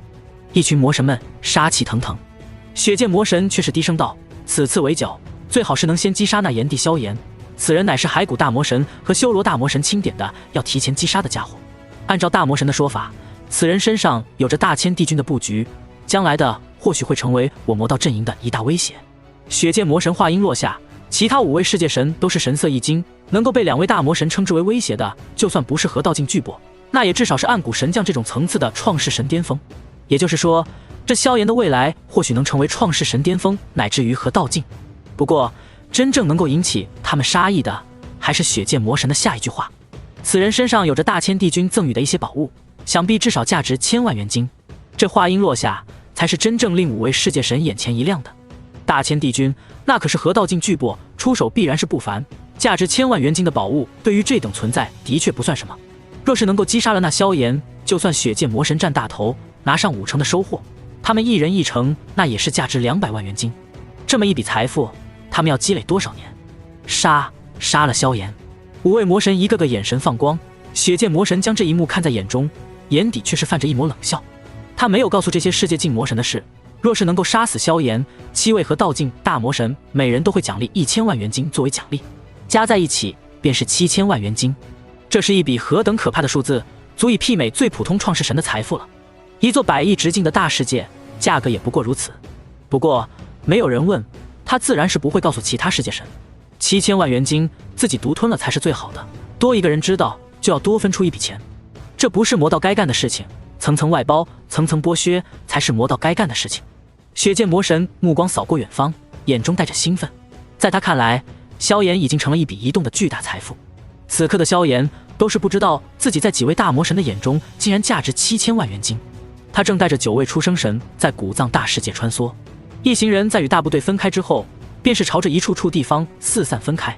这古藏大世界的元气虽然四处飘散，可因为天地地势的原因，不同的地方浓郁程度也有所区别。一行人很快便是找了一处元气极为浓郁的盆地，而后一个个盘膝而坐。很快9名出生神便是开始催动神力，将那混乱的元气汇聚，然后淬炼精纯，慢慢凝聚成一枚枚元晶。萧炎站在原地，同样在凝聚炼化着这些元气，只不过他一人的速度便是比其他9位出生神加起来还要快上许多，而且他也压根就没有将元气凝聚成元晶的想法，而是一股脑的直接吞噬炼化。相比起其他强者需要感悟大道之后再提升修为，萧炎压根就没有这种烦恼。他只需要源源不断的吞噬这些元气，转化为神力，便是可以让自己的修为不断的提升。只不过从世界神巅峰到创世神之间所需要的神力却是一个海量的数字，要比世界神初期到世界神巅峰所需要的神力还要磅礴了10倍。也正是因此，一位创世神才有着创造开辟一方大世界的伟力。时间一点一滴流逝，眨眼便是过去了3天的时间。而这3天当中，正魔双方便是已经经历了数次战斗。每一次双方的世界神会面之后，都会爆发一场短暂的战斗，而后在发现彼此奈何不了双方之后，他们也会迅速收手，防止对方阵营的强者快速赶来。杀人夺宝固然是快速积累财富的一种方式，可前提是实力足够才行。大部分世界神之间虽然有着一些差距，可想要快速击杀对方还是太过困难。而萧炎的队伍也是在这3天当中不停的穿梭，有着萧炎的加入，一行人炼化元气的速度实在是太快，往往一处充满元气的宝地，他们用不了1个时辰就会彻底炼化干净，然后便是要继续更换地方，寻找新的宝地。不过3日当中，一行人虽然来回穿梭，却从未见到另一支神灵的队伍。这一点倒也不难理解，虽然以世界神的速度，想要横穿整个古藏大世界都用不了10息的时间，可古藏大世界终究还是太大了，能迅速横穿是一回事，可想要在这般庞大的世界当中遇到其他强者，那也是一个小概率的事件。吃啦！一根血色长矛洞穿天地，将一头身高万丈的巨兽直接洞穿。萧炎的队伍当中，一名出生境的神灵脸上露出了一抹喜色。古藏大世界的确是破损了，也很少有生灵诞生，可同样的，能够在这种恶劣环境下生长起来的生命都是极为不俗之物，如眼前这头凶兽便是一头堪比圣品天至尊的猛兽。不过这种生灵在萧炎一行人的面前也是太弱了一些，毕竟他们这些人里最弱的都是出生神巅峰的实力，这个实力已经堪比当年的天邪神，也唯有这种实力才敢进入这危险重重的古藏大世界。不错，不错。猎杀了那头圣品天至尊层次的猛兽之后，那名出生神的脸上也是带着一抹笑容。他虽然是出生神，可这种巨兽的尸体对他还是有点价值的，最起码卖给天元界那些3连圣者，应该能卖出数百乃至近千的元金。这笔财富对出生神来说不多，但所谓积少成多，他们这一行人在这3天来已经都小有收获了。在这里，3天得到的财富是他们在外界3年都难以积累出来的。那出生境神灵猎杀了这头猛兽之后，便是准备前往收取尸体。萧炎一行人也都是笑看着。就在这时，那原本还脸上带着笑容的萧炎却是忽然收敛了笑容，下一刻，一道火焰流光便是从他手中骤然飞出，而后朝着那出生神前方的不远处爆射而去。萧炎大人！萧炎突然出手，令那名出生神脸色微变，然后其他出生神也是惊恐地发现，在那猛兽尸体的不远处，一道漆黑如墨的魔光不知何时闪烁。魔光与绚丽火焰流光一个碰撞，可怕的冲击波瞬间令亿万里空间崩碎。那堪比圣品天至尊的猛兽尸体，在这冲击之下，也是直接被搅成了肉泥。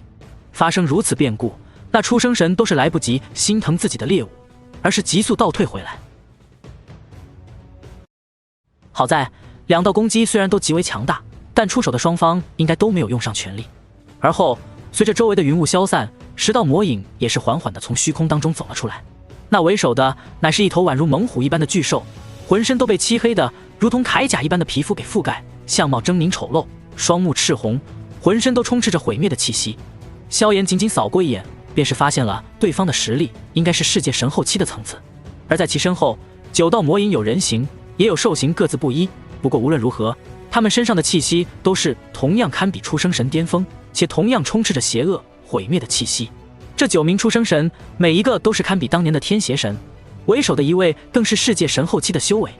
只不过此刻这名世界神后期的魔道强者看向萧炎的目光却是带着一抹忌惮之色。你就是那个炎帝？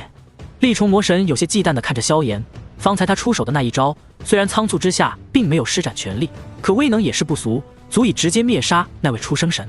可是那炎帝更加仓促的随手一击，竟然就抵消了自己的攻击，单单这一点，他便是绝对拥有世界神巅峰的实力，而且应该还是在世界神巅峰当中都颇为的不俗。可是按照他们的情报，这炎帝应该是刚刚成为世界神没有多久，怎么现在就如此强大呢？厉虫魔神有些不解，神力的积累或许还有着捷径，大道感悟也可以说对方是个天才，可战斗经验、各种手段竟然也这么强。对于厉虫魔神的疑惑，萧炎的脸上却是十分的平静，唯有一双漆黑的眸子看向厉虫魔神的眼神带着一丝杀意。混蛋，这个家伙竟敢将本神当成猎物！厉虫魔神眼中同样有着一抹杀机。敢进入古藏大世界，他虽然修为仅仅是世界神后期，但与世界神巅峰差距也不大，除非是遇到血界魔神这种顶尖世界神，否则一般的世界神也无可奈何他。这也是为什么3天的时间，古藏大世界爆发了数次大战，这些世界神却没有一个陨落的原因。大家实力都差不多，就算打不过，想跑也不是什么难事。他知道自己奈何不了这萧炎，可对方应该同样奈何不了他。等我将你的位置告诉血界魔神，我倒要看看你遇到血界魔神也能如此嚣张。厉虫魔神望着萧炎冷笑一声，也不管对方不搭理自己，挥了挥手，便是示意身后的9位魔神撤退。大家来古藏大世界都是来搞元晶的，遇到无法搞定的敌人，也没必要浪费时间。只不过在他们准备撤退的那一刻，那一直未曾开口的萧炎却是忽然咧嘴一笑：“来都来了，别着急走啊。”话音落下的那一刻，无论是萧炎身后的那9位出生神，还是面前的一群魔神们，都是感到天地之间的温度不知何时已经迅速升高了起来。整个古藏大世界的火属性能量不知何时已经开始朝着这一处的空间汇聚。不好，快撤！望着这一幕，厉虫魔神脸色微变，浑身神力都催动了起来，试图带着身后9位魔神赶紧离开。仅仅这一手段，他便是能够感觉到这萧炎对于火之大道的参悟应该到了一个极为可怕的境界，恐怕距离创世神的大道圆满都不远了。这种层次的世界神绝对不是一般的世界神巅峰可以匹敌的，他的实力恐怕与血界魔神都相差不大了。万幸的是，火之大道虽然威力同样不俗，但是比起剑道、杀戮道、毁灭道来说，应该在正面攻击上还是差一点。只不过在厉虫魔神思考的电光火石之间，一道黑影却是已然出现在了他的面前。你怎么会这么快？厉虫魔神神色巨变，浑身魔力被他瞬间催发到极致，毁灭道的气息在这一刻也是在他的身上爆发。毁灭大道同样是攻击最可怕的大道之一，只是他力虫魔神领悟的还不够强大而已。即便是如此，力虫魔神的攻击，寻常世界神巅峰都不敢用身体硬抗，只能靠着大道玄妙来抵消他的攻击，然后从其他方面上压制他。然而，萧炎的手掌抬起，火之大道已经调动了整个大世界的玄妙，一道巴掌大小的火红色掌印，不知何时已经出现在了萧炎的手中。火红掌印不过巴掌大小，其中却仿佛蕴含着一方由火焰铸就的大世界。你是本地离开大千世界之后真正正经战斗的第一个家伙，死在本地的手中是你的荣幸。萧炎的声音如同煌煌天威，在力虫魔神的耳畔响起。狂妄，想杀我可没这么容易。听到萧炎的话之后，力虫魔神冷笑一声，怒火席卷心头，也是将自身的毁灭道催发到了极致。他知道自己不是这炎帝的对手，但他不信自己在这家伙手中连小命都保不住。我遭到了炎帝的攻击，他对于火之大道的感悟接近圆满，实力应当是接近血剑魔神，速速来救我！见到萧炎动手的那一刻，力虫魔神就已经发出了求救信号。来到古藏大世界的双方神灵，各自手中都有着传讯宝物。他这位置一旦发出，不出午夕就会有其他世界神赶来救援。力虫魔神就不信自己在这萧炎的手中连午夕时间都撑不住。然后他便是看到自己的双臂与那火焰手掌碰撞在了一起，剧痛传来，力虫魔神双臂传来一抹痛楚，而后他便是看到自己的双臂直接炸裂开来，火红手掌携带着火之大道的气息，没有丝毫的停滞，瞬间再度拍在了他的胸口位置。咚！沉闷的响声传来，力虫魔神不可置信地望着自己的胸口，在那里，一道巴掌大小的掌印已经洞穿了他的身躯，在他的背后，一个巨大的空洞带着无数碎肉四处散落。快跑！力虫魔神终于意识到了不妙，发出歇斯底里的惨叫。神灵的生命力无比强大，即便是心脏被这一掌打碎，他依旧能在短期之内维持80%的战力。可他此刻却是浑身冰凉，被恐惧的情绪所覆盖全身。因为在他的血肉尚未恢复一星半点之际，一只燃烧着绚丽火焰的拳头便是已经朝着他的脑袋砸了过来。不，力虫魔神此刻已经不知道如何是好了，他的双臂已经粉碎，就算是神力也无法立刻恢复过来，只能仓促地调动浑身的神力，在脑袋上形成一层层鳞甲形状的护罩。看似单薄的护罩，其实是一道世界近层次的护体法门，被他用神力催发之后，就算是同层次强者也很难一口气全部摧毁。尤其是此刻，他将神力催动到了极致，甚至已经不在乎损耗了。在力虫魔神心里，当下只有保命是最重要的。在他这般不计后果的加强防护之下，寻常世界神巅峰的攻击也很难穿透这些护罩。然而，当这些鳞甲模样的神力护罩遇到那绚丽的火焰拳头之后，却是仿佛纸张一般被轻易撕碎。火焰拳头带着磅礴无比的巨力，重重落在了力虫魔神的脑袋之上。后者只感觉脑子一懵，大好的头颅便是直接炸裂开来。不，救命！这脑袋碎裂之后，一道神魂便是直接舍弃了这具世界神层次的肉身，甚至已经在燃烧神魂之力，发挥出最快的速度逃跑。力虫魔神这次真的慌了，两人交手之后不过2招，他的肉身便是被这炎帝直接打得残破不堪。只要再给他1、2招，我的肉身便是会直接粉碎，就连神魂都难以逃离。力虫魔神内心无比的恐惧，就算是面对血剑魔神，他也不相信对方能够如此轻松地击杀自己的肉身。当下他已经顾不得另外9名出生境的魔神，神魂燃烧到极致，满脑子也只剩下了一个念头，那就是逃出去，一定要逃出去。这个炎帝实在是太可怕了，只要慢上一步，他就是必死的局面。神魂逃离的速度如此之快，按理说就算是世界神巅峰，乃至一些普通的创世神，在不付出代价的情况下也很难追上他了。可是他的神魂尚未逃出上亿里的范围，在所有人的视线当中，一直面容平静的萧炎在此刻却是瞬间张开了嘴巴。也就是在他张开嘴巴的那一瞬间，其面前的上亿里空间彻底坍塌粉碎。在身后9位出生神惊惧的目光当中，一道难以言喻的神魂冲击无声无息地粉碎了萧炎面前上亿里的空间。那是一种难以言喻的可怕灵魂冲击，仅仅只是一次波动，便是令这些出生神的内心都升起了一抹生死威胁之感。无形的神魂冲击扫过，力虫魔神的神魂微微一僵，而后便是骤然虚弱了过半。同时，他的眼神当中都是出现了短暂的呆滞。至于他同一方向的其他9位出生境魔神，此刻更是直接双目呆滞，其中1名魔神更是直接眼神黯淡，从虚空当中垂直跌落。他的神魂在众多魔神当中是最弱的一个，在萧炎这可怕的灵魂冲击之下，已经当场死亡。萧炎脚步迈出，2个闪烁便是已经来到了力虫魔神的面前。而这一刻，那陷入呆滞状态的力虫魔神也终于是从那可怕的神魂冲击当中回过神来。只是等他回过神来的那一刻，一只修长有力的手掌已经将他的神魂攥在了掌心。修长手掌之上绚丽的火焰燃烧，可怕的高温令他的神魂传来被焚烧的剧痛。不要杀我，我还有利用价值，我可以给你当仆从。利虫魔神发出凄厉的求饶之声，一切发生的太快了，快到他刚刚反应过来，肉身便是已经被毁灭，连神魂都被重创之后握在了别人的手中。面前这个家伙实在是太可怕了一些。利用价值？萧炎微微摇了摇头，你对我最大的利用价值就是死。话音落下，那修长的手掌狠狠一握，利虫魔神的神魂在这一刻都是直接爆开，化作无数碎屑。绚丽火焰一拥而上，便是令这大量的灵魂碎屑直接被焚烧成了虚无。利虫魔神陨落，而他那凄厉的嘶吼也是终于在最后一刻将远处的众多魔神给惊醒。只是虽然惊醒了大半魔神，可他们不过是出生境的神灵，仅仅一招炎神之怒就令他们的神魂出现了不同程度的损伤，甚至有着一人已经当场陨落。这样的阵容在萧炎的面前又能有什么反抗之力？快跑啊！一名魔神发出惊惧的嘶吼，直接燃烧神力和神魂，使出吃奶的力气逃窜。其他7位魔神见状也是赶紧逃离，只不过已经重伤的他们又能逃得有多远？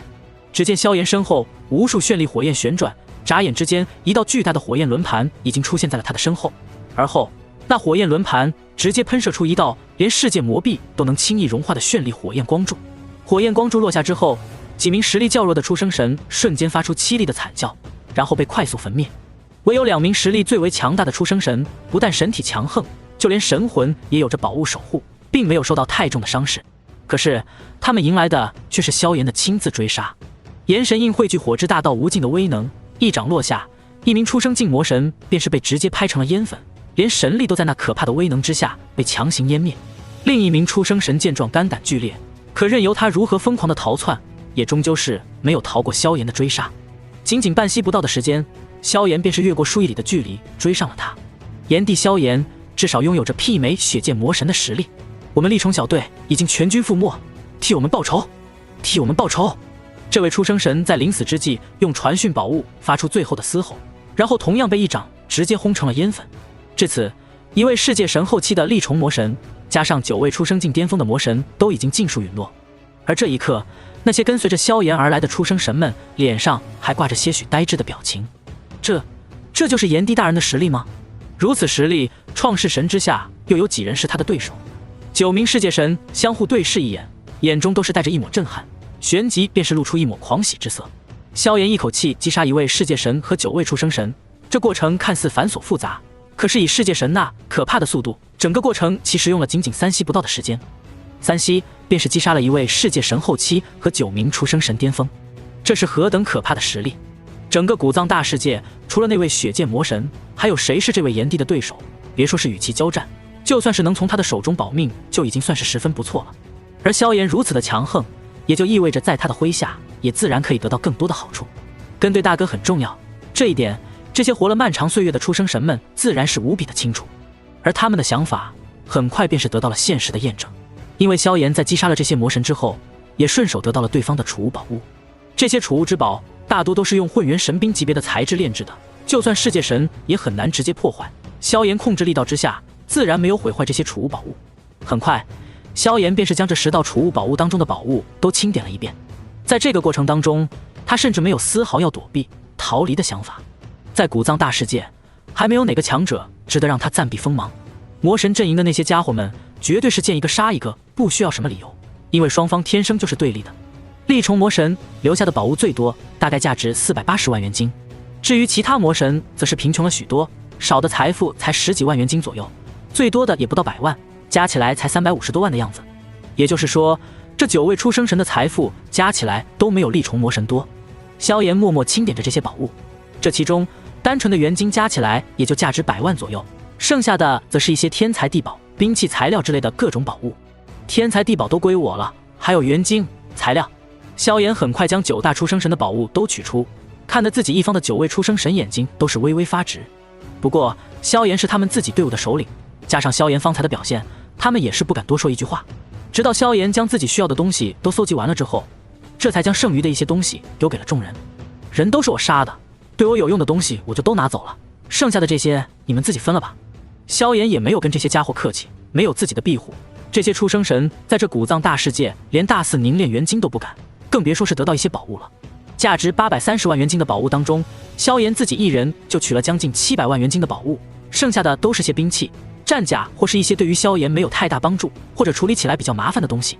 所以萧炎也不怎么需要。只是当这些宝物分到9位出生神的手中之时，他们一个个却也是瞬间双眼放光，眼睛都是亮了起来。多谢大人，多谢炎帝大人。9位出生神看向萧炎的目光越发的敬畏和激动。这些财富对于萧炎而言并不算什么，可对于这些出生神而言却是很大的一笔财富了。绝大部分出生神的财富加起来也到不了100万元晶，很多更是不过10万左右。这些宝物分给他们9人，便是每人分到了价值10几万元晶的宝物，对于他们而言已经是很大一笔财富了。正常情况下，一个出生神就算是在古藏大世界这种地方3年的时间一直都有收获，能够得到的财富大概也就这么点罢了。走吧，继续搜索，最好是能够找到一些元晶矿脉，这样我们也算是发了。萧炎没有理会众人的感恩戴德，只是笑了笑，继续前行。元晶矿脉是那无数溃散的元气经过万年沉淀所形成，这才是古藏大世界真正的宝物，与那些曾经古藏大世界顶尖强者们遗留的宝物相比，都是丝毫不差。一座元晶矿脉，哪怕是最小型的都可以开采出数万元晶，一座大型的更是能够开采出百万千万元晶，其中的本源之力几乎堪比如今的炎神界。对于如今的萧炎而言，能够多出一些元晶自然是多多益善。在路上的同时，他便是已经开始将那100万枚现成的元晶缓缓炼化。随着那大量元晶被炼化，他的神力开始更加的雄浑，却是无法超过世界神的瓶颈。显然这些元晶对于突破成为创世神还远远不够。不过在萧炎继续横行无忌的时候，魔道阵营当中在这一刻却是因为他掀起了惊涛骇浪。厉虫魔神死了，是炎帝萧炎杀的。一道道消息在魔道阵营诸多强者的传讯令牌当中传播，许多魔道强者这一刻都是有些坐不住了。只不过虽然坐不住，却没有一人主动前往，即便是厉虫魔神在陨落之前已经将他陨落的位置发了过来，因为所有人都知道那炎帝萧炎竟是个不属于血界魔神的可怕人物。从厉虫魔神遭遇炎帝发生战斗，到厉虫小队最后一名出生神陨落全军覆没，整个过程仅仅持续了3息的时间，速度快到绝大部分魔神队伍都未曾赶到，厉虫小队就已经全军覆没了。其实当初那战场附近也有着一位世界神巅峰的魔神徘徊，并且得到消息之后就赶了过去，只不过在他赶到之时，那厉虫魔神就已经陨落了。见到萧炎那可怕的手段之后，那位世界神巅峰的魔神也没敢主动出手对付萧炎，而是选择了默默离开。所有的魔神此刻对于萧炎都只有忌惮，而他们的忌惮很快转化为焦虑，继而将所有的期望都放到了血界魔神那里。毕竟在众人的认知当中，也唯有血界魔神能够与这炎帝萧炎一较高低。血界，我们怎么办？血界魔神，现在只有你能对付萧炎了。一个个魔神给血界魔神传消息，得到的答复却是暂时避让。你们各自联合，遇到炎帝之后就立刻躲开，遇到正道其他强者就围杀。血界魔神传讯道，等到我将正道阵营的强者都猎杀的差不多了，我们再集中力量对付这个炎帝萧炎。一处古老的山脉深处，血界魔神收起传讯宝物，嘴角露出一抹讥讽的笑容。一群废物，想让我去围杀那个炎帝萧炎？血界魔神冷笑一声，他虽然不惧这萧炎，却也知道对方不是个好对付的主。自己一方虽然有着足足6位世界神，可这种层次的世界神拼命之下，完全能够带走1、2位，甚至会令他都重创。虽然萧炎价值7000万神晶令他很心动，可大家来这古藏大世界是为了抢夺资源的，要是把命也搭进去，还有什么意思？更何况等自己多杀几个正道世界神，再联合其他魔道世界神围杀那炎帝，才是更划算的。炎帝，你的实力的确强大，不愧是和道境大能们都重视的人物，对付你，即便是我也不能蛮干。心中如此想着，血界魔神望着远处的天空，一道浑身燃烧着金色火焰的巨大金乌已经带着9位出生神降临，正是金乌族的第9神君。第一个猎物到了，诸位准备动手。血剑世界神盯着第9神君，眼中的杀机与贪婪毫不掩饰。他们6人早在3日之前就在这处山脉当中发现了一座中型的元晶矿脉，其中有着足足数十万元晶。不过这点元晶相比于一位世界神的全部身价而言，倒也算不得什么。猎杀一支世界神小队，可以轻易得到价值数百万元晶的宝物，甚至是近千万。比如面前这位第9神君，他乃是顶尖创世神第1神君的手下和兄弟，身上定然有着第1神君赐予的一些资源宝物，绝对比普通的世界神巅峰要富裕得多。当然，这种世界神巅峰猎杀起来也会更加困难。若是单对1对1，血剑魔神也只能击败对方，没有信心将对方击杀。不过如今他聚集了足足6位世界神，虽然每一位世界神实力都要比他还要稍微弱上不少，可是5人联手，就算是他也要暂避锋芒，更何况只是一个第9神君。一旦这家伙落入我们的包围，大家立刻全力出手，务必在3息之内将其斩杀。见到第9神君距离自己一行人越来越近，血剑魔神也是吩咐其他5名世界神。这古藏大世界虽然庞大，可以世界神的速度大多都是10息就能横渡过去，一些擅长速度的更是可以7、8息的时间就能横穿。所以想要迅速击杀一位世界神，就必须在5息的时间内将其击杀。而5息只是一个最大范围的时间而已，毕竟5息的距离对于很多世界神而言足以跨越半个大世界。如果他们恰好在这个范围内，那他们很快就能赶到，所以3息的时间才更加的保守和安全。若是萧炎未曾出现之前，这些魔神倒也不怕，毕竟6人联手，就算多出1、2支队伍也可以照杀。可有了萧炎，一旦被正道那边反应过来，那他们也随时可以组成类似的队伍。所以当第9神君缓缓降临的那一刻，6位魔神便是已经在直接积蓄力量，准备自己的必杀一击了。另一边，第9神君望着脚下逐渐出现的山脉，一张化为金乌的脸庞之上，在这一刻也是终于露出了一抹笑容。2个月前，萧炎的出手不但震惊了魔道一方，消息很快也是传到了正方一边。这一刻，第9神君才知道自己当初在元尊那里的确是小瞧了萧炎。这位被大千帝君和元尊同时看好的家伙，果然不是像表面上这般简单。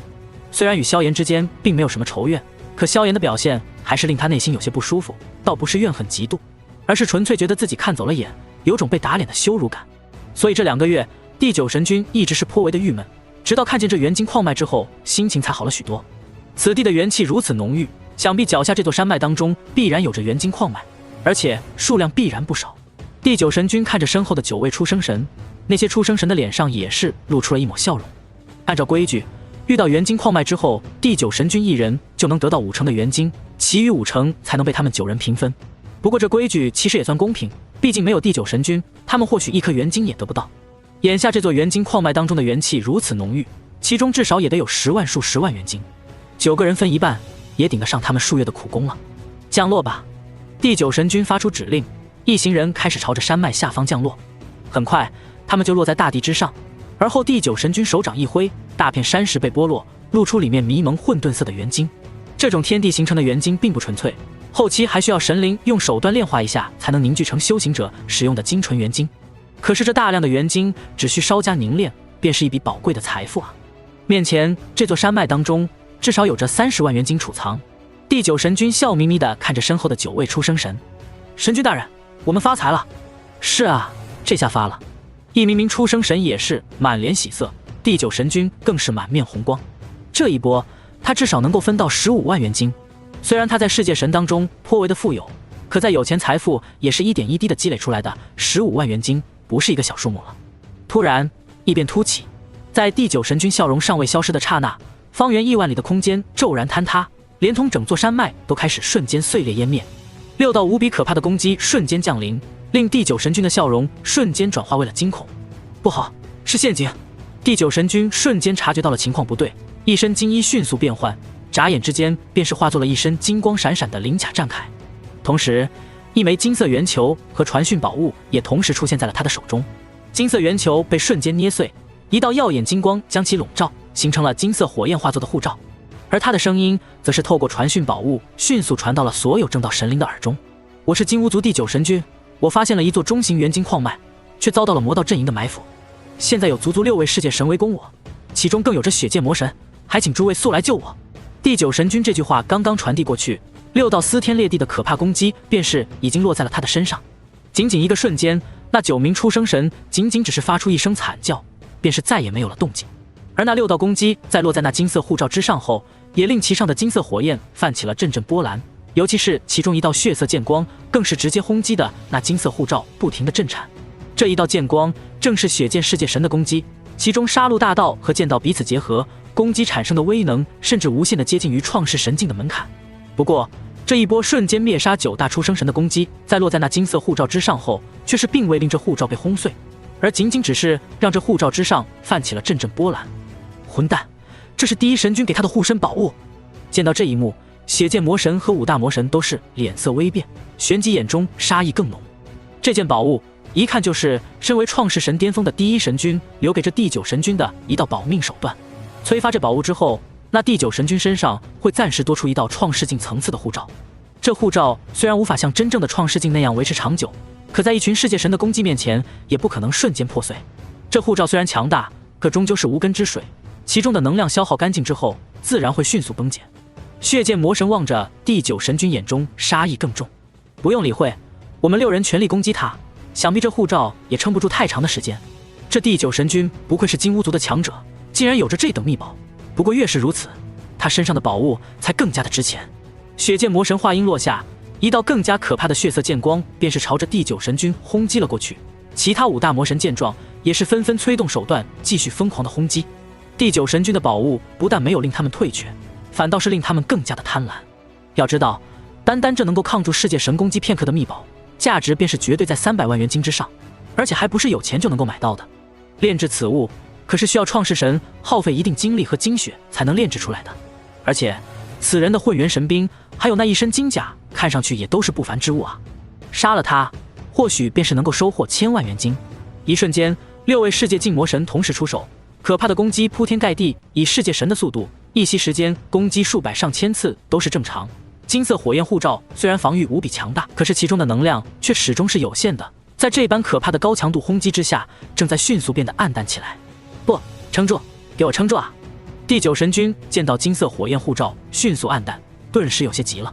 他虽然自信实力在世界神当中都排得上号，可见到血剑魔神也只有保命的把握。若是放在以往，他遇到这血剑世界神也可以从容逃离，可此刻还有另外5位世界神在盯着他，而且每一个都是世界神巅峰，其中2位甚至都不逊色于他。他知道，一旦这护罩破碎，以自己的实力，怕是撑不住一息的时间。救命！救命啊！第9神君拿着传讯宝物，疯狂地向着所有世界神求救，可得到的回应却是寥寥无几。第9神君，我实力太过浅薄，对不住了。第9神君，6位世界神巅峰，我独自一人也是不敢面对，还是等我们阵营其他强者再汇聚一下吧。几名世界神纷纷传音，也有人想要拯救第9神君，可他们独自一人也不敢单独面对6位世界神巅峰同时围攻，更何况这其中还有着血剑世界神这种层次的强者。听到众人的回答，第9神君的心已经渐渐沉入谷底。的确，单独一位世界神怎么敢面对6位世界神巅峰的围攻，更何况其中还有着一位血剑魔神。可若是等到正道阵营的神灵们集合完毕，怕是至少已经过去8息的时间，别说是8息，他连3息的时间都撑不住啊。这一刻，第9神君彻底的绝望了。他本以为以自己的实力加上第1神君赐予的诸多宝物，就算是面对血剑魔神也有从容逃命的把握，可却没想到这血剑魔神更加阴险，自己实力强大也就罢了，竟然还联合其他5位世界神巅峰一同埋伏。第9神君，坚持住，我正在赶来的路上，还有1息的时间就能抵达，你一定要坚持住。就在第9神君绝望之际，一道声音却是透过传讯宝物传到了他的耳中。而在听到这道声音的那一刻，第9神君那原本已经暗淡绝望的眼神骤然爆发出了无比可怕的求生欲望。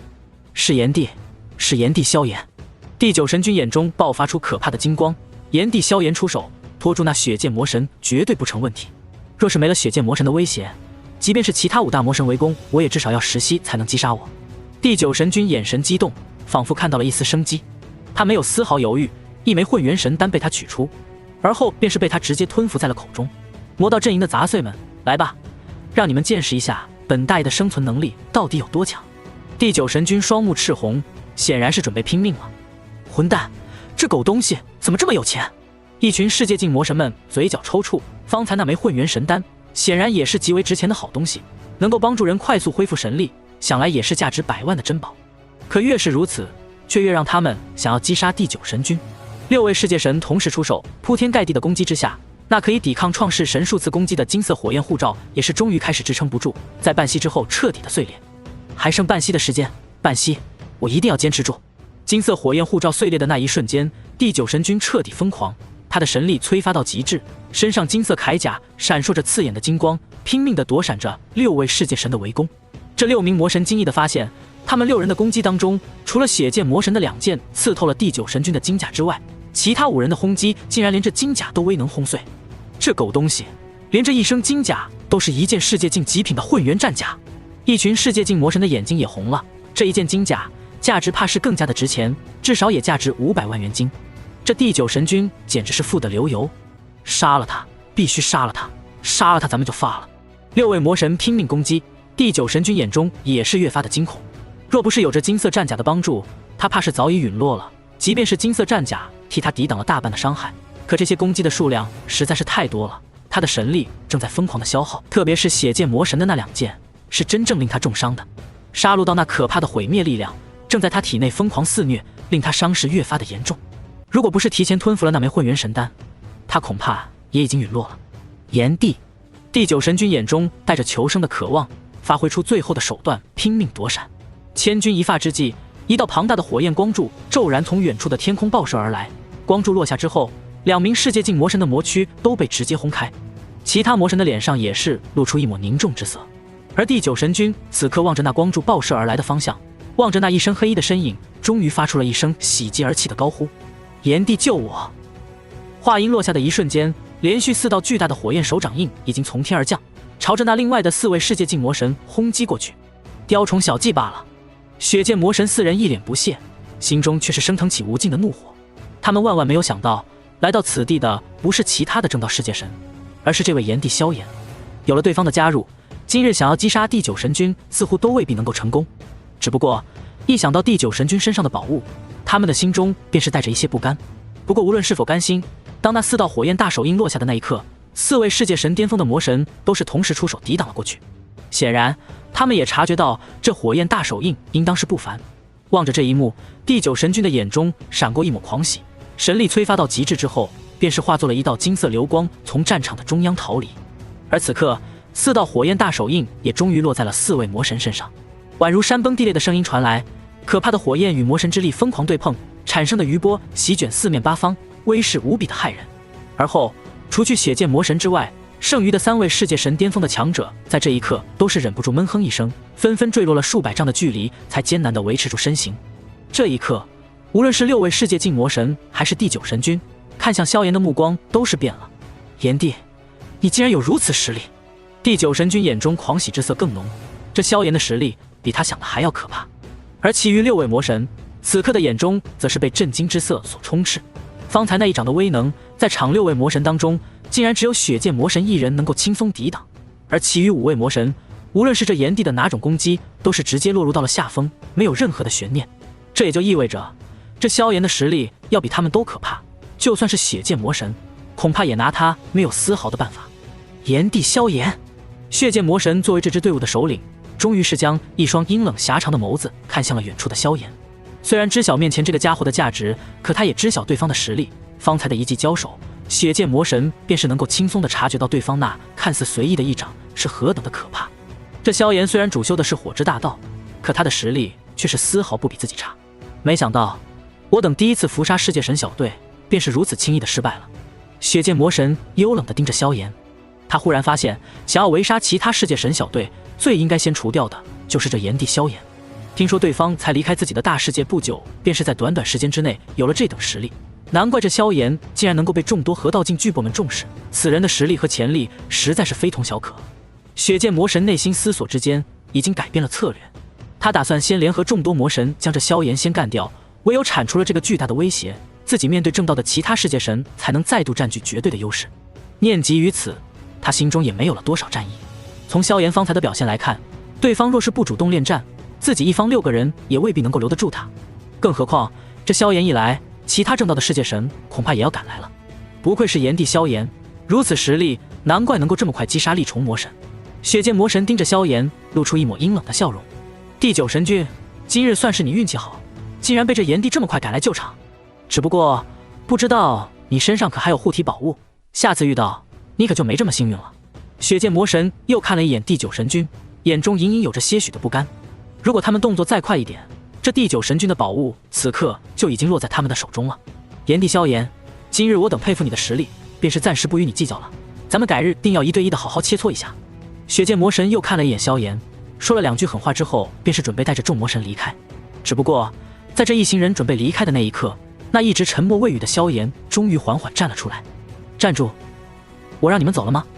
淡淡的笑声带着些许的冷意，响彻了这亿万里的天地，令六大魔神的身躯都是微微僵住。狂风呼啸，迷蒙的天地元气吹起了萧炎的一袭黑衣。第九神君惊恐地望着这一幕，不知道说些什么好。炎帝，对方可是有6个人啊！第九神君轻轻咽了一口唾沫，6个世界境魔神1对1，这炎帝怕是谁都不怕，甚至有可能能击杀其他世界神巅峰。可这6人联手，加上一个血剑魔神，这炎帝又能如何？在第九神君看来，他们2人加在一起，能够在对方手中保命就不错了。难道这炎帝还有本事把对方都杀了不成？怎么不让我们走？难道你还能把我们都杀了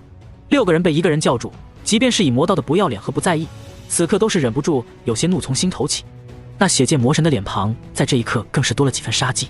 他的实力在整个宇宙的世界神当中都是数得上的高手，面对这萧炎他也是丝毫不惧，只是不想浪费时间罢了。本以为这家伙应该见好就收，没想到对方竟然如此狂妄，竟然想要一打6不成。然后他们就听到了萧炎那看似平淡实则狂妄至极的话语：没错，你们一起上吧，本帝今日就想将你们全部斩杀。找死！萧炎话音落下的那一瞬间，血剑魔神终于再也忍受不住，一柄血色长剑骤然从他腰间出鞘，瞬间将亿万里天地都瞬间分割成了2半。血剑剑光带着无比可怕的威能杀向萧炎。你真是太狂妄了！其他5位魔神也是受不了了，纷纷使出各自的手段疯狂进攻。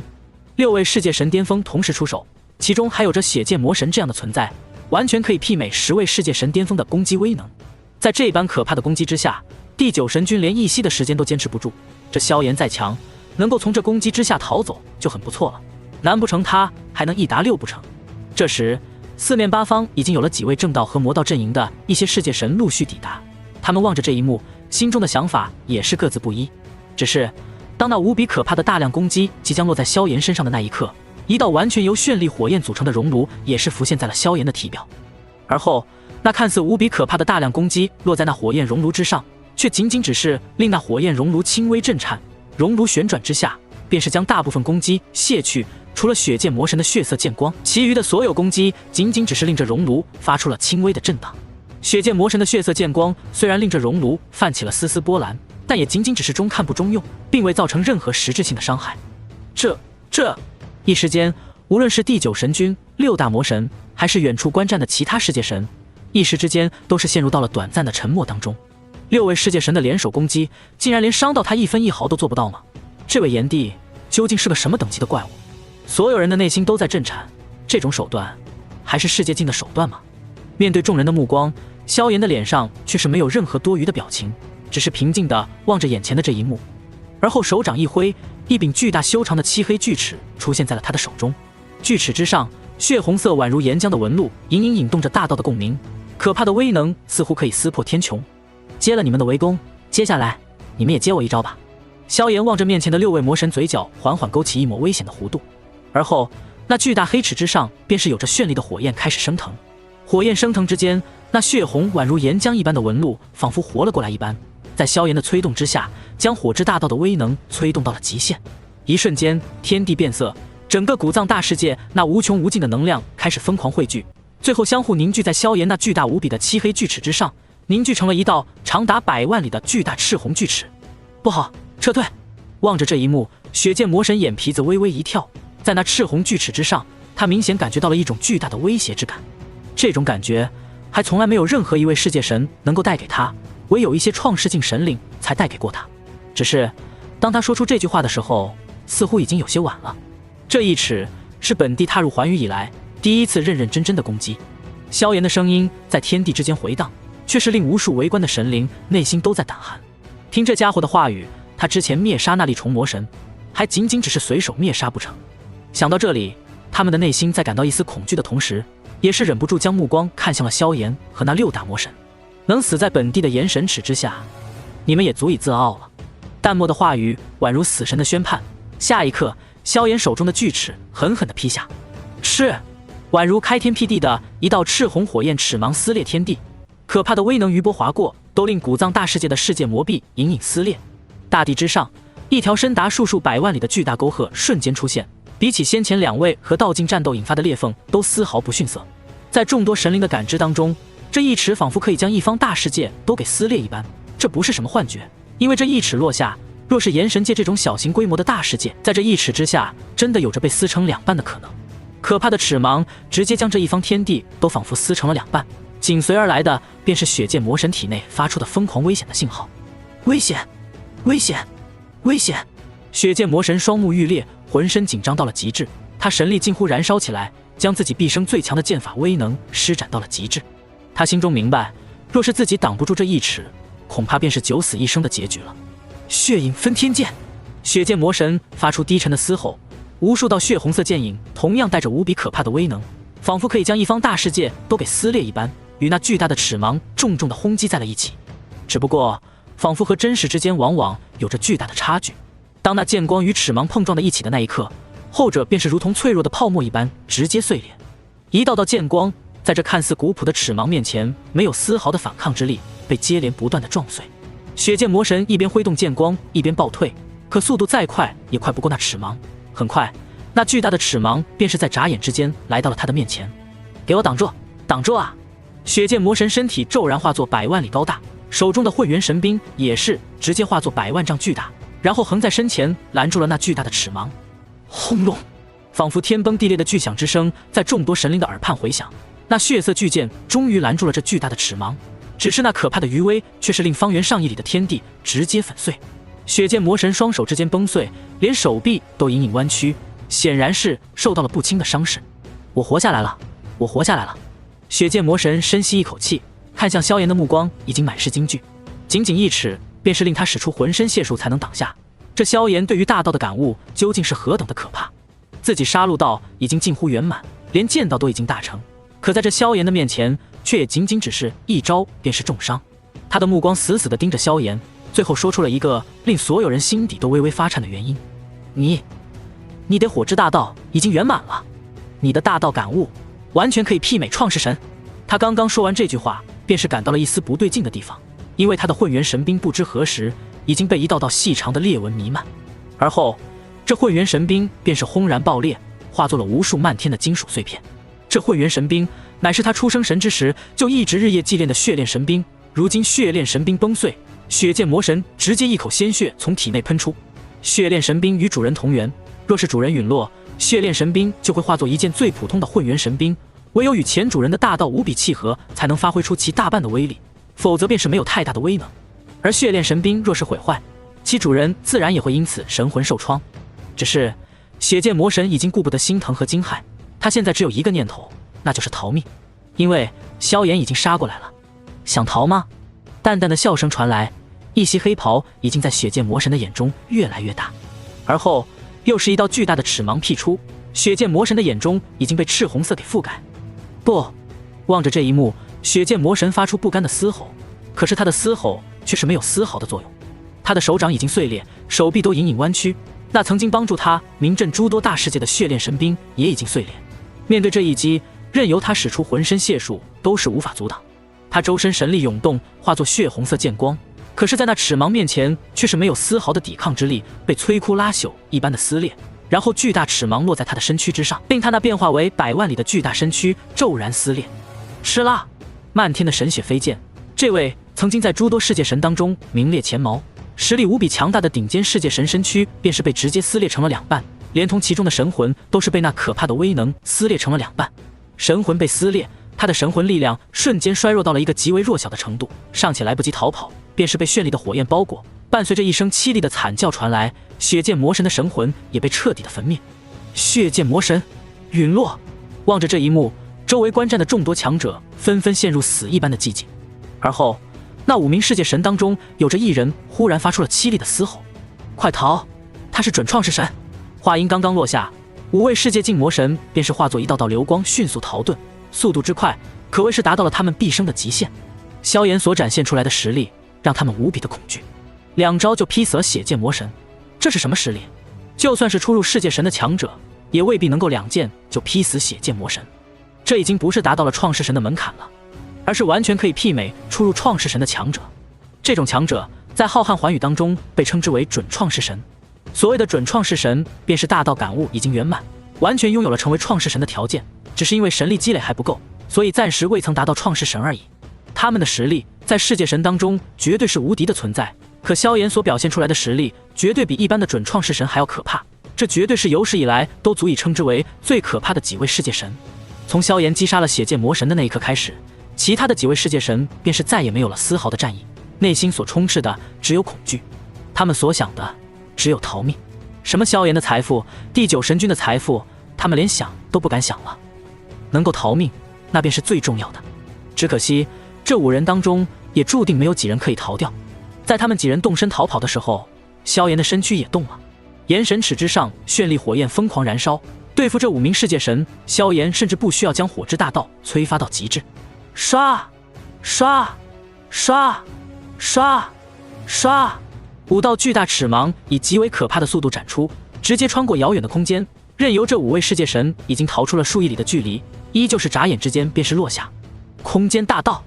这一刻5名世界神更是眼皮子一跳，浑身汗毛都是倒竖起来。能够穿过如此遥远的距离瞬间降落，单凭速度是无论如何都不可能做到的，唯有空间大道才能做到这一点。到了神灵这一境界，神魂力量无比庞大，神力基础生命本源都是远远超过普通生灵，他们对于天地大道的感悟会自然而然的容易许多。所以无论是出生神还是世界神，他们都能模糊地感受到所有大道。对于空间大道和时间大道这2种最为常见却是用处最大的大道，所有神灵都是有所涉猎。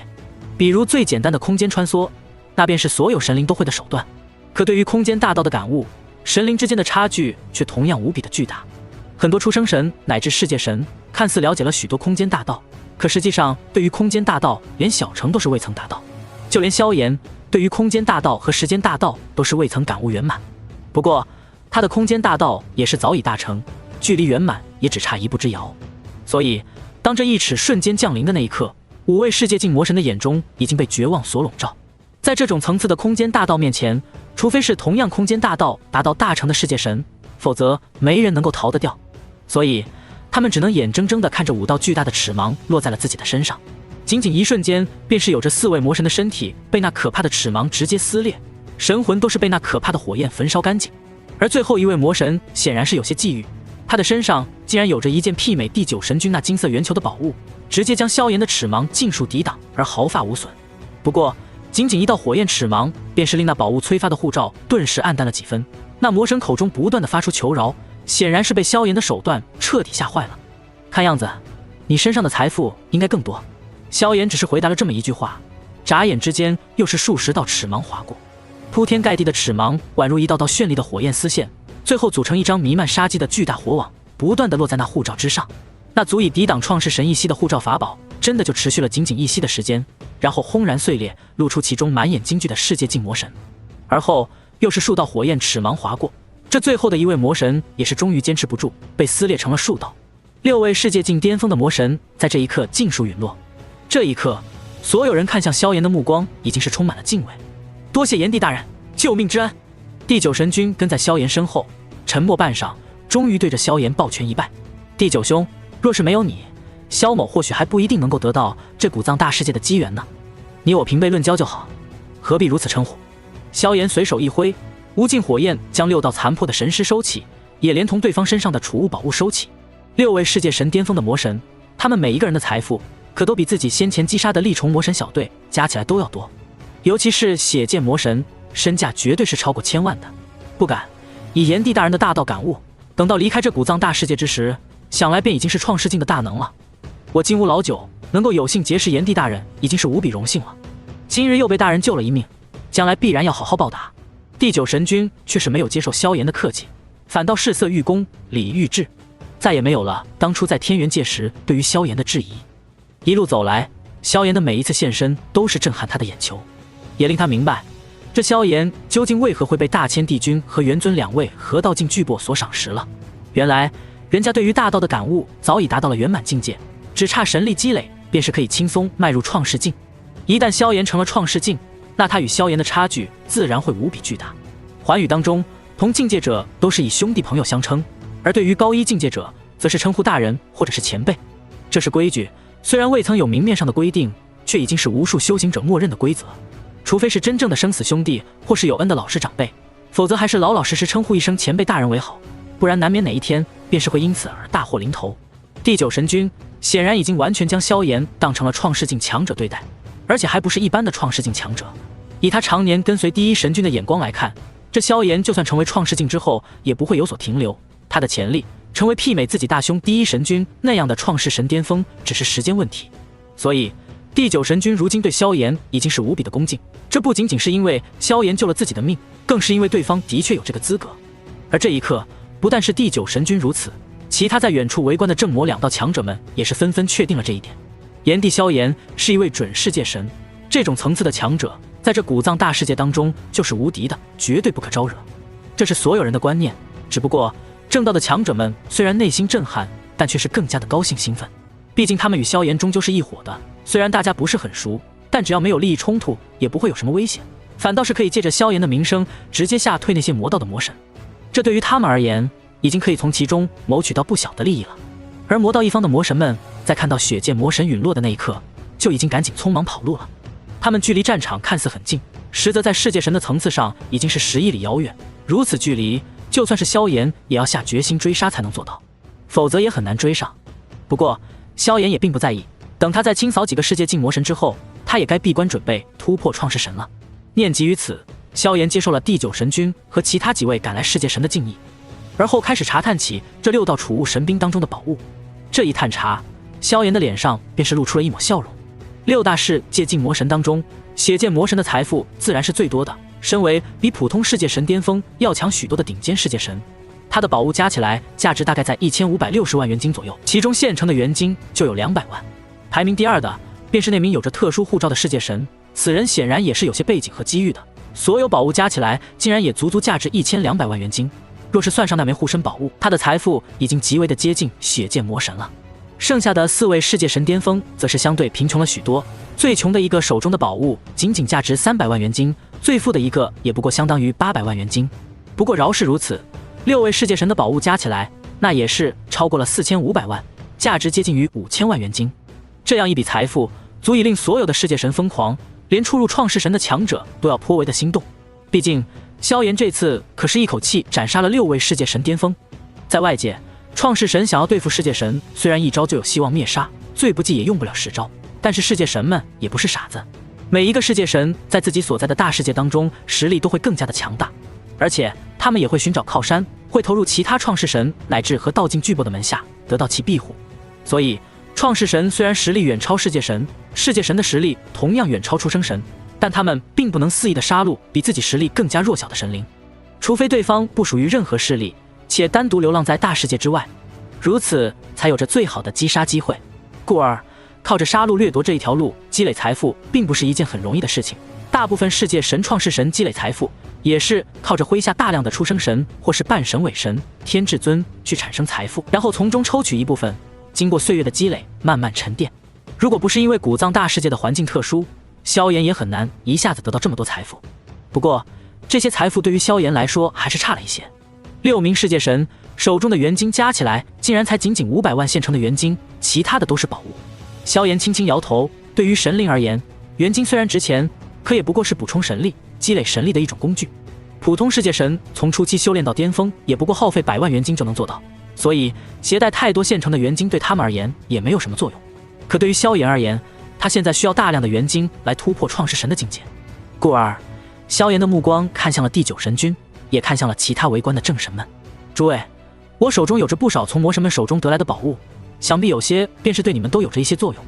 接下来的3个月，萧某会再猎杀一些魔神，掠夺他们的宝物。等到3个月之后，我便是会在洛尘山脉举行一场拍卖会，到时候欢迎大家带着这段时间收获的元金前来换取自己需要的宝物。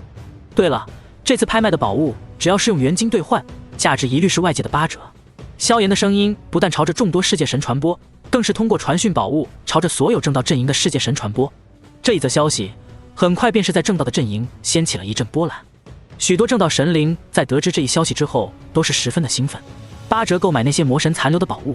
这对他们而言可是可以大赚一笔的好事。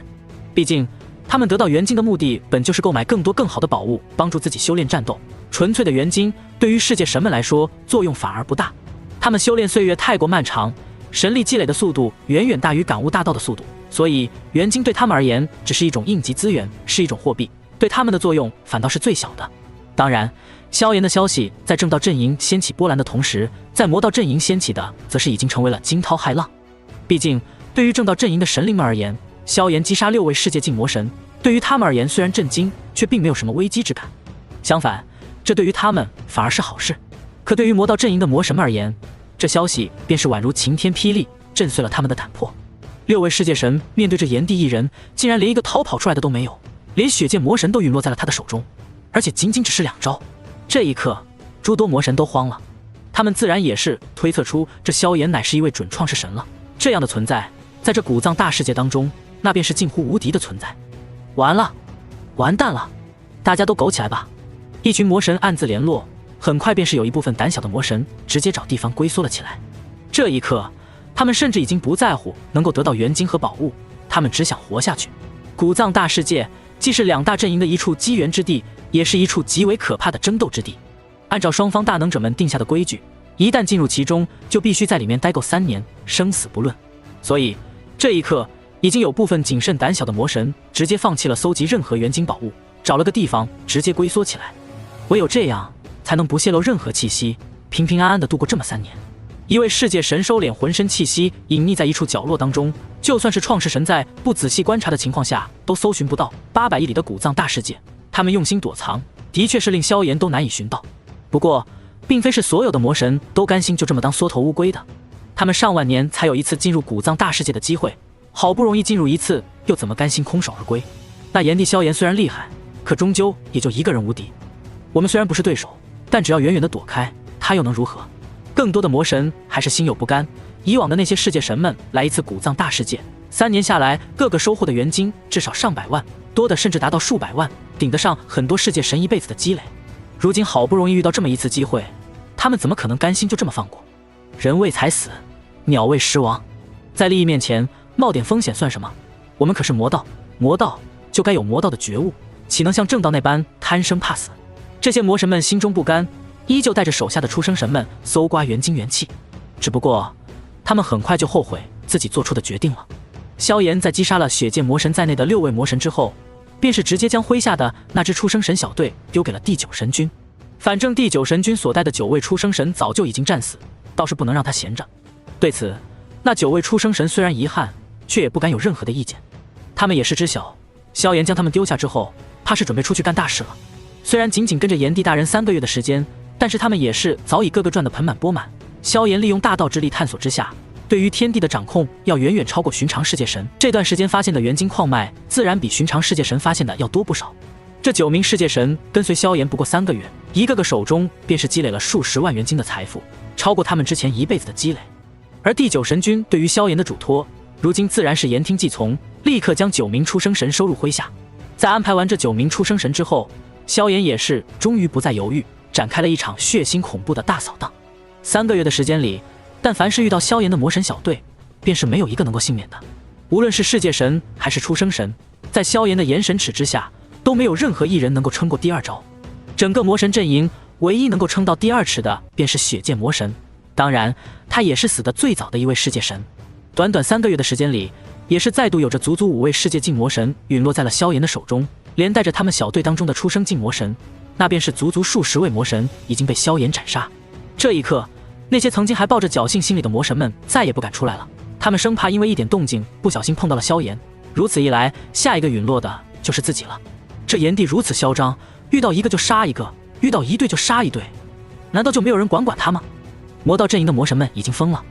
3个月来，没有一个魔神在见到萧炎之后能活下来，他就像是一个杀神，比魔道还要魔道。哼，怎么管？我早就劝你们不要再出去了，能够保住小命就不错了。这萧炎的实力，在这古藏大世界当中就是无敌的存在。最早隐匿起来的一位隐归魔神传音道：“实在不行，我们剩下的所有魔神一同联手，布下大阵，一同灭杀了这萧炎。”一名魔神建议道：“哼，在这种强者面前，人多难道就有用吗？我们一起上，就会被这萧炎一起杀死。”隐归魔神一句话浇灭了众人的士气。难道我们就这么龟缩在这里？这古藏大世界的机缘，可是万年才能轮到一次。又有魔神不甘道：“万年一次就万年一次呗，只要活着，今后还有的赚。可若是死了，那手里积累数十万年的宝物财富，可就要落到那炎帝的手中了。”隐归魔神，你能不能说点好听的？怎么老是长他人志气面，自己威风？老子说的是实话。隐归魔神，就你这胆子，竟然还修炼魔道，本身耻于与你为伍。隐归魔神，你简直就是我们魔道的耻辱。一些性格暴烈的魔神开始对隐归魔神不满了，隐归魔神却是满不在乎。你们跟我狗叫有什么用？有本事你们去找那炎帝战一场啊！老子可是亲眼看着他将离杠魔神撕成了2半，这手段简直是比魔道还要魔道。你们是不知道啊，那炎帝连离杠魔神的尸体都不放过，当场便是炼制成了一枚枚血丹。依我看，此人就不该叫炎帝，他应该加入魔道阵营，叫做炎魔神。隐归魔神声音当中还带着些许恐惧。离杠魔神那是魔道阵营的数十位世界神当中仅次于血界魔神的强大存在，可是那一战他却是亲眼看到萧炎将对方活生生的撕裂，神血散落了大地，场面无比的血腥。这话音落下，一群魔神再度沉默了。是啊，这炎帝的手段实在是太残暴了，他才当得起魔神的称号。他的手段比魔道还要魔道，今后还是叫他炎魔神得了。不错，这炎魔神太可怕了，大家还是苟起来吧，小命重要。经过讨论之后，再也没有魔神建议对付萧炎了，而是统一的给萧炎取了个外号炎魔神。所有魔道阵营的魔神都龟缩了起来，只求能够平平安安的度过剩下的2年半。胆子大的、有冒险精神的，都已经沦为了炎魔神那火焰熔炉当中的血丹。而此刻，萧炎却是在那洛尘山脉当中笑眯眯地看着麾下一位出生神拍卖自己这段时间的战利品。半年的时间，算上最早击杀的利虫魔神，萧炎刚好击杀了足足12位世界禁魔神。至于出生禁魔神，则是已经接近100位。杀了如此众多的魔神，他手中的财富到了一个何等可怕的程度，已经快要接近1亿这个单位了。只不过宝物虽多，可现成的元金却是仅仅1000万左右，想要帮助萧炎稳稳地突破创世神的境界，还是有些勉强。所以在留下自己所需要的宝物和大量的材料之后，萧炎也是将其他不需要的宝物尽数拿出来拍卖。这些东西对于自己或许没用，但对于其他世界神而言，或许便是有着其他的效果。此刻那名出生神便是大量的拍卖着萧炎得来的大量宝物。大人，这是此次拍卖结束之后的总共收获，共计是3000万左右的元金。几个时辰之后，众人纷纷散去，只留下那名手捧着一道储物戒指的出生神走到了萧炎的面前。只不过这位出生神此刻的手掌都在微微颤抖，因为这戒指当中足足存放了3000多万枚元金。3000万元金啊，这是一笔何等庞大的数字，而且不是财产，是真真正正最纯粹的元金。这样一笔财富，就算是创世神都要心动啊。他这辈子还没有见过这么多现成的元金呢。做得不错。萧炎倒是十分的淡定，随手取过戒指之后，从中取出了足足13万元金装在另外一个储物戒指当中，然后丢给了那名出生神。这些零头就算是你的奖励了。价值近1亿元金的魔神战利品当中，现成元金只有1000万左右，萧炎自己留下了大概价值5000万左右，对自己颇为有用的宝物，然后剩下的近4000万元金的宝物，总共拍卖出了3013万现成元金。之所以如此，除了这些对于萧炎而言如同积累的宝物，对于其他世界神的吸引也未必有这么大，因此打了8折之外，更有极少数宝物属于魔道宝物，大部分正道神灵根本无法使用，所以这些东西卖出的价格还要更低，有些更是直接卖不出去。故而卖掉这些宝物之后，萧炎总共收获了现成的元金3000万，而那13万的零头则是直接奖励给了手下的这名出生神。那出生神拿着手中那一枚储物戒指发呆了半天，这才终于对着萧炎抱拳大拜，恨不得当场磕上一个。自己嘴皮子动了动，这13万元金竟然就这么到手了。你们暂时再跟着第9神君吧，接下来的2年半我都要进行闭关了，只要不是威胁到你们性命的事情，都不要再打扰我了。萧炎微微点头，将这名出生神遣散了下去。这3000万元金不但是他卖出宝物的大致数额，估计也是将正道阵营所有神灵手中的现成元金都给掏空了。这还是3个月来自己威慑魔道，正道神灵大肆搜刮了不少元金的原因。而今他手中总共有着4000万现成的元金，不但够他突破创世神境界，更是足够他突破创世神中期的。而此刻，距离双方那无尽遥远距离的宇宙星空当中，暗谷神将正死死地盯着远处的第1神君，眼中的杀意已经是难以言喻。好一个正道阵营，好一个第1神君，好一个炎帝萧炎，没想到你们竟然安排了一位准创世神进入其中。暗谷神将的声音宛如地狱传来，带着无比的阴冷的怒火。身为此次行动的负责人，他的手中有着所有进入古藏大世界神灵的命符，所以他清楚地知道，这半年来，古藏大世界当中陨落的魔神已经近半，足足12位世界神和近100位出生神，这样一股势力足以统治一个颇为庞大的大世界了，却在短短半年的时间当中尽数陨落。尤其是血剑魔神，那可是被誉为修罗魔神麾下这一批世界神当中最有希望突破的几位之一，竟然也陨落在了那炎帝萧炎的手中。暗谷神将虽然无法参与到古藏大世界当中，可他乃是创世神巅峰的高手，自然是能够察觉到一切都是因为那个突然冒出来的炎帝萧炎所导致的。哼，你们魔道能够派遣出血剑魔神，难不成我正道阵营就不能派遣一位准创世神？第一神君金色眉毛一挑，面对暗谷神将的怒意没有丝毫畏惧。他的实力可不比暗谷神将弱，真动起手来，他非得打爆暗谷神将的骷髅头。不过第一神君的内心也是在暗暗震惊，震惊于这萧炎的实力竟然强到了这种程度，是一位准创世神。要知道，准创世神在玩界当中实在是太少见了，他们除了神力的积累，大道感悟上已经与创世神无二。而一旦大道感悟达到了，神力积累只是个世界问题。很多世界神在达到这一步之后，只要元晶足够，最多100年就能顺利突破。所以准创世神的数量实在是太过稀少，特别是在这种时机出现更是无比巧合。毕竟没有哪一位创世神在有了成为创世神的资格之后还愿意压着境界不突破。不过无论如何，因为萧炎的出现，正道阵营在这次的古藏大世界之争当中已经处于绝对的上风。而这位炎帝萧炎，等他从古藏大世界当中出来之后，第一神君对他也要以道友兄弟相称了。在2位创世神彼此对立的这一刻，萧炎却是早已来到了古藏大世界当中最大的一条世界裂缝，这里名为古藏深渊。当年那位古藏帝君便是在此处陨落，也正是在此地，数位和道境大能的出手，直接令古藏大世界这种超级大世界都因此险些破碎。透过那一条条绵延无尽的巨大裂缝，便是可以看出当年那一战是何等的惨烈。而萧炎所选择的闭关之地也正是此地，因为此地直通那残破的世界本源，古老巨大的裂缝宽达上亿里，一条沟壑更是绵延无尽，近乎占据了整个世界近半的长度。那绵延无尽的巨大裂缝深处，灰蒙蒙的元气夹杂着大量的混乱因素，更带着一方大世界不甘的怨气朝着外界倾泻。这般场景的确是与深渊无异。而在这般宛如深渊一般裂缝上空，一道黑袍身影也是凭空出现，正是萧炎。古藏帝君。萧炎望着脚下那宛如深渊一般的狰狞裂缝，最终轻轻摇了摇头，而后他的身影便是朝着下方疾驰而去。一只脚踏入这巨大裂缝不久，那原本就混乱的天地元气在这一刻便是更加狂暴，比起过去狂暴了10倍不止。不过这种混乱的天地元气连天至尊都威胁不到，更别说是萧炎了。他的身形一路下潜，任由周遭的天地元气越发的混乱，萧炎的脸上却是没有丝毫的波动。周围已经是无边无际的黑暗，萧炎却是丝毫不在乎。如此下潜了足足数十亿里的深度之后，周围的元气终于狂暴到了一个天至尊进入其中都要九死一生的程度。与此同时，一股惊人的杀意开始从那深渊当中弥漫，可怕的杀意足以令神灵都感到浑身发毛。只不过感受到那杀意的那一刻，萧炎的脸上非但没有丝毫的担忧，反倒是露出了一抹喜色。深入了足足数十亿里，他终于快要到达了古藏大世界的核心之地。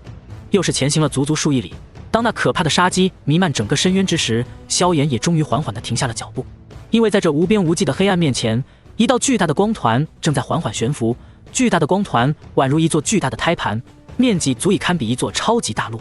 而这座巨大的光团就是整座古藏大世界的本源，也就是曾经的世界之胎。只不过这世界之胎的身躯之上正有着无数裂缝遍布，甚至一些地方已经溃散。那弥漫了整个古藏大世界近乎无边无际的元气，便是从这一道道裂缝当中不断出现的。当年的一战的确是令这世界之胎都被打出了裂缝，而随着古藏帝君的身死，失去了掌握的世界之胎的确是没有了自我修复的能力。数十万年来，他的元气一直在不停的溃散，弥漫在古藏大世界的天地之间，更有些经过特殊环境的沉淀，最终形成了元晶矿脉。以萧炎的目光来看，这古藏大世界的位面本源与其他顶尖大世界，别说是天元界了，就算是比起金乌界来说，都是已经差了许多。经过数十万年的不断溃散，这世界本源已经流逝了过半。若是依旧按照不停的有世界神出生神来此地开采的情况的话，那这古藏大世界再过数十万年，便是会直接溃散，化作一座座连生命都很难孕育出的废土。是，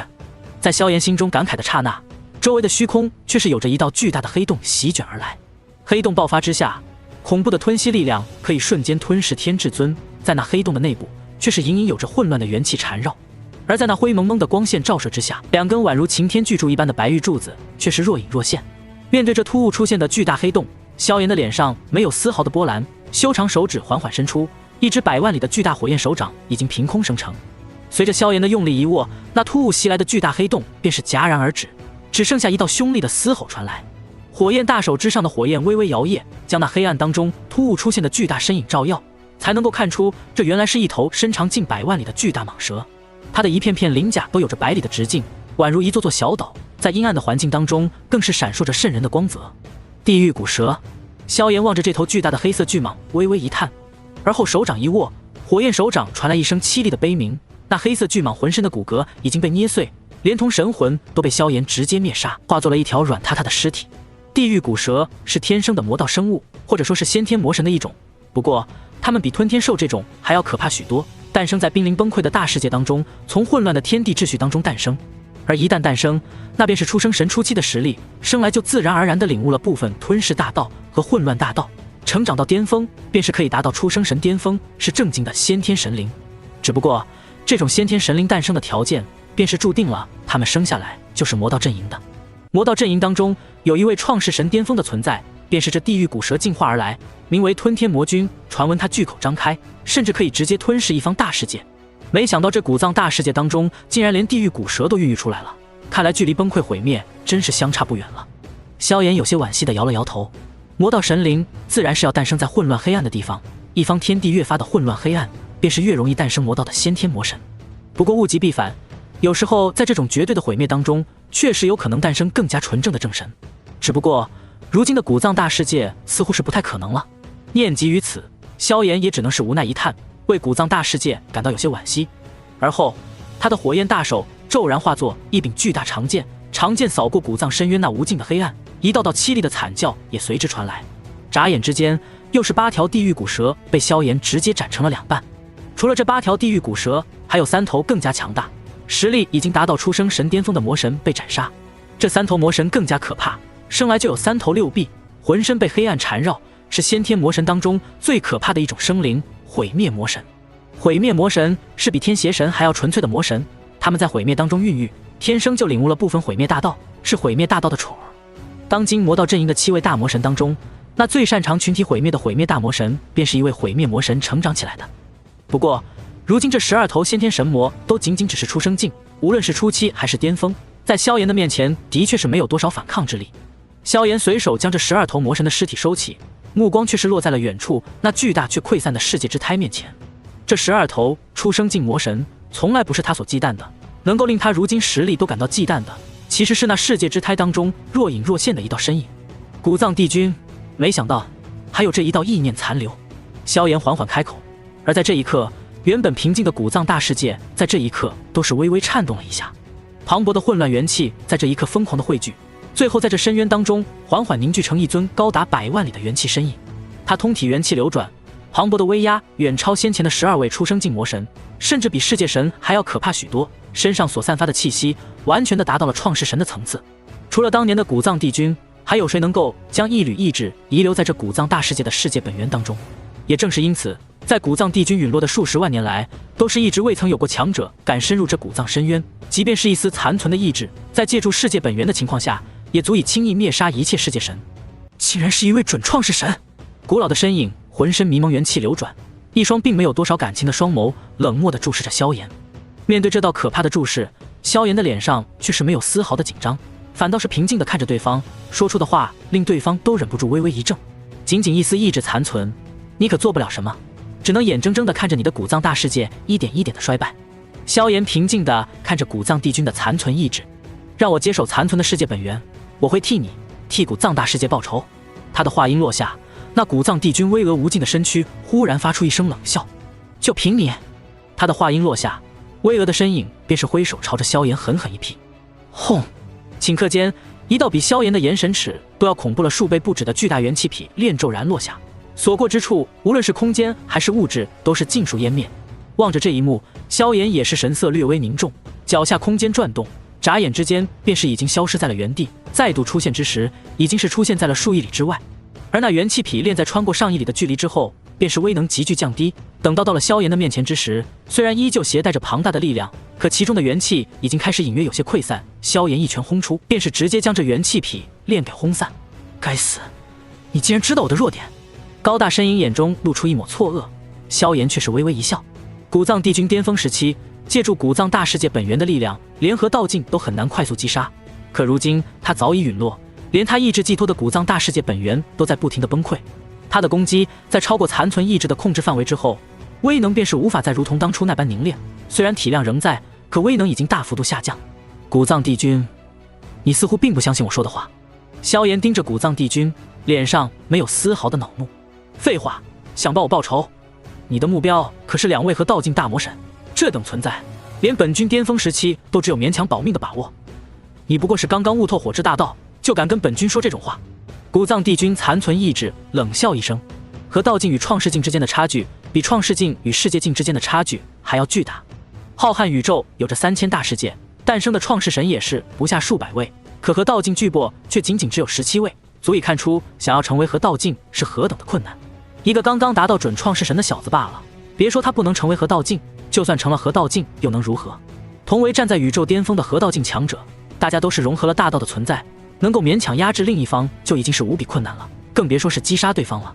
在古藏帝君的残存意志看来，萧炎说的话无疑与放屁一样。既然如此，那我也是没有办法了，只能用真正的实力击败你了。萧炎也知道自己的话没有什么说服力，想要得到这古藏大世界的世界本源，也只能强行击败这古藏帝君了。只是对方也是大道圆满的顶尖强者，哪怕残存的一缕意志发挥不出当年1/10的实力，也足以匹敌最普通的创世神。加上世界本源的地利优势，怕是足以媲美创世神中期乃至后期。不过萧炎敢说出这种话，自然也是早有准备。既然如此，那就晋升世界神吧。萧炎不再犹豫，下一刻，一座高达100万里的巨大火焰熔炉在他的身后缓缓浮现，而后足足4000万元晶同时出现，宛如4000万星光在他的周围漂浮，令古藏帝君看着都是忍不住有些发懵。4000万元晶，这小子怎么这么富有？看来他真的要在我古藏大世界当中成为创世神了。古藏帝君唏嘘一声，似乎看到了未来的结果。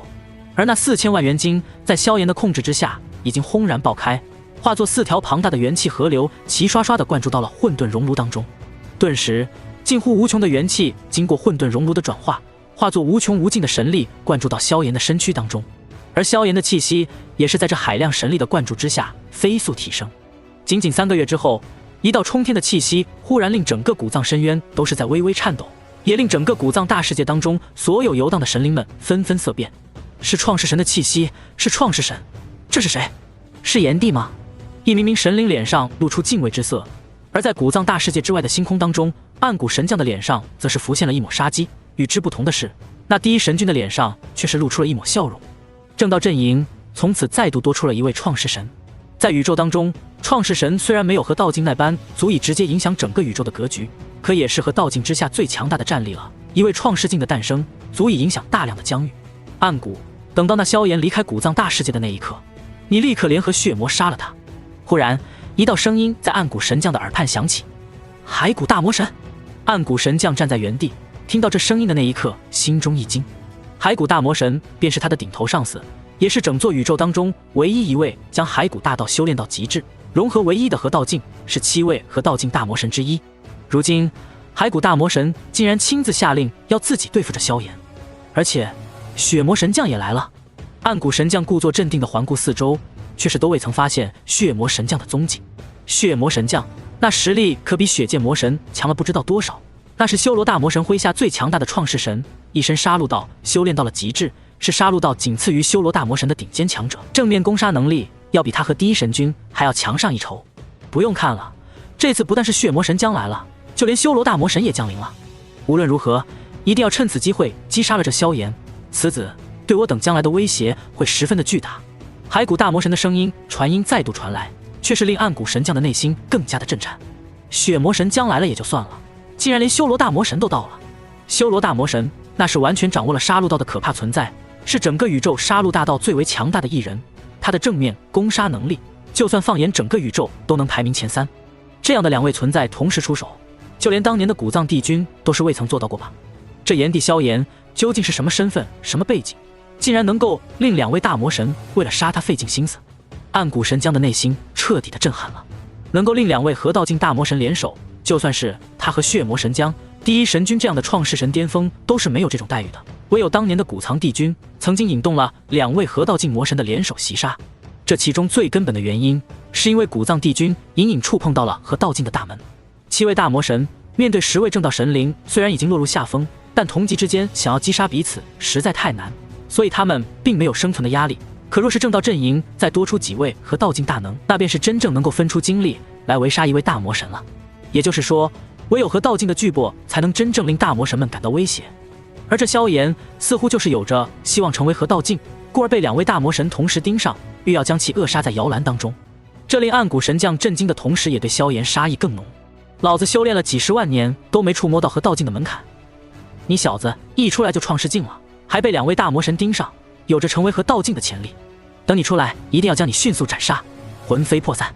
暗谷神将内心暗暗想着。而此刻，萧炎则是盘坐在古藏深渊当中，浑身气息浩瀚如渊。随着自身修为迈入到创世神的境界，他的神力比起之前雄浑了10倍不止，而大道圆满的威能也终于可以真正的从他手中发挥出来。这便是创世神的境界。到了这一步，只要愿意，浩瀚的神力勾动大道，可以轻易汇聚大量的本源之力，然后结合大道演变，直接开辟出一方新的大世界。何为创世神？拥有开辟出一方大世界的伟力，这才能被称之为创世神。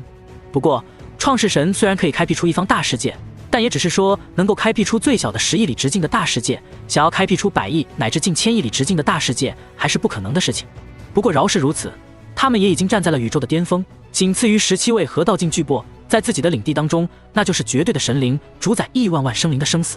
不过，在晋升为创世神之后，萧炎却是没有丝毫停止的迹象，而是继续疯狂地炼化着那海量的元气，神力积累没有丝毫的停止，而是不断提升着。如此又是过去了足足3个月的时间，当那4000万元晶被尽数炼化之后，萧炎的神力也是终于突破了创世神初期，达到了创世神中期的层次。达到这一境界，每一次突破所需要的元气都是海量的。不过同样的，创世神境界摆在那里，吸收炼化元气的速度也是远非世界神可以比的。萧炎缓缓站起身，下一刻，他的身影便是再度穿过了上亿里的空间，再度来到了古藏帝君的面前。而后，无尽的火焰在他的身后缓缓凝聚成了一尊同样高达100万里的巨大神像，正是炎神法身。法相之术乃是这方宇宙最常见的一种战斗手段，就算是合道境，很多也依旧有着使用这种手段的习惯。古藏帝君，现在就让你知道，我到底有没有资格帮你解决2位合道境巨擘，又有没有资格得到这古藏大世界的世界本源吧。萧炎咧嘴一笑，下一刻，整个古藏大世界的火属性能量尽数沸腾，附身在萧炎的炎神法身之上，随着炎神法身的动作一同轰击了过去。感受着四周汹涌澎湃的火之大道，古藏帝君的残留意志也终于露出了一抹凝重之色。只见他双手抬起，起手之间，身后无尽的世界本源汹涌澎湃，海量的元气汇聚在他的周围，可怕的能量令天地都在震颤。没想到你对于火之大道的领悟竟然如此深刻，既然如此，就让本帝君看看你究竟有没有资格得到我古藏大世界的位面本源。古藏帝君低喝一声，无尽元气化作攻击，朝着萧炎也轰击了过去。轰隆隆，两人交手起来，整个古藏大世界都开始微微震颤了起来。这两人出手完全就是创世神层次的攻击，而且已经达到了创世神后期的战力。古藏帝君生前乃是创世神巅峰，虽然已经陨落，可意志寄托在世界本源当中，依旧可以发挥出极为可怕的力量。即便是世界本源已经溃散，所释放的威能也依旧堪比创世神后期。萧炎的修为虽然仅仅只是创世神中期，可他对于火之大道的运用已经出神入化。同样是将火之大道悟透，可运用的手段不同，所发挥的威能自然是不同。而萧炎自然是将火之大道的威能催发到了极致，实力比寻常创世神后期怕是还要强上一筹。这两尊可怕的存在出手，每次都是直接将上亿里的空间湮灭，可怕的余波令古藏深渊的崖壁都在不断的坍塌。大地的震颤令诸多世界神出生神的脸上都是露出了惊恐的神色。发生了什么？这可怕的波动，难道是有人在这古藏大世界当中战斗？是炎帝萧炎，他已经晋升了创世神，除了他，没有人能够发挥出如此恐怖的威能。一名名神灵脸上露出惊恐之色，却也带着好奇，不知道萧炎究竟在干些什么。唯有那再度不断扩张巨大的裂缝，显现出这残破的古藏大世界正承受着可怕的战斗。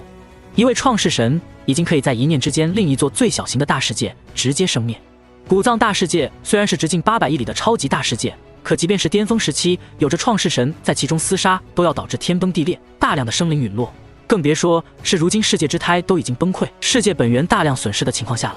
在萧炎与古藏帝君的可怕厮杀当中，那边缘处一些脆弱的陆地，甚至已经在这可怕的震动当中渐渐溃散脱落。而这一战不但惊动了古藏大世界的所有神灵，也是令得在虚空当中观战的暗谷神将和第一神君都是忍不住脸色微变。古藏帝君的残留意志竟然还能发挥出这般可怕的实力，那萧炎也是不凡，刚刚突破创世神不久，竟然能够发挥出堪比创世神后期的战力。一瞬间，两大创世神巅峰的存在都沉默了。比起古藏帝君如今残留的实力，他们更震惊于萧炎的表现。才刚刚突破创世神就能发挥出这样的战力，这萧炎的实力和潜力怎么让人感觉到有种莫名的诡异？他的进步速度快得有点不太像人了吧？暗谷神将的内心更是震惊，心道难怪两位大魔神要派遣血魔神将都出手。这萧炎若是真的能够发挥出创世神后期的战力，那他暗谷神将想要在短期之内击杀对方也是不可能的事情了。创世神后期与创世神巅峰虽然有着不小的差距，可也不是很大，最起码想要快速击杀是很难做到的。一些强横的创世神后期想要从创世神巅峰手中逃离也是很简单的事情。在众人思量之间，那古藏深渊当中战斗却是已经进展到了白热化的程度。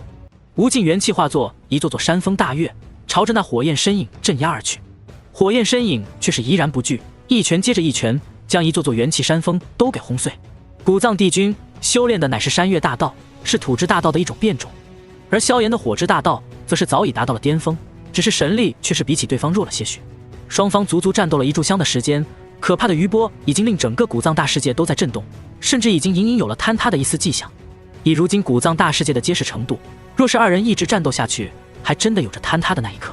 不过当一只拳头夹杂着整个大世界的火焰将那元气身影一拳洞穿之后，那原本惊天动地的战斗也终于彻底的结束。做得很好。完全由元气组成的身体被萧炎一拳打穿，古藏帝君的脸上却是没有一丝沮丧，反倒是带着一丝欣喜。你的实力比我想象的还要可怕，真没想到你不但早已将火之大道悟透，而且对于火之大道的运用竟然到了这种程度。以你的资质，将来或许真的有望和道境，甚至能够有希望联合其他和道境围杀骸骨大魔神和混乱大魔神。古藏帝君望着萧炎，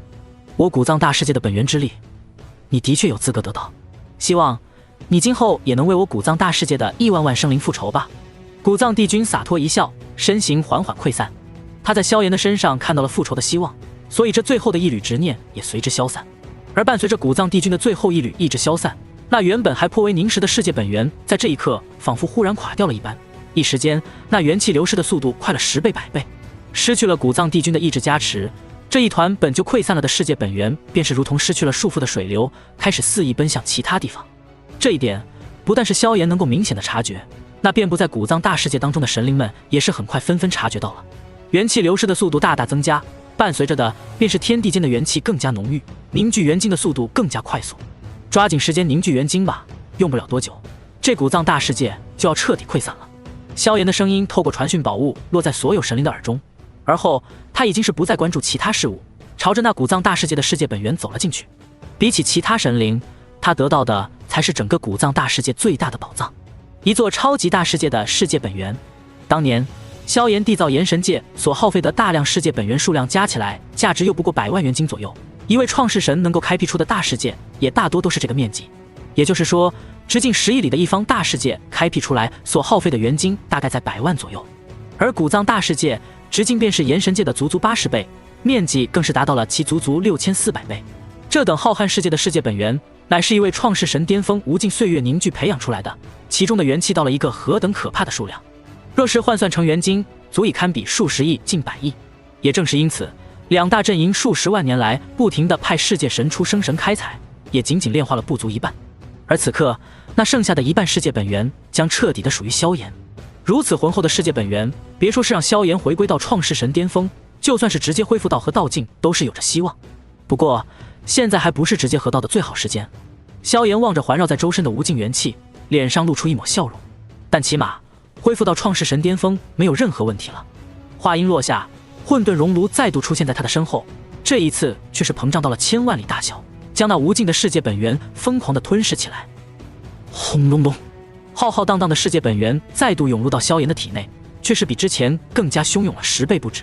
如果说萧炎之前的4000万元晶化作的元气河流是4条小溪的话，那现在这世界本源所灌入的元气便是一条滔滔不绝的大河。一座超级大世界积累了不知道多少年的元气，即便是只剩下当年的一半，也依旧是无比的磅礴。在这般浩瀚的元气灌输之下，萧炎的神力再度飞快地提升起来。与其他创世神不同的是，萧炎依旧没有悟到平静的舒服，他的实力提升只需要源源不断地提升自己的神力，所以他的境界开始再度飞速提升，短短半年的时间便是达到了创世神的巅峰。这一刻，萧炎同样成为了距离和道境仅剩一步的超级存在。而此刻他所在的古藏大世界的世界本源当中，那浩瀚的元气此刻却仅仅被他消耗了1/10。从创世神中期到创世神巅峰，看似仅仅提升了2个小境界，可消耗的元气若是凝聚成元晶，那便是价值数亿。由此也可以看出，这古藏大世界的本源已经雄浑到了什么程度。不过还有足足1年半的时间，倒也足够我将这些本源之力吞噬的差不多了。萧炎望着周身环绕的无尽元气，嘴角缓缓露出一抹笑容。其实如此磅礴的元气，若是尽数转化为神力，几乎足够他直接突破到河道境了。只不过一来如此突破并不是很恰当，二来便是萧炎这一世还修炼了无尽世界体，一旦合道，本尊和分身将会再度合一。河道境巨擘作为这方宇宙最为巅峰的存在，宇宙的运转规则是不会允许和道境强者有着一具相同实力的分身的，最多分化出几道堪比创世神的化身。而如今他的分身比本尊强大了太多，一旦合道，分身会直接将本尊化作的炎神界都给直接吞噬。那般巨大的动荡会令整个炎神界产生一些不好的影响。虽然萧炎能够竭力控制不产生伤亡，可终究会造成许多损失。故而萧炎想要合道，就必须将炎神界扩展到堪比天元界那种层次的超级大世界。这样做虽然会耗费大量的本源之力，会耗费大量的时间，可同样的，一旦合道成功，萧炎的实力将比前世更加的可怕。以一方超级大世界的无尽本源之力作为自己的神力源泉，那无论是基础力量还是续航能力，都将超过其他和道境一大截。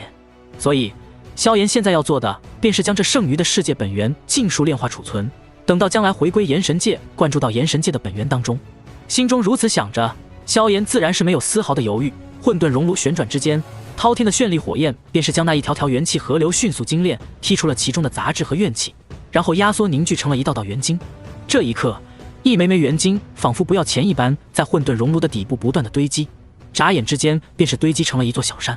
而这还仅仅只是开始。接下来的1年半当中，随着萧炎不停地抽取着古藏大世界的本源之力，整个古藏大世界当中游离的所有神灵都是开始越发的察觉到了不妙之处。随着当年萧炎与古藏帝君残留意志的那一战结束之后，最开始整个古藏大世界的元气浓度都是增长了10倍，本源之力的溃散之下，令每个神灵都切实的尝到了好处。他们凝聚元晶的速度也比过去快了数倍，尤其是世界神们，他们的实力更加的强大，效率更高，凝聚元晶的速度更是直接快了10倍。可这种快速在随着萧炎的实力突破到创世神巅峰之后，便是开始迅速的下降了起来。随着萧炎的疯狂吞噬，古藏大世界的世界本源在以一个恐怖的速度疯狂的流失着。萧炎本身实力就已经恢复到了创世神巅峰，又有着混沌熔炉相助，一个人吞噬本源之力的速度比所有神灵加起来还要迅猛10倍。所以仅仅1年的时间，那原本浓郁无比的元气开始再度变得稀薄，直到1年之后彻底恢复到了他们当初刚来之时的浓度，并且在接下来的半年当中，元气的浓度一天比一天稀薄，到了最后的1个月，此地的元气浓度已经稀少到了难以言喻。就算是一些下位面当中，元气的浓度都是没有这般的稀薄。而在这半年当中，无论是正道的神灵们还是魔道的神灵们，都是惊恐的发现，随着元气浓度的不断跌落，这古藏大世界正在缓缓的崩溃。是的，虽然之前的古藏大世界已经有了崩溃的迹象，可这在当年毕竟也是一座直径800亿里的巨大世界，即便是世界之胎崩溃，那溃散的速度也依旧很快。可是这半年的崩溃速度却是过去的10000倍、10万倍。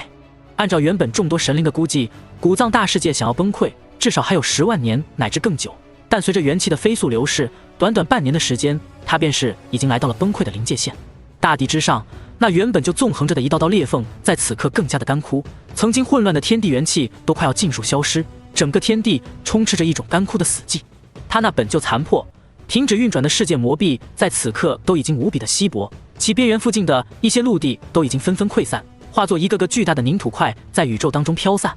这种迹象，很多神灵都是不陌生。他们虽然大多没有抽离世界本源的本事，可很多都是干过或是见过抽离位面本源的事情。当一座下位面对位面本源被抽干的那一刻，出现的也是这般死寂崩溃的迹象。炎帝将整个古藏大世界的本源都给抽干了。一个念头在众多神灵的心中响起，正道神灵在震撼之余更加感慨，萧炎这次是彻底的发了。一座超级大世界的世界本源，即便仅仅只是一半，又该是何等的可怕啊！若是换算成元金，那是几十亿的元金。而魔道神灵则是更加畏惧，这炎魔神所展现出来的神通，已经不比他们魔道阵营的一些创世神巅峰弱，甚至更加的诡异。而此刻，在那古藏大世界的深处，曾经弥漫这方世界中央近乎无尽的本源光团，在这一刻已经变得十分的稀薄，仿佛被抽干的大泽。萧炎站在这方天地之间，体内神力汹涌澎湃，而在混沌熔炉当中，此刻则是完全堆积如山的元晶，28亿7千万元晶，一个足以吓死寻常神灵的数字。要知道，100枚元晶便是足以演化一座大型位面的本源之力，1万枚元晶便是可以演化出一座最低等的超级位面，100万元晶可以演化出炎神界这种最小型的大世界，可以令一位世界神完成从世界神初期到巅峰的神力积累。而寻常刚刚踏入到创世神的神灵，手中的元晶也不过几千万，很多都没有过亿。这般庞大的元晶数量，几乎相当于现在整个大千世界的世界本源之力，相当于一位创世神巅峰强者的财富。虽然很多创世神巅峰麾下都有着超级大世界，但大世界当中有着无数生灵，更是他们无数岁月的心血，所以没有哪位创世神会去抽离炼化自己的大世界。而他们的财富大多也用在了大世界和宝物兵器之上，所以很多创世神巅峰手中的现成元晶往往都不足10亿。当然，他们整体的财富自然是不止这些，但无论如何，这都是一笔庞大的令人心颤的财富。只是对于曾经身为河道巨擘的萧炎而言，倒也只能算是不错了。河道境巨擘有着不可思议的实力，他们若是愿意，是可以轻易打造出一座超级大世界的。到了他们这一层次，元晶已经没有了多少意义了，他们想要的都可以轻易得到，唯有永恒是他们最后的追求。是时候离开了。萧炎望着周围那已经十分稀薄的最后部分元气，轻轻摇头。他虽然也悟透了部分吞噬大道，可终究不是完整的吞噬大道，还做不到一滴不漏的将这些元气完整的吞噬。至今这世界之胎当中还残留了大量的天地本源，当然比起萧炎已经炼化的已经是杯水车薪。古藏大世界是时候回归最原始的虚无了。古藏帝君，你和古藏大世界生灵的仇，我将来也会想办法给你们报的。萧炎话音落下，混沌熔炉将最后一道大型的元气吞入炼化，而后他的声音也是响彻了所有正神的耳畔。3年之期已到，古藏大世界的本源已经被我尽抽离，你们速速离开，以免等会儿古藏大世界崩溃之时波及到你们。他的话音落下，正道一方的所有神灵们眼中都是露出一抹苦笑之色。果然，炎帝大人果然是将这古藏大世界的本源都给抽干净了，真是难以想象，炎帝大人手中如今该有着怎样可怕的一笔财富。别在这瞎猜了，赶紧跑路吧，再不跑古藏大世界崩溃了，你我或许都得受伤。一名名神灵议论纷纷，有些遗憾地看了这古藏大世界一眼，却又相视一笑。因为萧炎的缘故，他们这3年来的收获可比往届那些探索古藏大世界的神灵们多了数倍不止。这一趟倒也算是赚得盆满钵满了。于是这一位位正道神灵都开始化作一道道流光，朝着远处的天际离开。而见到这一幕，那些原本躲在隐秘之处的魔神们却是脸色阴沉，然后也是纷纷化作流光离开。因为萧炎的缘故，他们在那些隐秘的角落足足躲藏了2年半的时间，这一趟出来，收获几乎可以忽略不计。不过比起那些战死的家伙，他们至少还是保住了自己的小命。走吧，我们也走吧，待在这里也没有意义了。一位位魔神唉声叹气，正欲离开，便是听到大地深处的一声剧烈颤抖。这一颤仿佛是这座大世界最后的哀鸣，而后那遍布整个古藏大世界的海量裂缝开始迅速扩大，咔嚓咔嚓，山崩地裂，狂风呼啸，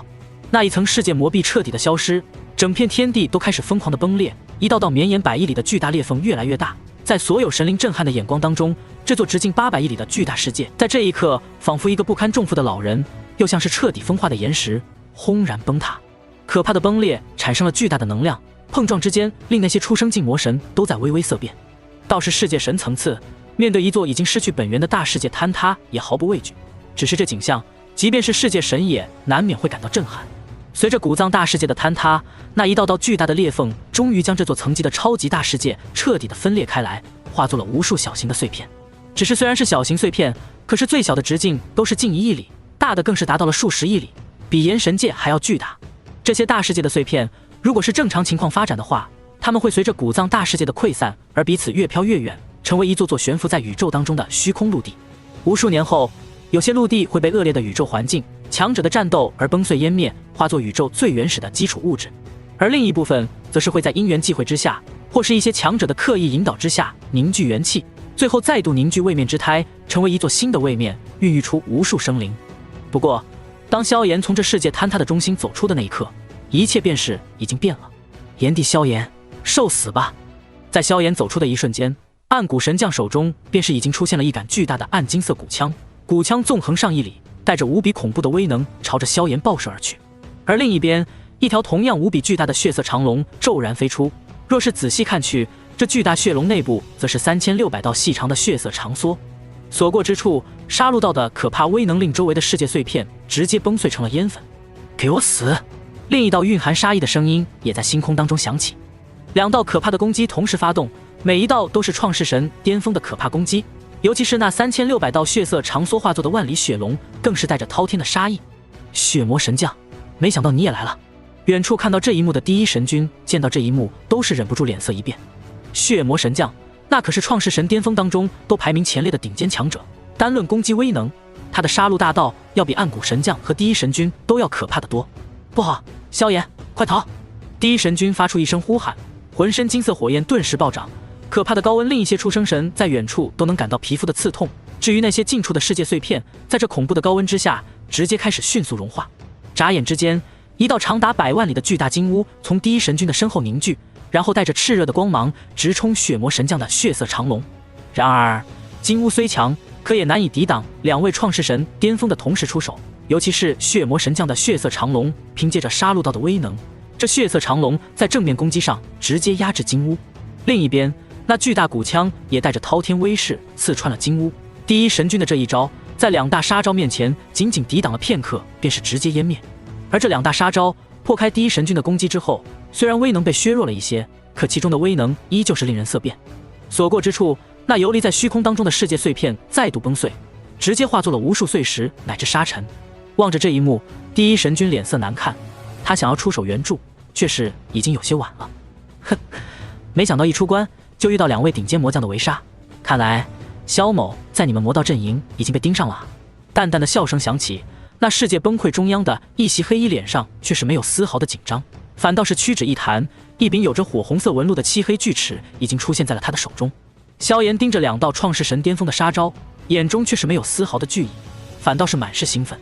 多少年了，自他重生以来已经多少年了，他的修为终于恢复到了创世神巅峰的程度，距离当年的河道境也只差了最后一步。这一刻，他的实力终于可以尽情的发挥了。炎神尺在萧炎闭关的这1年半当中，也是从未被放下。萧炎从各个世界神、出生神手中搜刮到的炼器宝物材料，都被他的用在了炎神尺之上。而今的炎神尺也早已进阶为真正的创世境混元神兵。或许论起珍贵程度、底蕴，它比起其他创世神巅峰的混元神兵还要差上一些，可它是萧炎的血炼神兵，是最契合萧炎的武器。在萧炎的手中，它的威能可以发挥到极致。炎神尺，就让这宇宙星空真正见识一下你的威力吧。萧炎大笑一声，眼中没有丝毫惧意。下一刻，无穷无尽的绚丽火焰从炎神尺之上爆射而出，勾动着宇宙当中的火之大道。那恐怖的威能令整片星空当中的无数世界碎片都开始微微发红。在别人看不见的地方，此地的温度正在急剧升高。而后，萧炎一尺狠狠劈出，一道长达上亿里的巨大尺芒从星空当中出现，带着无比恐怖的威能，瞬间将所过之处的所有世界碎片一分为2，朝着那血色长龙重重的斩去。这不可能！创世神巅峰，这萧炎的战力也达到了创世神巅峰。当这一道尺芒出现的那一瞬间，整片星空都是陷入了短暂的寂静，而后便是看着那火焰尺芒带着恐怖的威能斩在了血色长龙的身体之上。当，星河炸响，一瞬间，方圆100亿里的无数世界碎片纷纷一颤，然后齐齐化作了阴粉。血色长龙身上传来叮叮当当的撞击之声，而后在无数人震撼的目光当中，那血色长龙的身躯轰然裂成了2半。血魔神将的杀招竟然就被这么拦截下来了。不过，在拦截下这一恐怖的杀招之后，那可怕的齿芒也是终于崩碎，仿佛用尽了最后的力气。当，又是一道震撼人心的清脆响声，众人忍不住微微色变，再度看去，便是看到萧炎的巨齿已经劈在了暗谷神将那巨大的骨枪之上。萧炎手掌微微一抖，骨枪便是被直接劈飞，再无法伤他分毫。两大创世神巅峰的杀招，连第一神君都无法完全抵挡，却是被萧炎轻易地阻挡了下来。这一刻，所有人看向萧炎的目光都满是震惊。短短2年半的时间，他便是已经从当年的世界神巅峰成为了创世神巅峰，而且战斗力比起2位老牌的创世神巅峰都是丝毫不差。这还是人吗？尤其是看到萧炎那一尺甚至可以与血魔神将的一招媲美，他们的心中就更加震颤了。血魔神将那可是真正站在河道境之下最强的一批创世神啊！论起综合手段，或许不如当年的古藏帝君，可论起正面攻杀，他是绝对不输于古藏帝君的。可是，在萧炎的面前，这血魔神将似乎也并没有多大的优势。血色长龙崩溃，3600道血色长梭齐齐退后，空间扭曲之间，终于是有着一道身穿血袍、戴着血色面具的修长身影从虚空当中走出。他正是血魔神将炎帝萧炎。没想到你的实力竟然到了这种层次，难怪连一群河道境大能对你都是如此重视。血魔神将看向萧炎，眼中都是多了一丝凝聚之色。他万万想不到，一个2年半之前还是世界神巅峰的家伙，在2年半之后便是已经拥有了与自己相差无几的实力，这简直是不可思议。就算是将大道已经悟透，可将大道完美的运用却又是另一回事。这萧炎突破的速度仿佛不像是人，仿佛只要有着足够的元气供应，他的便是能够一直前进。不过血魔神将也不想这些，他眼睛盯着萧炎却是满含战意。自从他杀戮大道圆满之后，他已经很久没有遇到在正面攻杀方面能够媲美自己的家伙了。从理论上说，火之大道虽然更均衡，更接近宇宙的本源力量，可也正是因此，这一道的杀伤力虽然可怕，却也不如杀戮道、毁灭道这种极端的攻杀之道强大。可这萧炎却是能够将火之大道的攻杀之力发挥的不弱于自己。从这一点上来说，他似乎比第一神君还要强大。不管你何等天才，既然遇到了本魔将，今日也该陨落在此了。血魔神将不是一个废话的人，心念一动之间，3600血色长梭再度化作一道道血色流光，朝着萧炎轰杀过去。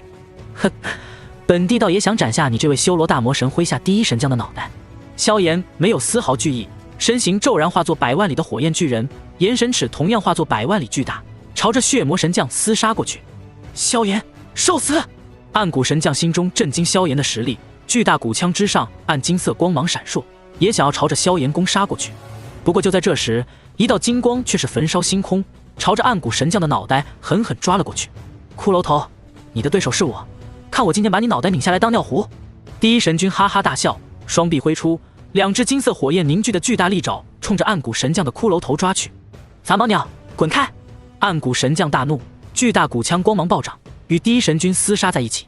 可是他根本奈何不了第一神君，反倒是在速度上还要被第一神君戏耍一番。4位创世神巅峰直接在星空当中厮杀起来，恐怖的波动之下，那刚刚崩碎的一座座世界碎片成了他们的战场。每一次的攻杀都有着大量的世界碎片被波及化作了碎石烟粉。在4位创世神的厮杀之下，失去了世界本源维持的坍塌世界根本承受不住这种可怕的厮杀。很快，整座古藏大世界的遗迹都已经真正的崩碎，被4位创世神巅峰的战斗波及，化作了无数碎石。古藏大世界已经彻底的消失了。可4位创世神的厮杀却是刚刚进入火热化，周围的诸多神灵望着这一幕都是脸色苍白，纷纷逃到远处躲得远远的。这般可怕的余波，就算是世界神巅峰挨上了都要受伤，至于普通的出生神，一旦挨上可能就是陨落的下场。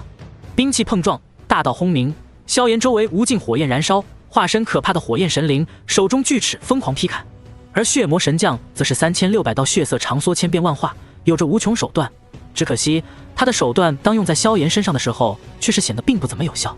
相反倒是萧炎那越打越凶的气势，竟然令血魔神将都开始感到了一丝压力。这一幕不但让血魔神将心中惊惧，就连一旁的暗谷神将和第一神君脸上都露出震撼之色。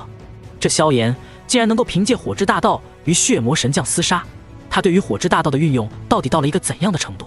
第一神君的内心更是震撼，甚至有些羡慕嫉妒。同为火之大道的修炼者，而且还都是将火之大道悟透的人物，他明显能够感觉出萧炎对于火之大道的运用到了一个怎样的程度。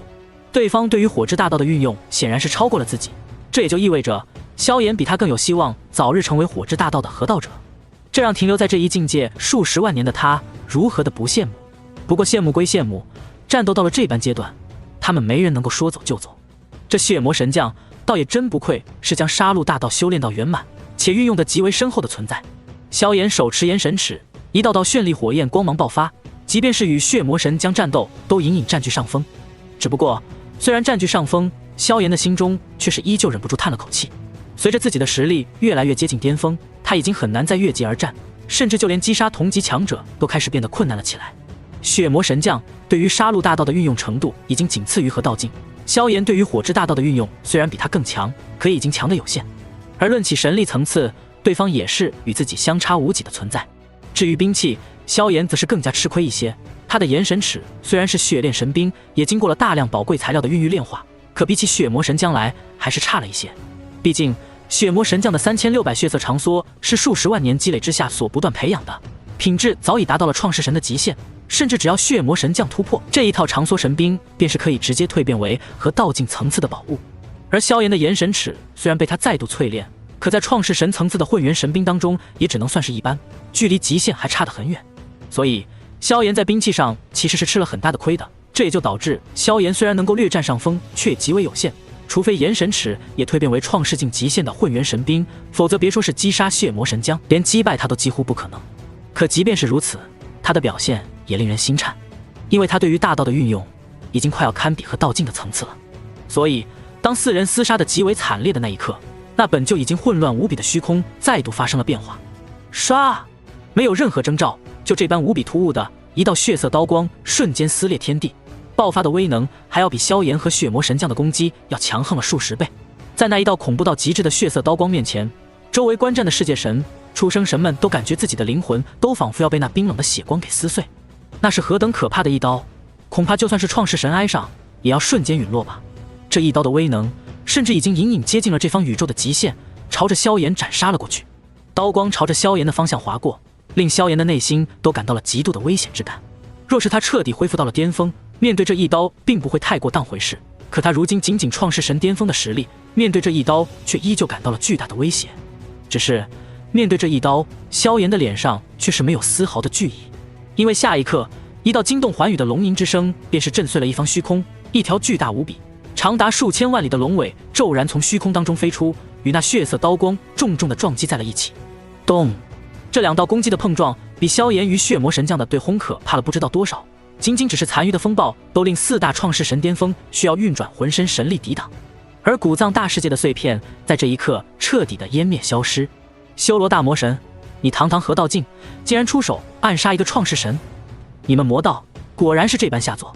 淡淡的笑声传来，一道如龙一般的身影终于从虚空当中走了出来，正是元尊周元。元尊，果然是你！冷漠的声音在星空中回荡。下一刻，一尊浑身有着血色战甲环绕的类人形生物从虚空当中走出。他有着一张类似龙类的头颅，身躯却是与人类极为相似，只是手指也是有着利爪，浑身有着血色鳞甲覆盖。他的手中有着一柄血红色的长刀，长刀就静静地立在那里，便是仿佛有着无尽杀机释放，仿佛修罗地狱降临。他就是七大魔神当中以杀戮著称，将杀戮大道修炼到圆满的超级存在——修罗大魔神。看来你们正道的家伙们果然很重视这个叫做萧炎的家伙。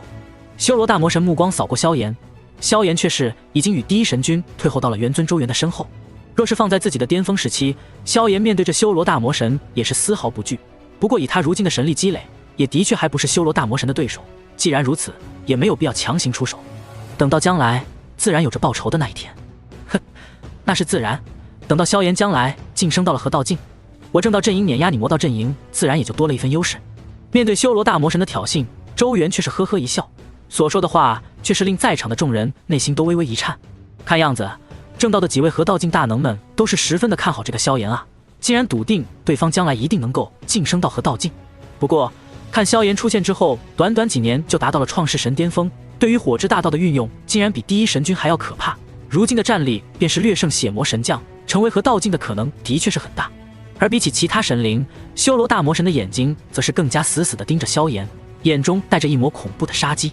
这场正魔之争，世界境、创世境在其中都不过是小兵小将，想要决定最终的战斗结果，还是要看双方和道境的数量。魔道已经很多年没有诞生新的河道境了，可正到这些年，再度诞生了一位元尊，并且接下来似乎又要诞生一位萧炎。7位大魔神对付10位河道境已经十分吃亏了，若是再诞生一位河道境，那他们的压力将会再度增加。一位河道境便是足以很大一部分疆域的决定权，所以这萧炎今天必须死，我倒要看看今日你能否保得住这萧炎。修罗大魔神冷哼一声，手中血色长刀再度劈出，每一刀爆发的威能都可以瞬间灭杀一位创世神，就算是最顶尖的创世神巅峰，也很难在其手中撑过10招。当年的古藏帝君借助古藏大世界的本源之力帮助，都依旧被2位河道境大魔神轻松斩杀，这威能的确是太过恐怖。不过元尊虽然修炼的虽然不是杀戮大道这种攻杀类型的可怕大道，但他的圣龙大道同样不能小觑。能够修炼到河道境的，哪一个不是这一方宇宙最顶尖的天才，最伟大的存在？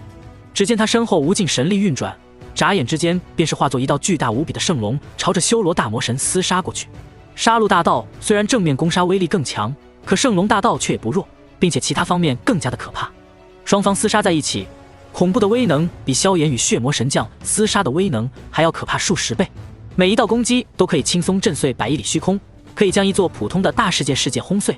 2尊超级存在厮杀在一起，代表的是杀戮大道和圣龙大道2条大道的对碰，恐怖的威能令天地色变。除去4位顶尖创世神，其他神灵早已逃遁到了万亿里甚至更远的地方，因为这种层次的战斗，只要一丝余波就足以令他们直接湮灭。轰隆隆，宇宙崩碎，大道韵味不断撞击，仿佛虚空都要被磨灭。2尊河道境的碰撞爆发的威能令无数人心颤。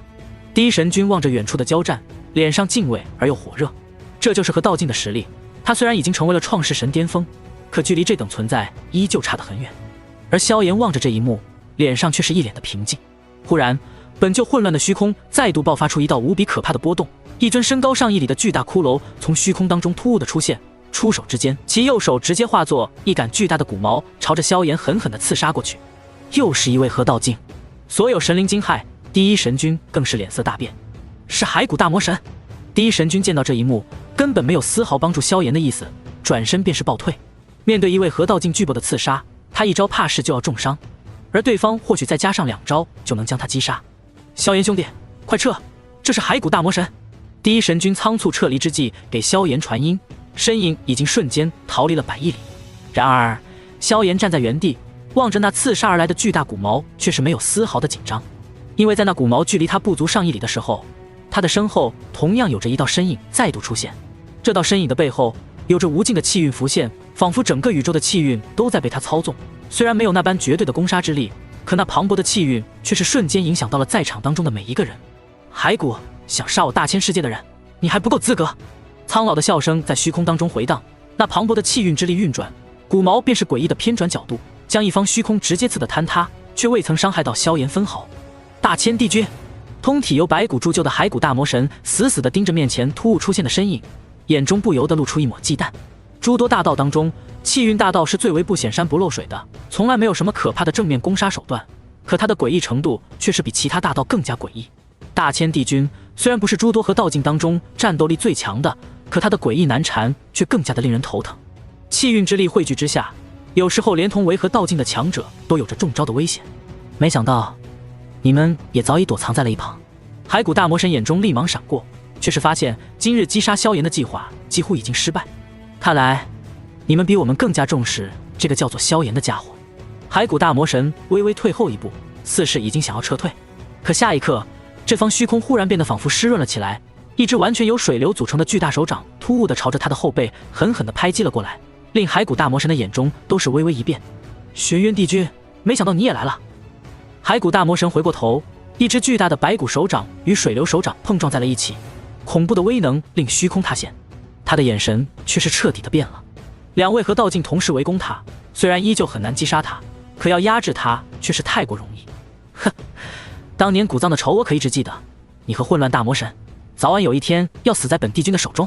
水流手掌震散，那无尽的水流却是没有丝毫的消失，反倒是整片虚空的水流更加汇聚，隐隐之间，一座直径100亿里的巨大水域在虚空当中隐隐浮现。大道领域，这是和道境强者们的恐怖手段之一。在达到领域内部，他们的战力会再度增幅。不过，大道领域大多对于实力比自己弱小者更有优势，在同级当中却是很难对对手造成伤害甚至阻碍。毕竟大家都是领悟了大道的强者，领域虽然不同，但威能都不算弱小。然而，那无尽水流当中走出的黑衣俊美男子却是不然，因为他是玄渊帝君，是水之大道走出的合道境，也是这方宇宙当中大道领域最为难缠、最为强大之人。水既可以润泽万物，也可以淹没万物，刚柔并济，最为难缠。玄渊帝君的其他手段或许在和道境当中一般，可他的领域和保命能力都是一流，无尽水流环绕之下，令骸骨大魔神都感到难缠。混蛋，你们正道更加阴险，竟然用一个创世神做诱饵，一出手就是3尊合道境。骸骨大魔神被2位合道境巨擘同时围攻，顿时落入到了下风。不过他毕竟也是合道境，白骨大道催发之下，浑身骨骼坚硬的堪比合道境的混元神兵，令2大合道境联手都难以击杀他。只不过他的处境却是落入到了绝对的下风，被打得连连败退。尤其是玄渊帝君，当年骸骨大魔神便是害死古藏帝君的2名大魔神之一，而他在未曾合道之前与古藏帝君乃是至交好友，所以对于骸骨大魔神是真的充满恨意，出手尽是杀招。只可惜即便是如此，也只是令骸骨大魔神受到一些轻伤，他的骨骼太过坚硬，雄魂神力一个补充，便是瞬间恢复如初。撤退，修罗，我们撤退。骸骨大魔神虽然没有生命危险，但是被2尊合道境一直当沙包打来打去，也是无比的不甘。在得知无法击杀萧炎之后，他自然不愿意在这里继续当沙包。撤退！修罗大魔神一刀劈出，却是被元尊的圣龙化身抵挡。他有些不甘地看了萧炎一眼，却是毫无办法。2名大魔神对付3名合道境，本就是落于下风，他们哪有功夫在抽身对付着萧炎？至于呼叫其他大魔神支援，对方能够派来的合道境只会更多。只是这样一来，击杀这萧炎的最好机会也就因此错过了。若是等到这萧炎将来合道，正道阵营便是再度多出1位合道境，那对于他们而言将会压力骤增。可是他们也只能眼睁睁地看着这萧炎安然离去。从正道的合道境比魔道多出2位的那一天开始，优势便是已经被他们所笼罩了。罢了，撤退吧。修罗大魔神心中无奈，却也知道再如何都是没有办法了，当下便是要带着血魔神将撤退。只不过元尊和大千帝君或许是不在乎，可玄渊帝君的杀意却是无比旺盛。想走？你说走就走。玄渊帝君的声音里透着些许的疯狂，他的目光死死地盯着骸骨大魔神，声音令所有神灵的心中都有着一抹寒意。骸骨，今日我虽然杀不了你，可也要让你知道什么叫做真正的损失。当年你杀了古藏，今日我也拿你的手下先来祭奠古藏一下。话音落下，他的身形已经离开了骸骨大魔神。那令骸骨大魔神头疼无比的水流领域忽然消失，骸骨大魔神的脸上却是没有丝毫的喜色，因为玄渊帝君再度出现之时，已经出现在了暗谷神将的面前。混蛋，玄渊，你敢！望着这一幕，骸骨大魔神骷髅头都是一猛，正欲出手拦截，却是被大千帝君挡住。大千帝君，谢了。玄渊帝君咧嘴一笑，直径100亿里的水流领域已经包裹住了以骸骨神将为首的12位魔神，这些魔神当中有着世界境，甚至也有出生境。玄渊帝君仅仅一个念头，那无尽的水流忽然爆发出无比恐怖的绞杀之力，在这可怕的绞杀之力面前，几名出生境魔神没有丝毫的反抗之力，瞬间被灭杀。而剩余的几名世界神在发出几声惨叫之后，也是迅速湮灭。此刻唯有暗谷神将这位创世神巅峰在这水流领域当中苦苦挣扎。他毕竟是创世神巅峰的存在，正常情况下一位合道境再强也不可能单靠领域就击杀他。可玄渊帝君的水流领域却是公认的宇宙领域第一，连合道境陷入其中都会感到纠缠吃力，更别说是暗谷神将了。看似柔弱的水流变化之间发挥出的威能，令他身上的暗金色骨骼都在不动磨灭。不，我不想死，还主救我！暗谷神将发出痛苦的哀鸣，他的神力为了维持自己的身体防御，正在不断的消耗着。玄渊，你敢！骸骨大魔神也急了，他手底下的创世神也不多，暗谷魔将更是其中的翘楚。这么一名得力的手下，即便是他也是很难培养出来一位的。哈哈，我要的就是这一幕。玄渊帝君确实哈哈大笑，眼中凶光闪烁，语气俊美的脸庞完全不服。他手掌一翻，足足上万道神剑从水流当中凝聚，这上万道神剑便是他的血炼神兵，与血魔神将的血色长梭倒是有些相似。方才他便是将这上万神剑融入水流领域，令其中爆发的威能足以在骸骨大魔神的身上留下丝丝痕迹。而如今，这上万神剑落在暗谷神将的身上，却是瞬间令其上方出现无数巨大的裂痕。暗谷神将的防御力可是不足骸骨大魔神的1/10，在这上万道神剑的轰击之下，他的身体很快便是被切成了无数碎片。虽然生机无比强大，可随着神力的耗尽，他在一声不甘的怒吼之后，最终还是彻底的崩溃。暗谷神将陨落，哈哈，爽！击杀暗谷神将之后，玄渊帝君发出一声畅快的大笑，手中却是依旧没有留手，数十道神剑顿时飞出，冲着远处吓破胆的一群魔神追杀过去。该死！骸骨大魔神望着这一幕更加的愤怒，这些魔神当中大部分可都是他的手下，然而那可怕的神剑连骸骨大魔神都能伤到，更别说是面前这些普普通通的魔神了。噗噗噗噗噗，无论是出生境还是世界境，在玄渊帝君的面前都是没有任何区别。若是创世神也就罢了，对付这些弱小神灵，玄渊帝君甚至无需任何的手段，仅纯粹到极致的力量碾压，都不是这些小神能够抗衡的。没有任何一名魔神能够扛过一剑，神剑划过，他们的身体和神魂便是被那极端可怕的威能直接湮灭。而这时，骸骨大魔神也终于摆脱了大千帝君的纠缠，迅速地来到了修罗大魔神的面前。至于修罗大魔神，则是早早的就将血魔神将收在了身边，防止对方被玄渊帝君击杀。玄渊，今日之仇我一定会记得的，你给我等着！骸骨大魔神空洞的眼眶当中有着怒火在跳动。暗谷神将是他麾下最得力的大将之一，那大量的神灵也有很大一部分都是他的麾下。今日一战，不但他被当成沙包打了半天，就连他麾下的这些魔神也尽数陨落，令骸骨大魔神的麾下一下子陨落了近乎1/3的战力。当然，损失最大的还是暗谷神将，毕竟这种人物也是数万年甚至更久都难以培养出一位的。哈哈，笑话！玄渊帝君盯着骸骨大魔神，依旧是满脸杀意。骸骨，你等着，等我正道阵营再度诞生出2位合道境，便是你的死期。你的骷髅头，本帝会亲自给你捏爆。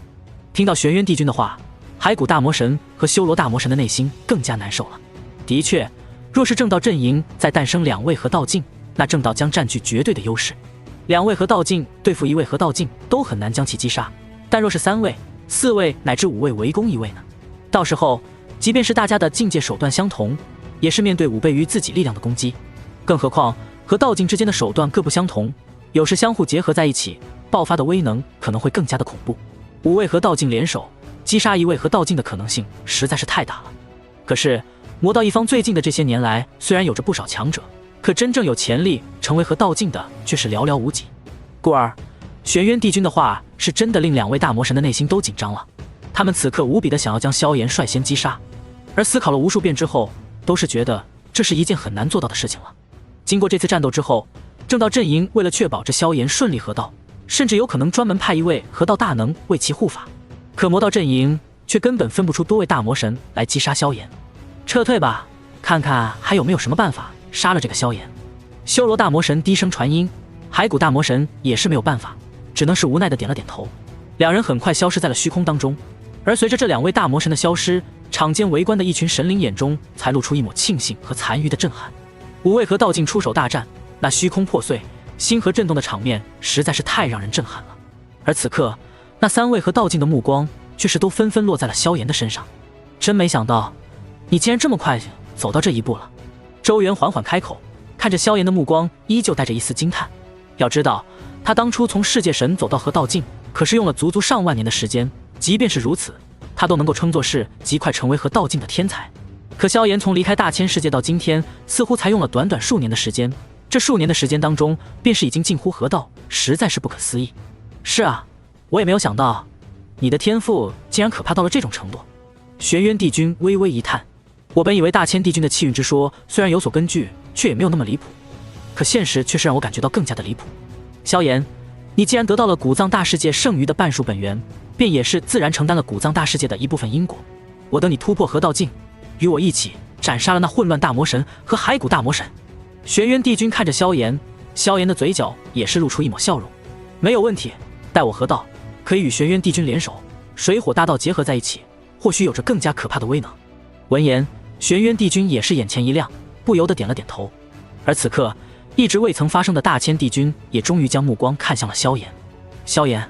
不知道你的身上究竟发生了什么，竟然能够令我跟天机老人都有些琢磨不透。大千帝君目光看着萧炎，萧炎的内心却是微微一动。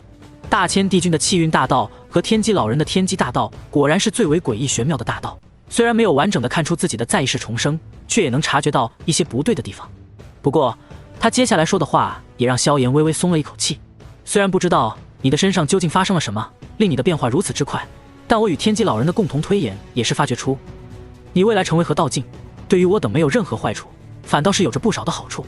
仅此一点，那便是够了。大千帝君的话令萧炎微微一笑，其他两位河道境也是都笑了。的确，能够走到今天这一步的，在座的各位哪一个不是气运加持之辈？别说是创世境和道境，就算是那些出生神，那也是秉持一方大世界的天地气运而诞生的，否则也不会生下来就有着这样可怕的实力。所以大家谁身上还没有一点秘密了？有秘密没有任何问题，只要确保对方与自己是一个阵营的，那便是够了。如今你已经达到了创世境巅峰，距离河道境也只差最后一步了，不知道你接下来是什么打算？三位河道境目光看向萧炎，隐隐带着期待。他们现在最为期盼的，自然是萧炎早日突破到河道境，然后让正道阵营再度增添一位支柱级别的强者，自然是突破到河道境。萧炎面对三人期待的目光，也是没有多少的掩饰，直接将他可以随时突破的消息告诉了三人。而后在三人惊叹的目光当中，萧炎却是看向了一旁的玄渊帝君。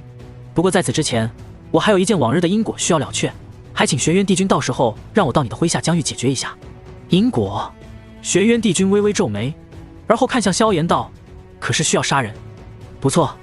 萧炎点了点头，并没有丝毫的担忧，因为他知晓自己接下来要杀的三位世界神与玄渊帝君的关系并不大。我要杀的是时日魔神、夜宵世界神、荒野世界神三人。萧炎话音落下，玄渊帝君便是笑了：没有问题，三个世界神而已，杀了便是杀了。玄渊帝君的声音轻松，这三个世界神当中，时日魔神乃是魔神阵营的强者，而另外两位世界神虽然是他麾下疆域当中的世界神，却也不是他的直属手下，所以玄渊帝君没有责任和义务去庇护这两个家伙。至于世界神，哪位和道境麾下的疆域当中没有个1800的世界神？死上两个跟自己没多少关系的世界神，跟他关系一点都不大，而他却是可以因此与萧炎的关系更进一步。先不提和道境之间都不愿相互得罪，单单是萧炎也有义务击杀混乱大魔神和骸骨大魔神这一件事上，他也希望将来能够与萧炎联手。两个跟自己关系不大的世界神，根本就没有资格让他与萧炎之间闹个不愉快。如此，那倒是多谢玄渊帝君帮忙了。萧炎也是一笑，很快三人便是暂时告别，萧炎则是跟随着玄渊帝君一同前往他的疆域当中。玄渊帝君作为一位颇为古老的河道境大能，其年龄与大千帝君也是相差无几，所以他麾下的神灵数量要比元尊还要多上不少，麾下的一座座大世界面积也要萧炎家乡那一片平均大上许多。毕竟有着一位河道境引导，那几乎每座大世界都能够诞生出世界神，甚至就连创世神的数量也要更多一些。而在玄渊帝君麾下疆域与元尊疆域的交接位置，便是有着几位颇为强大的创世神和诸多大世界孕育出的世界神。这其中，以玄渊疆域的菩提界和元尊疆域的风灵大世界最为强横，这两个大世界的主人也都是世界神巅峰的存在。菩提界的主人便是这宇宙当中最早诞生的一株菩提祖树，也是所有菩提古树、菩提神树的源头。它从诞生之初便是与整个菩提界融为一体，经过漫长岁月的演变，菩提界已经演变为了堪比天元界的最顶尖大世界，直径无限的接近1000亿里。菩提祖树也成为了河道境之下最顶尖的强者，比血魔神将还要可阿婆。虽然始终无法突破河道境，但若是在菩提界当中交手，就算是河道境大能也很难奈何得了他。风灵大世界的主人则是另一位修炼风之大道的创世神，其本体乃是一先天风系神灵所化，经过数十万年苦修，最终将风之大道推演到圆满。他虽然不如菩提祖树的实力可怕，可也是第一神君一个层级的顶尖强者，其麾下的风灵大世界直径达到700亿里，也算是极为强大的一个世界了。风灵创世神在风灵大世界创建了风灵月影宗，将自己的风之大道传播下去。经过这些年的变化，风灵大世界诞生的世界神数量也接近10位之多。除了这两个拥有创世神坐镇的大世界之外，其他大世界则是相对弱小许多，直径最大的也不过400亿里，最多有几个世界神坐镇罢了。不过在近10万年前，诸多大世界的强者们为了交流方便，跨越无尽星空来到另一界，曾经在这几座大世界之间设置了诸多传送节点。曾经便是有着一座顶尖的超级大陆，距离成为大世界也差得不远的超级大陆盘旋在这7、8座大世界的中央，成为这几个大世界的一个中转站。那里曾经叫做焚天界。曾经，焚天界是几座大世界的运转中心，各个大世界位面之间的强者想要抵达其他大世界，都是需要焚天界作为跳板，令这里越来越繁华，也越来越强大，甚至诞生了焚天大帝这样的存在。可正是因此，焚天界的存在令一些神灵们都感到了不安，觉得此界将来也会成为大世界，并且凭借着独特的地理位置夺取了那些弱小大世界的好处。所以一场阴谋发生，3尊世界神在此地大战，恐怖的战斗波及了焚天界，焚天大帝拼死保护，却依旧眼睁睁地看着焚天界化作了碎片，朝着4面8方飘散而去。而他自己则是为了保全其中的大多数生灵，从而彻底的陨落。庆幸的是，他在10几道位面碎片的主体之上留下了自己的传承，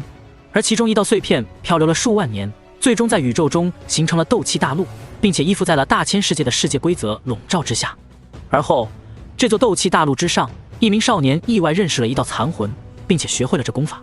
功法的名字名为焚诀，少年的名字名为萧炎。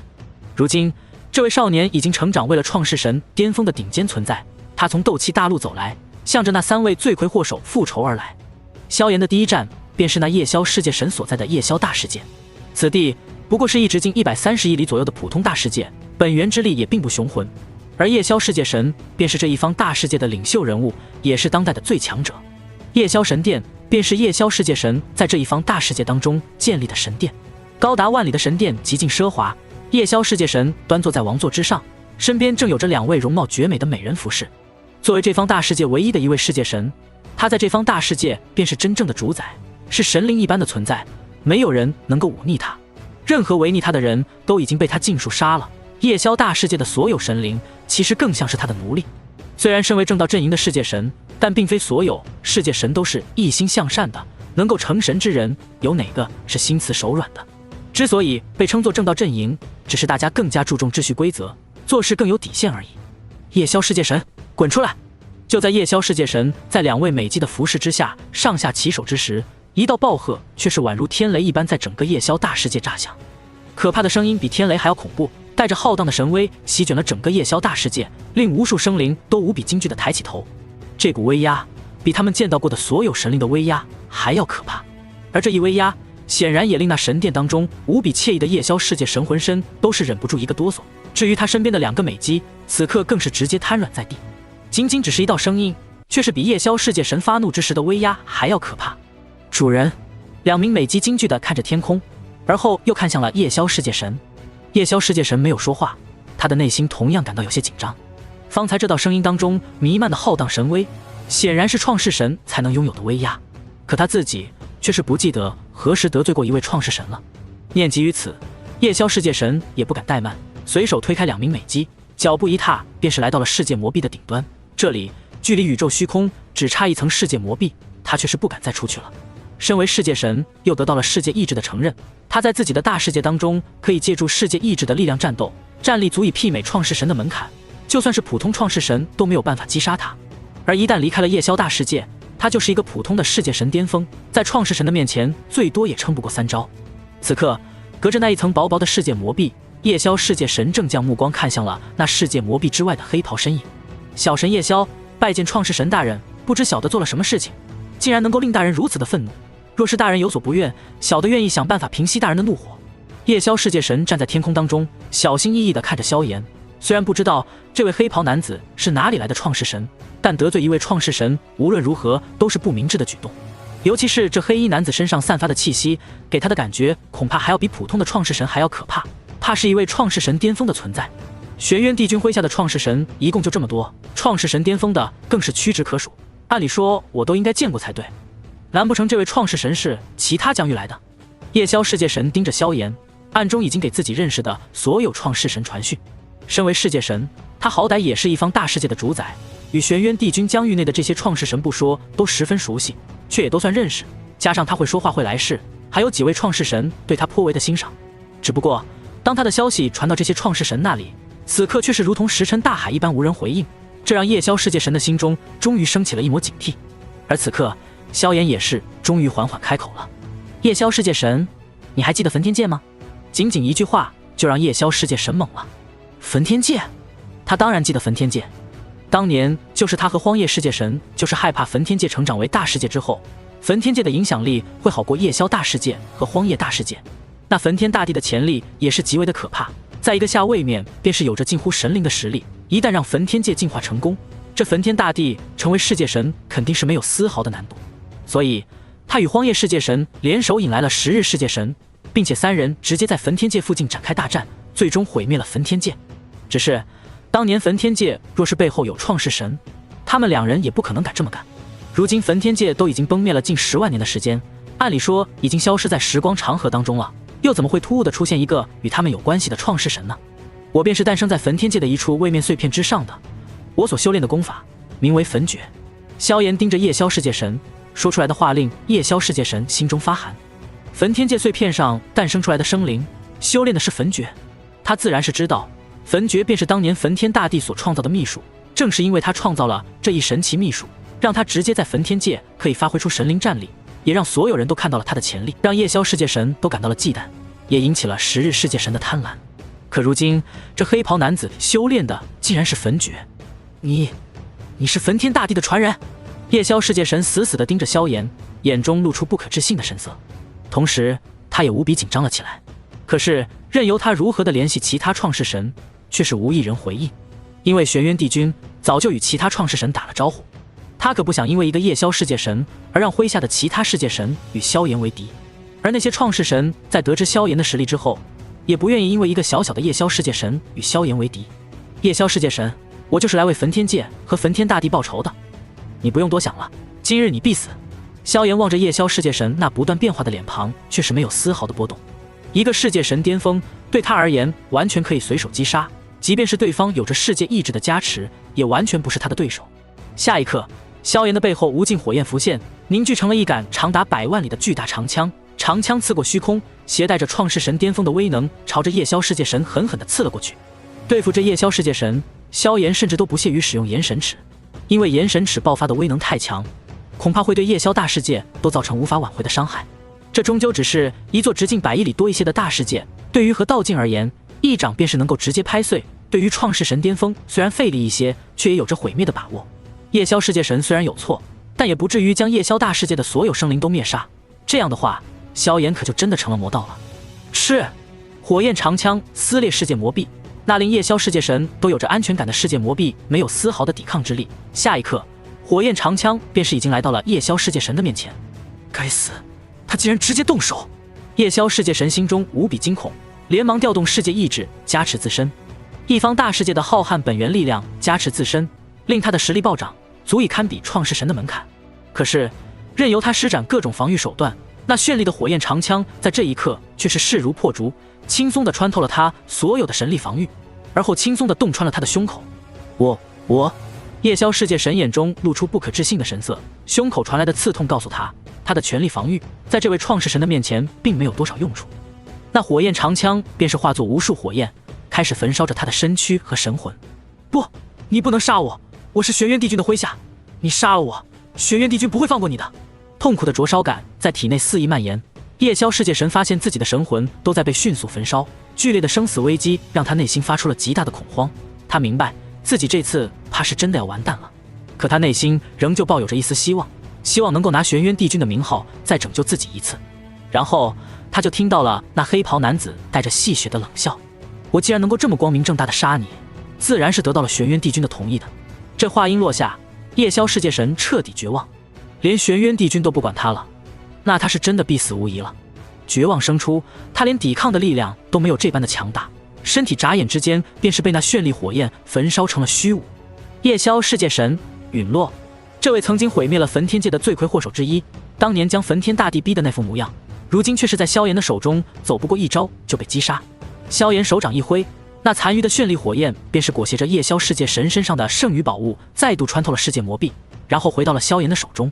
果然是一个没什么前途的世界神，也难怪当年会干出这种事情来。萧炎探查了一番夜宵世界神手中的宝物，轻轻摇了摇头。一个世界神巅峰手中的宝物竟然仅仅价值500万元金，他还是这一方大世界的主宰，也难怪他当年会嫉妒连神灵都未曾彻底踏入的焚天大帝。击杀夜宵世界神之后，萧炎没有丝毫停留，转身便是朝着另一个大世界荒野大世界。而夜宵世界神的陨落，在其所属的夜宵大世界当中，则是瞬间激起了惊涛骇浪。作为这座大世界唯一的一位世界神，也是唯一的主宰者，夜宵世界神的陨落，自然是引起了整个夜宵大世界的轩然大波。一瞬间，夜宵大世界内原本无数臣服在夜宵神殿麾下的势力都开始蠢蠢欲动，一个个的野心都开始跳动起来。一场可怕的内乱即将在夜宵大世界出现。不过，这些跟萧炎便是没有了多少关系，他此刻已经出现在了荒野大世界。比起夜宵世界神那终日奢靡无度的生活，荒野世界神则是刻苦许多。即便是已经是荒野大世界的最强者，他也没有丝毫的懈怠。萧炎找到他的身后，他正在自己的神殿当中静修。荒野世界神是渴望踏出那一步，成为创世神的。当年他袭击焚天界，也是颇为的渴望焚天大帝的焚诀。焚诀的确是一极为神奇的功法，虽然当年仅仅只是展露雏形，却已经惊艳八方，令很多创世神都点评这焚天大帝或许有着成为创世神的资质。也正是因此，荒野世界神也盯上了焚天大帝的焚诀。而事实证明，焚诀对他的帮助的确不小。再给我万年的时间，我或许就能大道圆满了。荒野世界神同样修炼的火之大道，且他不得不承认，焚诀比他创造的所有秘术都要可怕。虽然只是雏形，却是直指大道本质。他得到焚诀之后，便是日日夜夜参悟，用自己世界神的理解去完善创造新的焚诀。如今距离大道圆满，只剩下最后的一丝灵光一闪了。只可惜这一丝灵光一闪，他终究是等不到了。因为萧炎直接杀进了荒野大世界，当荒野世界神发现之后，瞬间便是无比的紧张起来。而后，萧炎当着他的面施展起了完整的焚诀，那是他前世苦修千年完善突破的炎神诀，是真正大道圆满、创世神级别的功法。荒野世界神在得知萧炎是斗气大陆走出来的之后，在畏惧萧炎的同时，眼中也是充斥着狰狞。他的天赋比起萧炎来，的确是差远了。以世界神的境界参悟焚诀近10万年才触摸到了创世境的门槛，而萧炎前世则是用了千年岁月就将焚诀推演到了圆满，二者的天赋完全不是一个量级。而萧炎却是不管这些，径直厮杀了起来。这一战将整个荒野大世界的所有生灵都给吓得匍匐在地。荒野世界神本就距离大道圆满只差一步，荒野大世界的世界本源也比夜宵大世界更加的庞大，所以他在荒野大世界是真正拥有着创世神战力的。只可惜他遇到的是萧炎，在完整的火之大道面前，他处处都在被压制。恐怖的战斗撕裂了荒野大世界那近10亿里的主大陆，令荒野世界神真正见识到了什么叫做真正的火之大道，什么叫做完整的焚诀。我不甘心，我不甘心啊！荒野世界神的悲吼响彻了整个荒野大世界。凭什么？凭什么你一个位面碎片上走出的弱小神灵，能够比我更快悟透火之大道？凭什么你能这么快将焚诀推演到极致？我不甘心，我不甘心啊！荒野世界神的声音在荒野大世界回荡，然后戛然而止，因为萧炎一掌捏碎了他的神魂，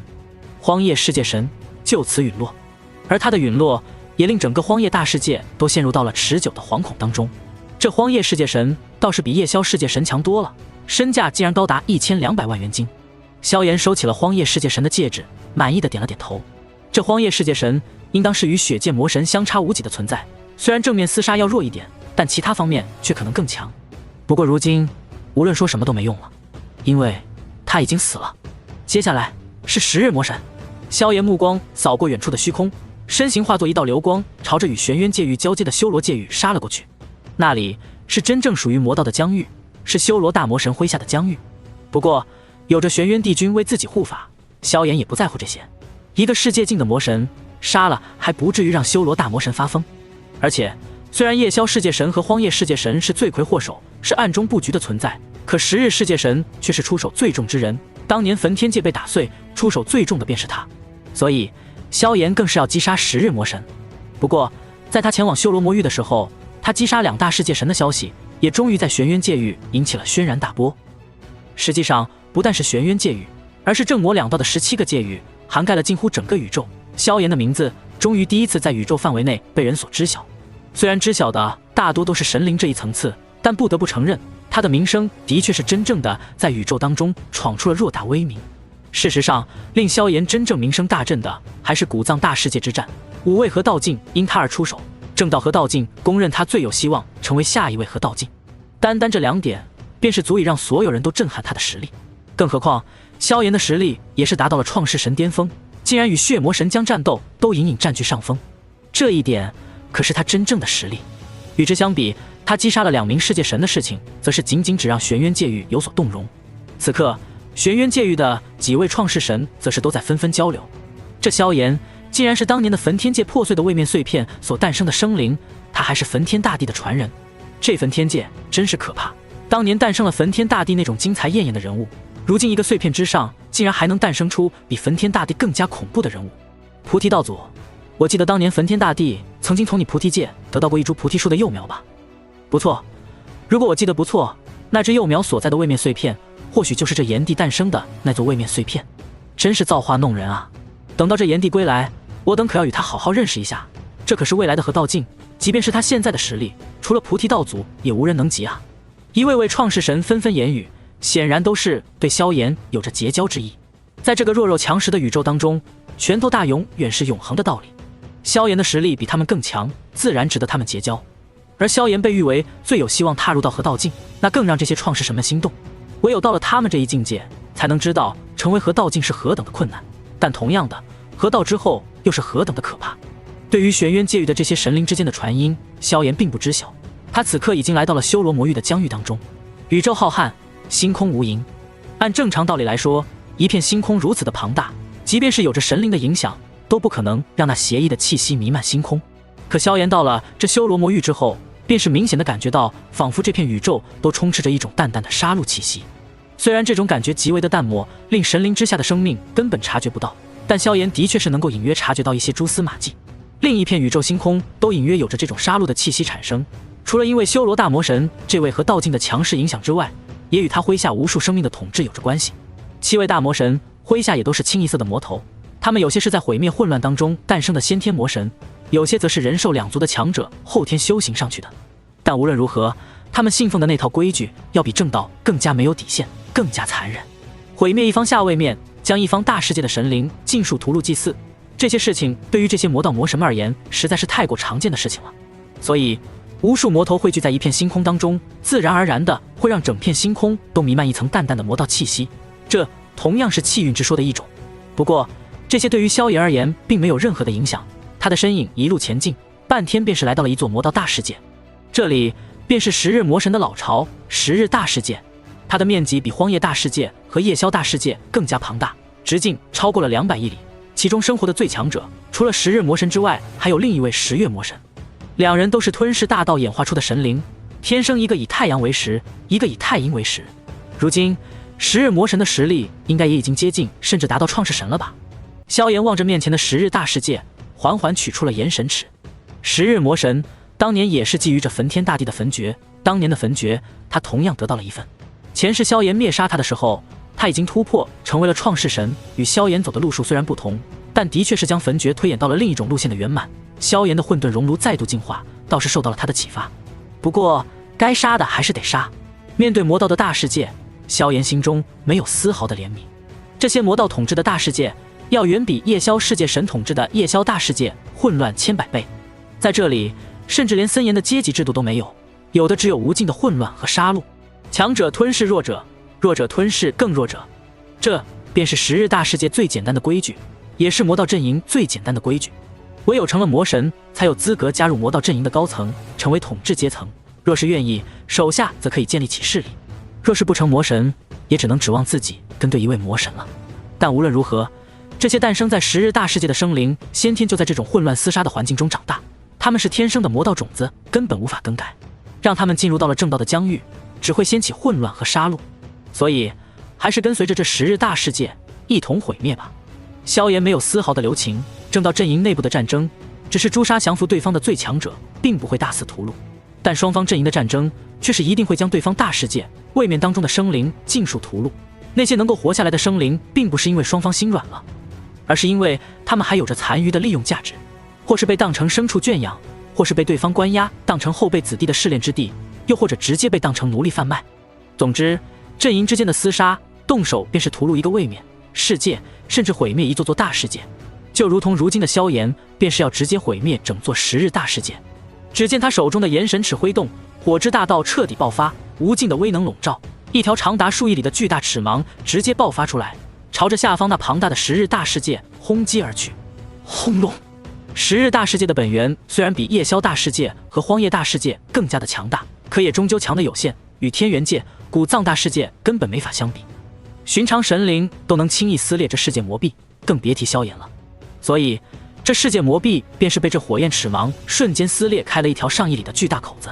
此刻在这10日大世界当中的无数魔道生灵感受到天空之上的巨大动静，都是忍不住抬起头，然后便是看到了他们这辈子所见到的最恐怖的一幕。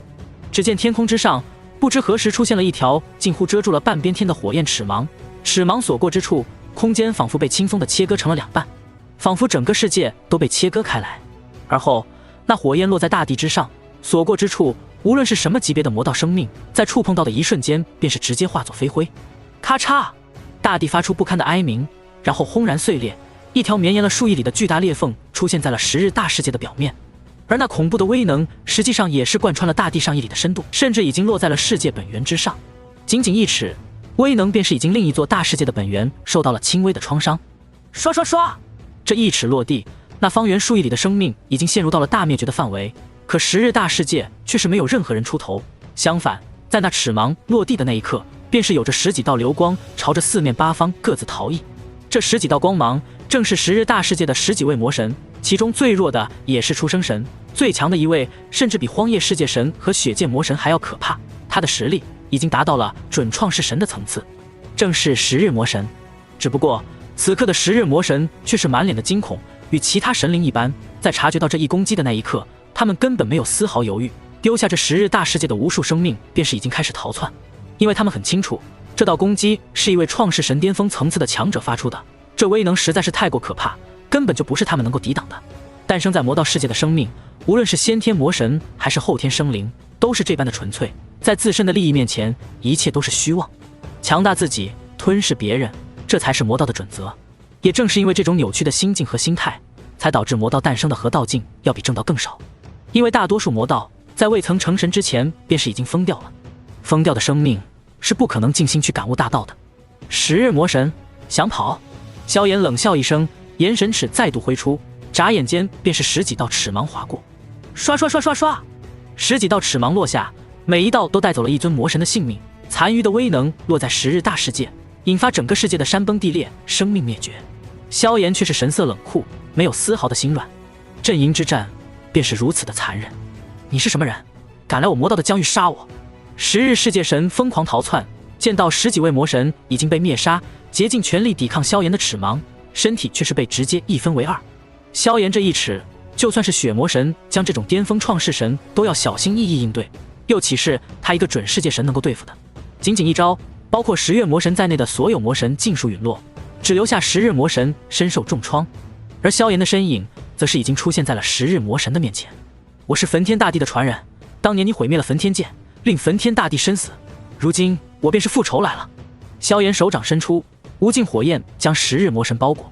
后者听到这句话，脸上露出了无比惊恐的神色，然后被萧炎一把直接捏爆。10日魔神陨落。至此，当年毁灭焚天界的3大元凶，如今已经尽数被萧炎斩杀。不过他的举动还不止于此，既然做了，那就要做绝。下一刻，萧炎身后无尽的绚丽火焰凝聚，最后化作了一朵巨大的、直径达到了万里的绚丽火焰莲花。当这道火莲凝聚出的那一刻，饶是以萧炎如今的修为，都是损失了足足1成的神力。但越是如此，越能想象这火莲当中的威能到了一个何等恐怖的层次。这是佛怒火莲的究极形态，也是萧炎将完整的火焰大道和部分毁灭达到融合之后的一大绝招。这一招对于和道境的威能并不大，可对于和道境之下的强者，却是堪称毁灭的一击。此火莲名为灭界火莲，去吧，灭了这方魔道世界。萧炎随手挥出，火莲带着炽热高温，直直地落在了那10日大世界当中。而后，一道仿佛惊动了宇宙的爆炸之声在星空当中炸响，一道直径100亿里的火焰气浪，带着无穷无尽的威能，将10日大世界的地表直接撕裂。无数魔道生命在这一招之下，连反应的机会都没有，便是已经化作了虚无。整个10日大世界的地表在这一刻彻底的撕裂，露出其中被火焰余波直接冲击的溃散的世界本源。仅仅一招，10日大世界的地表几乎被炸空，整个世界都是被炸掉了近乎1/5的体积。生长在其中的魔道生物尽数灭绝，连世界本源都因此受到重创。望着这一幕，萧炎没有丝毫的心软，反倒是一脚迈出，出现在了10日大世界的世界本源面前，当下便是要将世界本源都给抽走。萧炎，你找死！下一刻，无尽杀意袭来，瞬间有着无数血色刀光撕裂天地，每一道的威能都不比萧炎的灭界火莲要弱，足以直接撕裂10日大世界这样的大世界。修罗大魔神再度出现了，他一出现便是怒火上涌，恨不得立刻杀了萧炎。10几个魔神，他并不在意，10日大世界他也并不是很在乎。可是萧炎的行为却是狠狠地打了他的脸。一个正道的创世神在自己的地盘上灭了自己的一界，杀了自己麾下的10几个魔神和无数生灵，现在竟然还要正大光明地抽离世界本源，这简直是骑在他的头上拉屎。只不过在他出手的瞬间，上万道神剑也是携带着无穷的水之大道威能，拦住了那无数血色刀光。萧炎，不用管他，我们撤。玄渊帝君的笑声在萧炎的耳畔响起。撤退吗？萧炎望着远处的世界本源，眼中有些无奈。没想到自己动手这么快，还是被这修罗大魔神察觉到了。和道境的速度实在是太快了，仅仅只是穿过自己所在的浩瀚疆域，根本用不了多久。所以他刚刚击杀了10日魔神，修罗大魔神便是再度杀了过来。不过事已至此，他也是不能再逗留太久。玄渊帝君虽然也同为合道境，但论起正面攻杀能力，还是要比修罗大魔神要差上一些。所以总体来说，一旦离开了玄渊帝君的领域，那玄渊帝君的战斗力会比修罗大魔神瞬间低上许多，甚至都没办法保住萧炎。不过临走之前也得捞上一把。萧炎目光盯着那一团巨大的世界本源，下一刻身后一尊巍峨熔炉出现，然后爆发出了极为恐怖的吞吸之力。吃啦！一瞬间，整座10日大世界近乎30%的世界本源被混沌熔炉瞬间吞吸进去。而后萧炎才迅速将混沌熔炉收起，朝着玄渊帝君的领域飞速飞去。之所以只能吞吸这些，是以他如今的实力的确是只能容纳这些世界本源了。本源之力虽然雄浑强大，可以演化万物，但也同样重若千钧。若是将这一整座大世界的世界本源全部吞吸，那他的行动也会慢上许多。哈哈，好家伙，干得漂亮！我们走。玄渊帝君见萧炎临走，还掠走了大把的世界本源，忍不住哈哈一笑。等到萧炎落入自己的玄水领域之后，便是迅速将萧炎收在身边。在他的玄水领域当中，他虽然难以击败其他合道境，但他同样是最难缠的。修罗，还是你的刀法更加凌厉。不过今天就玩到这里了，下次见面我们会群殴你。玄渊帝君朝着修罗大魔神戏谑一笑，转身便是带着萧炎消失在了原地。混蛋！修罗大魔神目光盯着玄渊帝君和萧炎消失的方向，眼中的杀意几乎快要凝聚成了实质。这个萧炎在短短时间内竟然让自己吃了2次瘪，实在是令人愤怒。死上10几个魔神和一个普通的大世界，对他而言倒也算不得什么很大的损失，可他的面子这次是真丢大了。何况真要论起来，那10日魔神也是有望成为世界神的存在，也算是他麾下颇为珍贵的人才了。不过今日那萧炎却是直接毁灭了整个10日大世界。修罗大魔神带着怒意离开，他本以为今日吃苦的只有骸骨大魔神，却没有想到这萧炎竟然让自己也大丢颜面。不过比起丢人，他的内心更是隐隐生出一抹警惕，因为这萧炎方才施展的那一绝技威能实在是太过可怕，正是那一招真正的惊动了他。这萧炎的那招火莲绝技竟然能够一招毁灭一座大世界，这威能已经绝对堪比和道境的普通一击了。修罗大魔神想到这里更加难受，看这样子，这萧炎在与血魔神将交战的时候还是留手了，而正道阵营怕是真的要再度出现一位和道境了。该怎样才能干掉这萧炎呢？修罗大魔神的心中懊恼，但是在另一边，玄渊帝君的心情却是极为的不错。萧炎，你那火莲绝技的威能绝对已经达到了和道境最普通一击的威能。玄渊帝君带着萧炎直接来到了自己的玄渊大世界，这里同样是一座直径近乎1000亿里的巨型大世界，整个世界超过70%的疆域都是海水，其中强者的数量要比天元界的强者数量还要多上不少。玄渊帝君毕竟是成为合道境数十万年的大能者，在他的引导和统治之下，玄渊界域的诸多大世界，甚至是下位面当中诞生的一位位强者，都能得到更好的培养，诞生的出生神和世界神数量自然是更多。甚至在他的培养之下，这些年连创世神都诞生了3位。因为心情极好，玄渊帝君一回来便是大摆宴席，玄渊界域当中那些有头有脸的创世神们也是纷纷前来庆贺认识萧炎。面对一位创世神巅峰且极有希望成为和道境的强者，没有人是不愿意结交的，而萧炎自然是同样乐意。如今来到这玄渊界域，先是解决了当年焚天界的因果，而后他接下来要做的事情便是只剩下了2件。所以玄渊界域的众多强者们都是看到萧炎与菩提道祖以及风灵创世神有了更多的交流，这一幕看在其他创世神的心中都是有些疑惑。菩提道祖也就算了，那毕竟是比玄渊帝君还要古老的顶尖创世神，论起实力，那也是这方界域当中属于玄渊帝君之下的第一人。而风灵创世神则是普通了许多，虽然也是创世神巅峰，可神力的积累又不是什么难事。在座的众人当中，有着过半都是创世神巅峰。风灵创世神的实力在其中并不显眼，是玄渊界域极为普通的一位创世神罢了。可是这位炎帝对于风灵创世神的态度却是颇为的友好，令其他创世神都是颇为的羡慕。毕竟这位炎帝将来可是有望和道境的存在啊，他的潜力比菩提道祖还要可怕。更何况没听到玄渊帝君说吗？这位炎帝如今已经能够爆发出媲美和道境普通一击的威能，虽然不能像真正的和道境那般源源不断的攻击，可也是极为可怕的一件事。这意味着这位炎帝或许有着击杀普通创世神巅峰的实力，也就是击杀他们的实力。风灵创世神在此刻同样是颇为的开心，内心深处甚至隐隐有着一丝紧张。他也不是很明白这位炎帝怎么就对自己颇为的热情。萧炎，回去之后好好修炼，我等你突破和道境的那一天。宴席散去，玄渊帝君叮嘱了2句，便是不再挽留。他对于萧炎如此客气，几乎快要平辈论交。虽然有着大千帝君和元尊的面子在，但还是因为萧炎的确有着成为和道境的资本。他很期待萧炎成为和道境的那一天，这样他杀死7大魔神的成功率也就更大了一些。一定，萧炎没有过于的低调，因为他这一趟回去之后，的确是可以快速的成为和道境了。而后他才笑着对风灵创世神笑道：“风灵老兄，等我从菩提老哥那里办完事情，我再去你风灵大世界拜访一下。”没有问题，我现在就回风灵大世界备好宴席，恭候萧炎兄弟大驾光临。风灵创世神的脸上不但没有不情愿，反倒是十分的开心。如今他与萧炎还是称兄道弟的关系，等到若干年后，他或许就要称呼一声前辈了。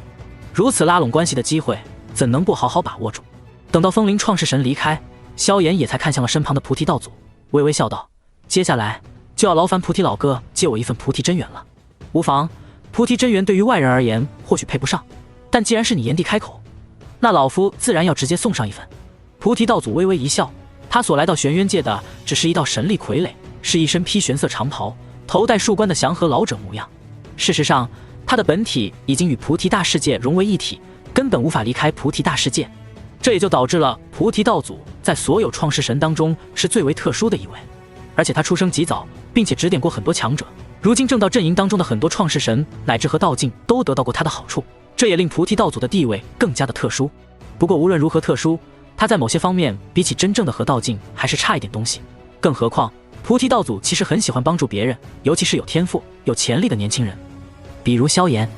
两人一路谈笑，很快便是来到了菩提大世界。这里是一片完全被翠绿光芒迷茫的美丽世界，遍地都是一株株参天的菩提古树、菩提神树，天地之间荡漾着无比浓郁的能量，树下有着一尊尊强大的生灵在静静参悟。菩提大世界是玄渊界域的第一风水宝地，也是修炼圣地，无数来自其他位面的生命乃至神灵都无比的喜爱此地的修炼环境。很多神灵都会将麾下一些有潜力的强者派到菩提大世界潜修一段时间，若是能够侥幸悟道，一朝开悟，那便是真正的赚大了。很快，萧炎便是随着菩提道祖的神力傀儡来到了一真正的参天古树面前。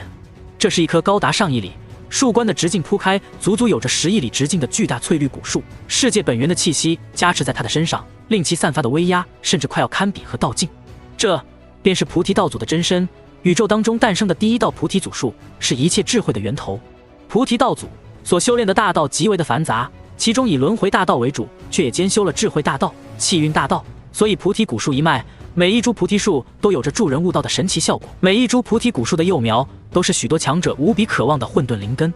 你稍微等一下。菩提道祖的神力傀儡微微一笑，而后他身后那高达上亿里的本体便是开始微微颤动，然后无尽的碧绿光华照耀天地，令本就苍翠的世界更是如同翡翠。片刻之后，一团仅仅拳头大小，却是如同翡翠一般的粘稠液体出现在了菩提道祖的神力傀儡手中。这便是菩提真元，将其带回，你便是可以让你手中的那株菩提祖树再度进化，成为堪比世界神巅峰的存在。菩提道祖微微一笑，笑容当中却是带着些许的疲惫。天地间所有的菩提古树都是他的树枝所化，只是想要进化成为菩提神树乃至菩提祖树，却要看他们之间的造化。可是即便是进化为了菩提祖树，他们也不是最原初的那一株菩提祖树，绝大部分成长到出生神巅峰就会达到极限。到了这个时候，他们想要再度突破，就必须得到菩提道祖这位源头的菩提真元。唯有得到了菩提真元，其他分支才能再度进化，成为堪比世界境的存在。可在成长为世界境之后，他们的成长依旧是到达了极限，因为这天地间创世神层次的混沌灵根都是独一无二的，想要再度进化，就必须脱离菩提古树的生命本质禁锢，进化为新的独一无二的混沌灵根。但是这一步却是无比的艰难。对此，萧炎倒是并不在意，因为炎神界的菩提祖树已经进化为了世界之灵，他所能调动的本源之力近乎等同于是有意识的世界意志。随着炎神界的不断壮大，他能掌控的力量也会更加的强大。到时候，就算是世界神巅峰的生命层次，却也能够借助世界本源爆发出堪比创世神的实力。能够得到菩提道祖的菩提真元，萧炎已经是十分的感激不尽。菩提老哥的帮助，萧炎实在是感激不尽。萧炎将那一团宛如翡翠一般的液体收起，便是想要朝着菩提道祖一拜，却是被对方轻轻拦下。无妨，若是我那庶子庶孙能有一株在你手中进化为创世境的混沌灵根，老夫才是真的开心啊。萧炎，你小子的任务便是如同玄渊帝君嘱托的那般，尽快成为合道境大能。你若是能够成了合道境大能，老夫将来自然有的是麻烦需要你帮忙。菩提道祖微微一笑，萧炎心中却是越发感激。这位能够成为正道阵营地位最稳的创世神，真不是单纯因为实力强大就能做到的。去吧，早日合道，老夫等着那天。菩提道祖与萧炎继续笑谈了片刻，便是挥挥手赶人了。对此，萧炎也只能是咧嘴一笑，对着菩提道祖再度拱了拱手，而后身形便是化作一道流光消失。不久之后，他的身形便是出现在了另一座大世界的当中。这方世界直径大概在700亿里左右，在诸多大世界当中倒也算得上是强大。这是一片以风属性能量为主的大世界，就连世界魔壁都是由一种诡异的风构成的。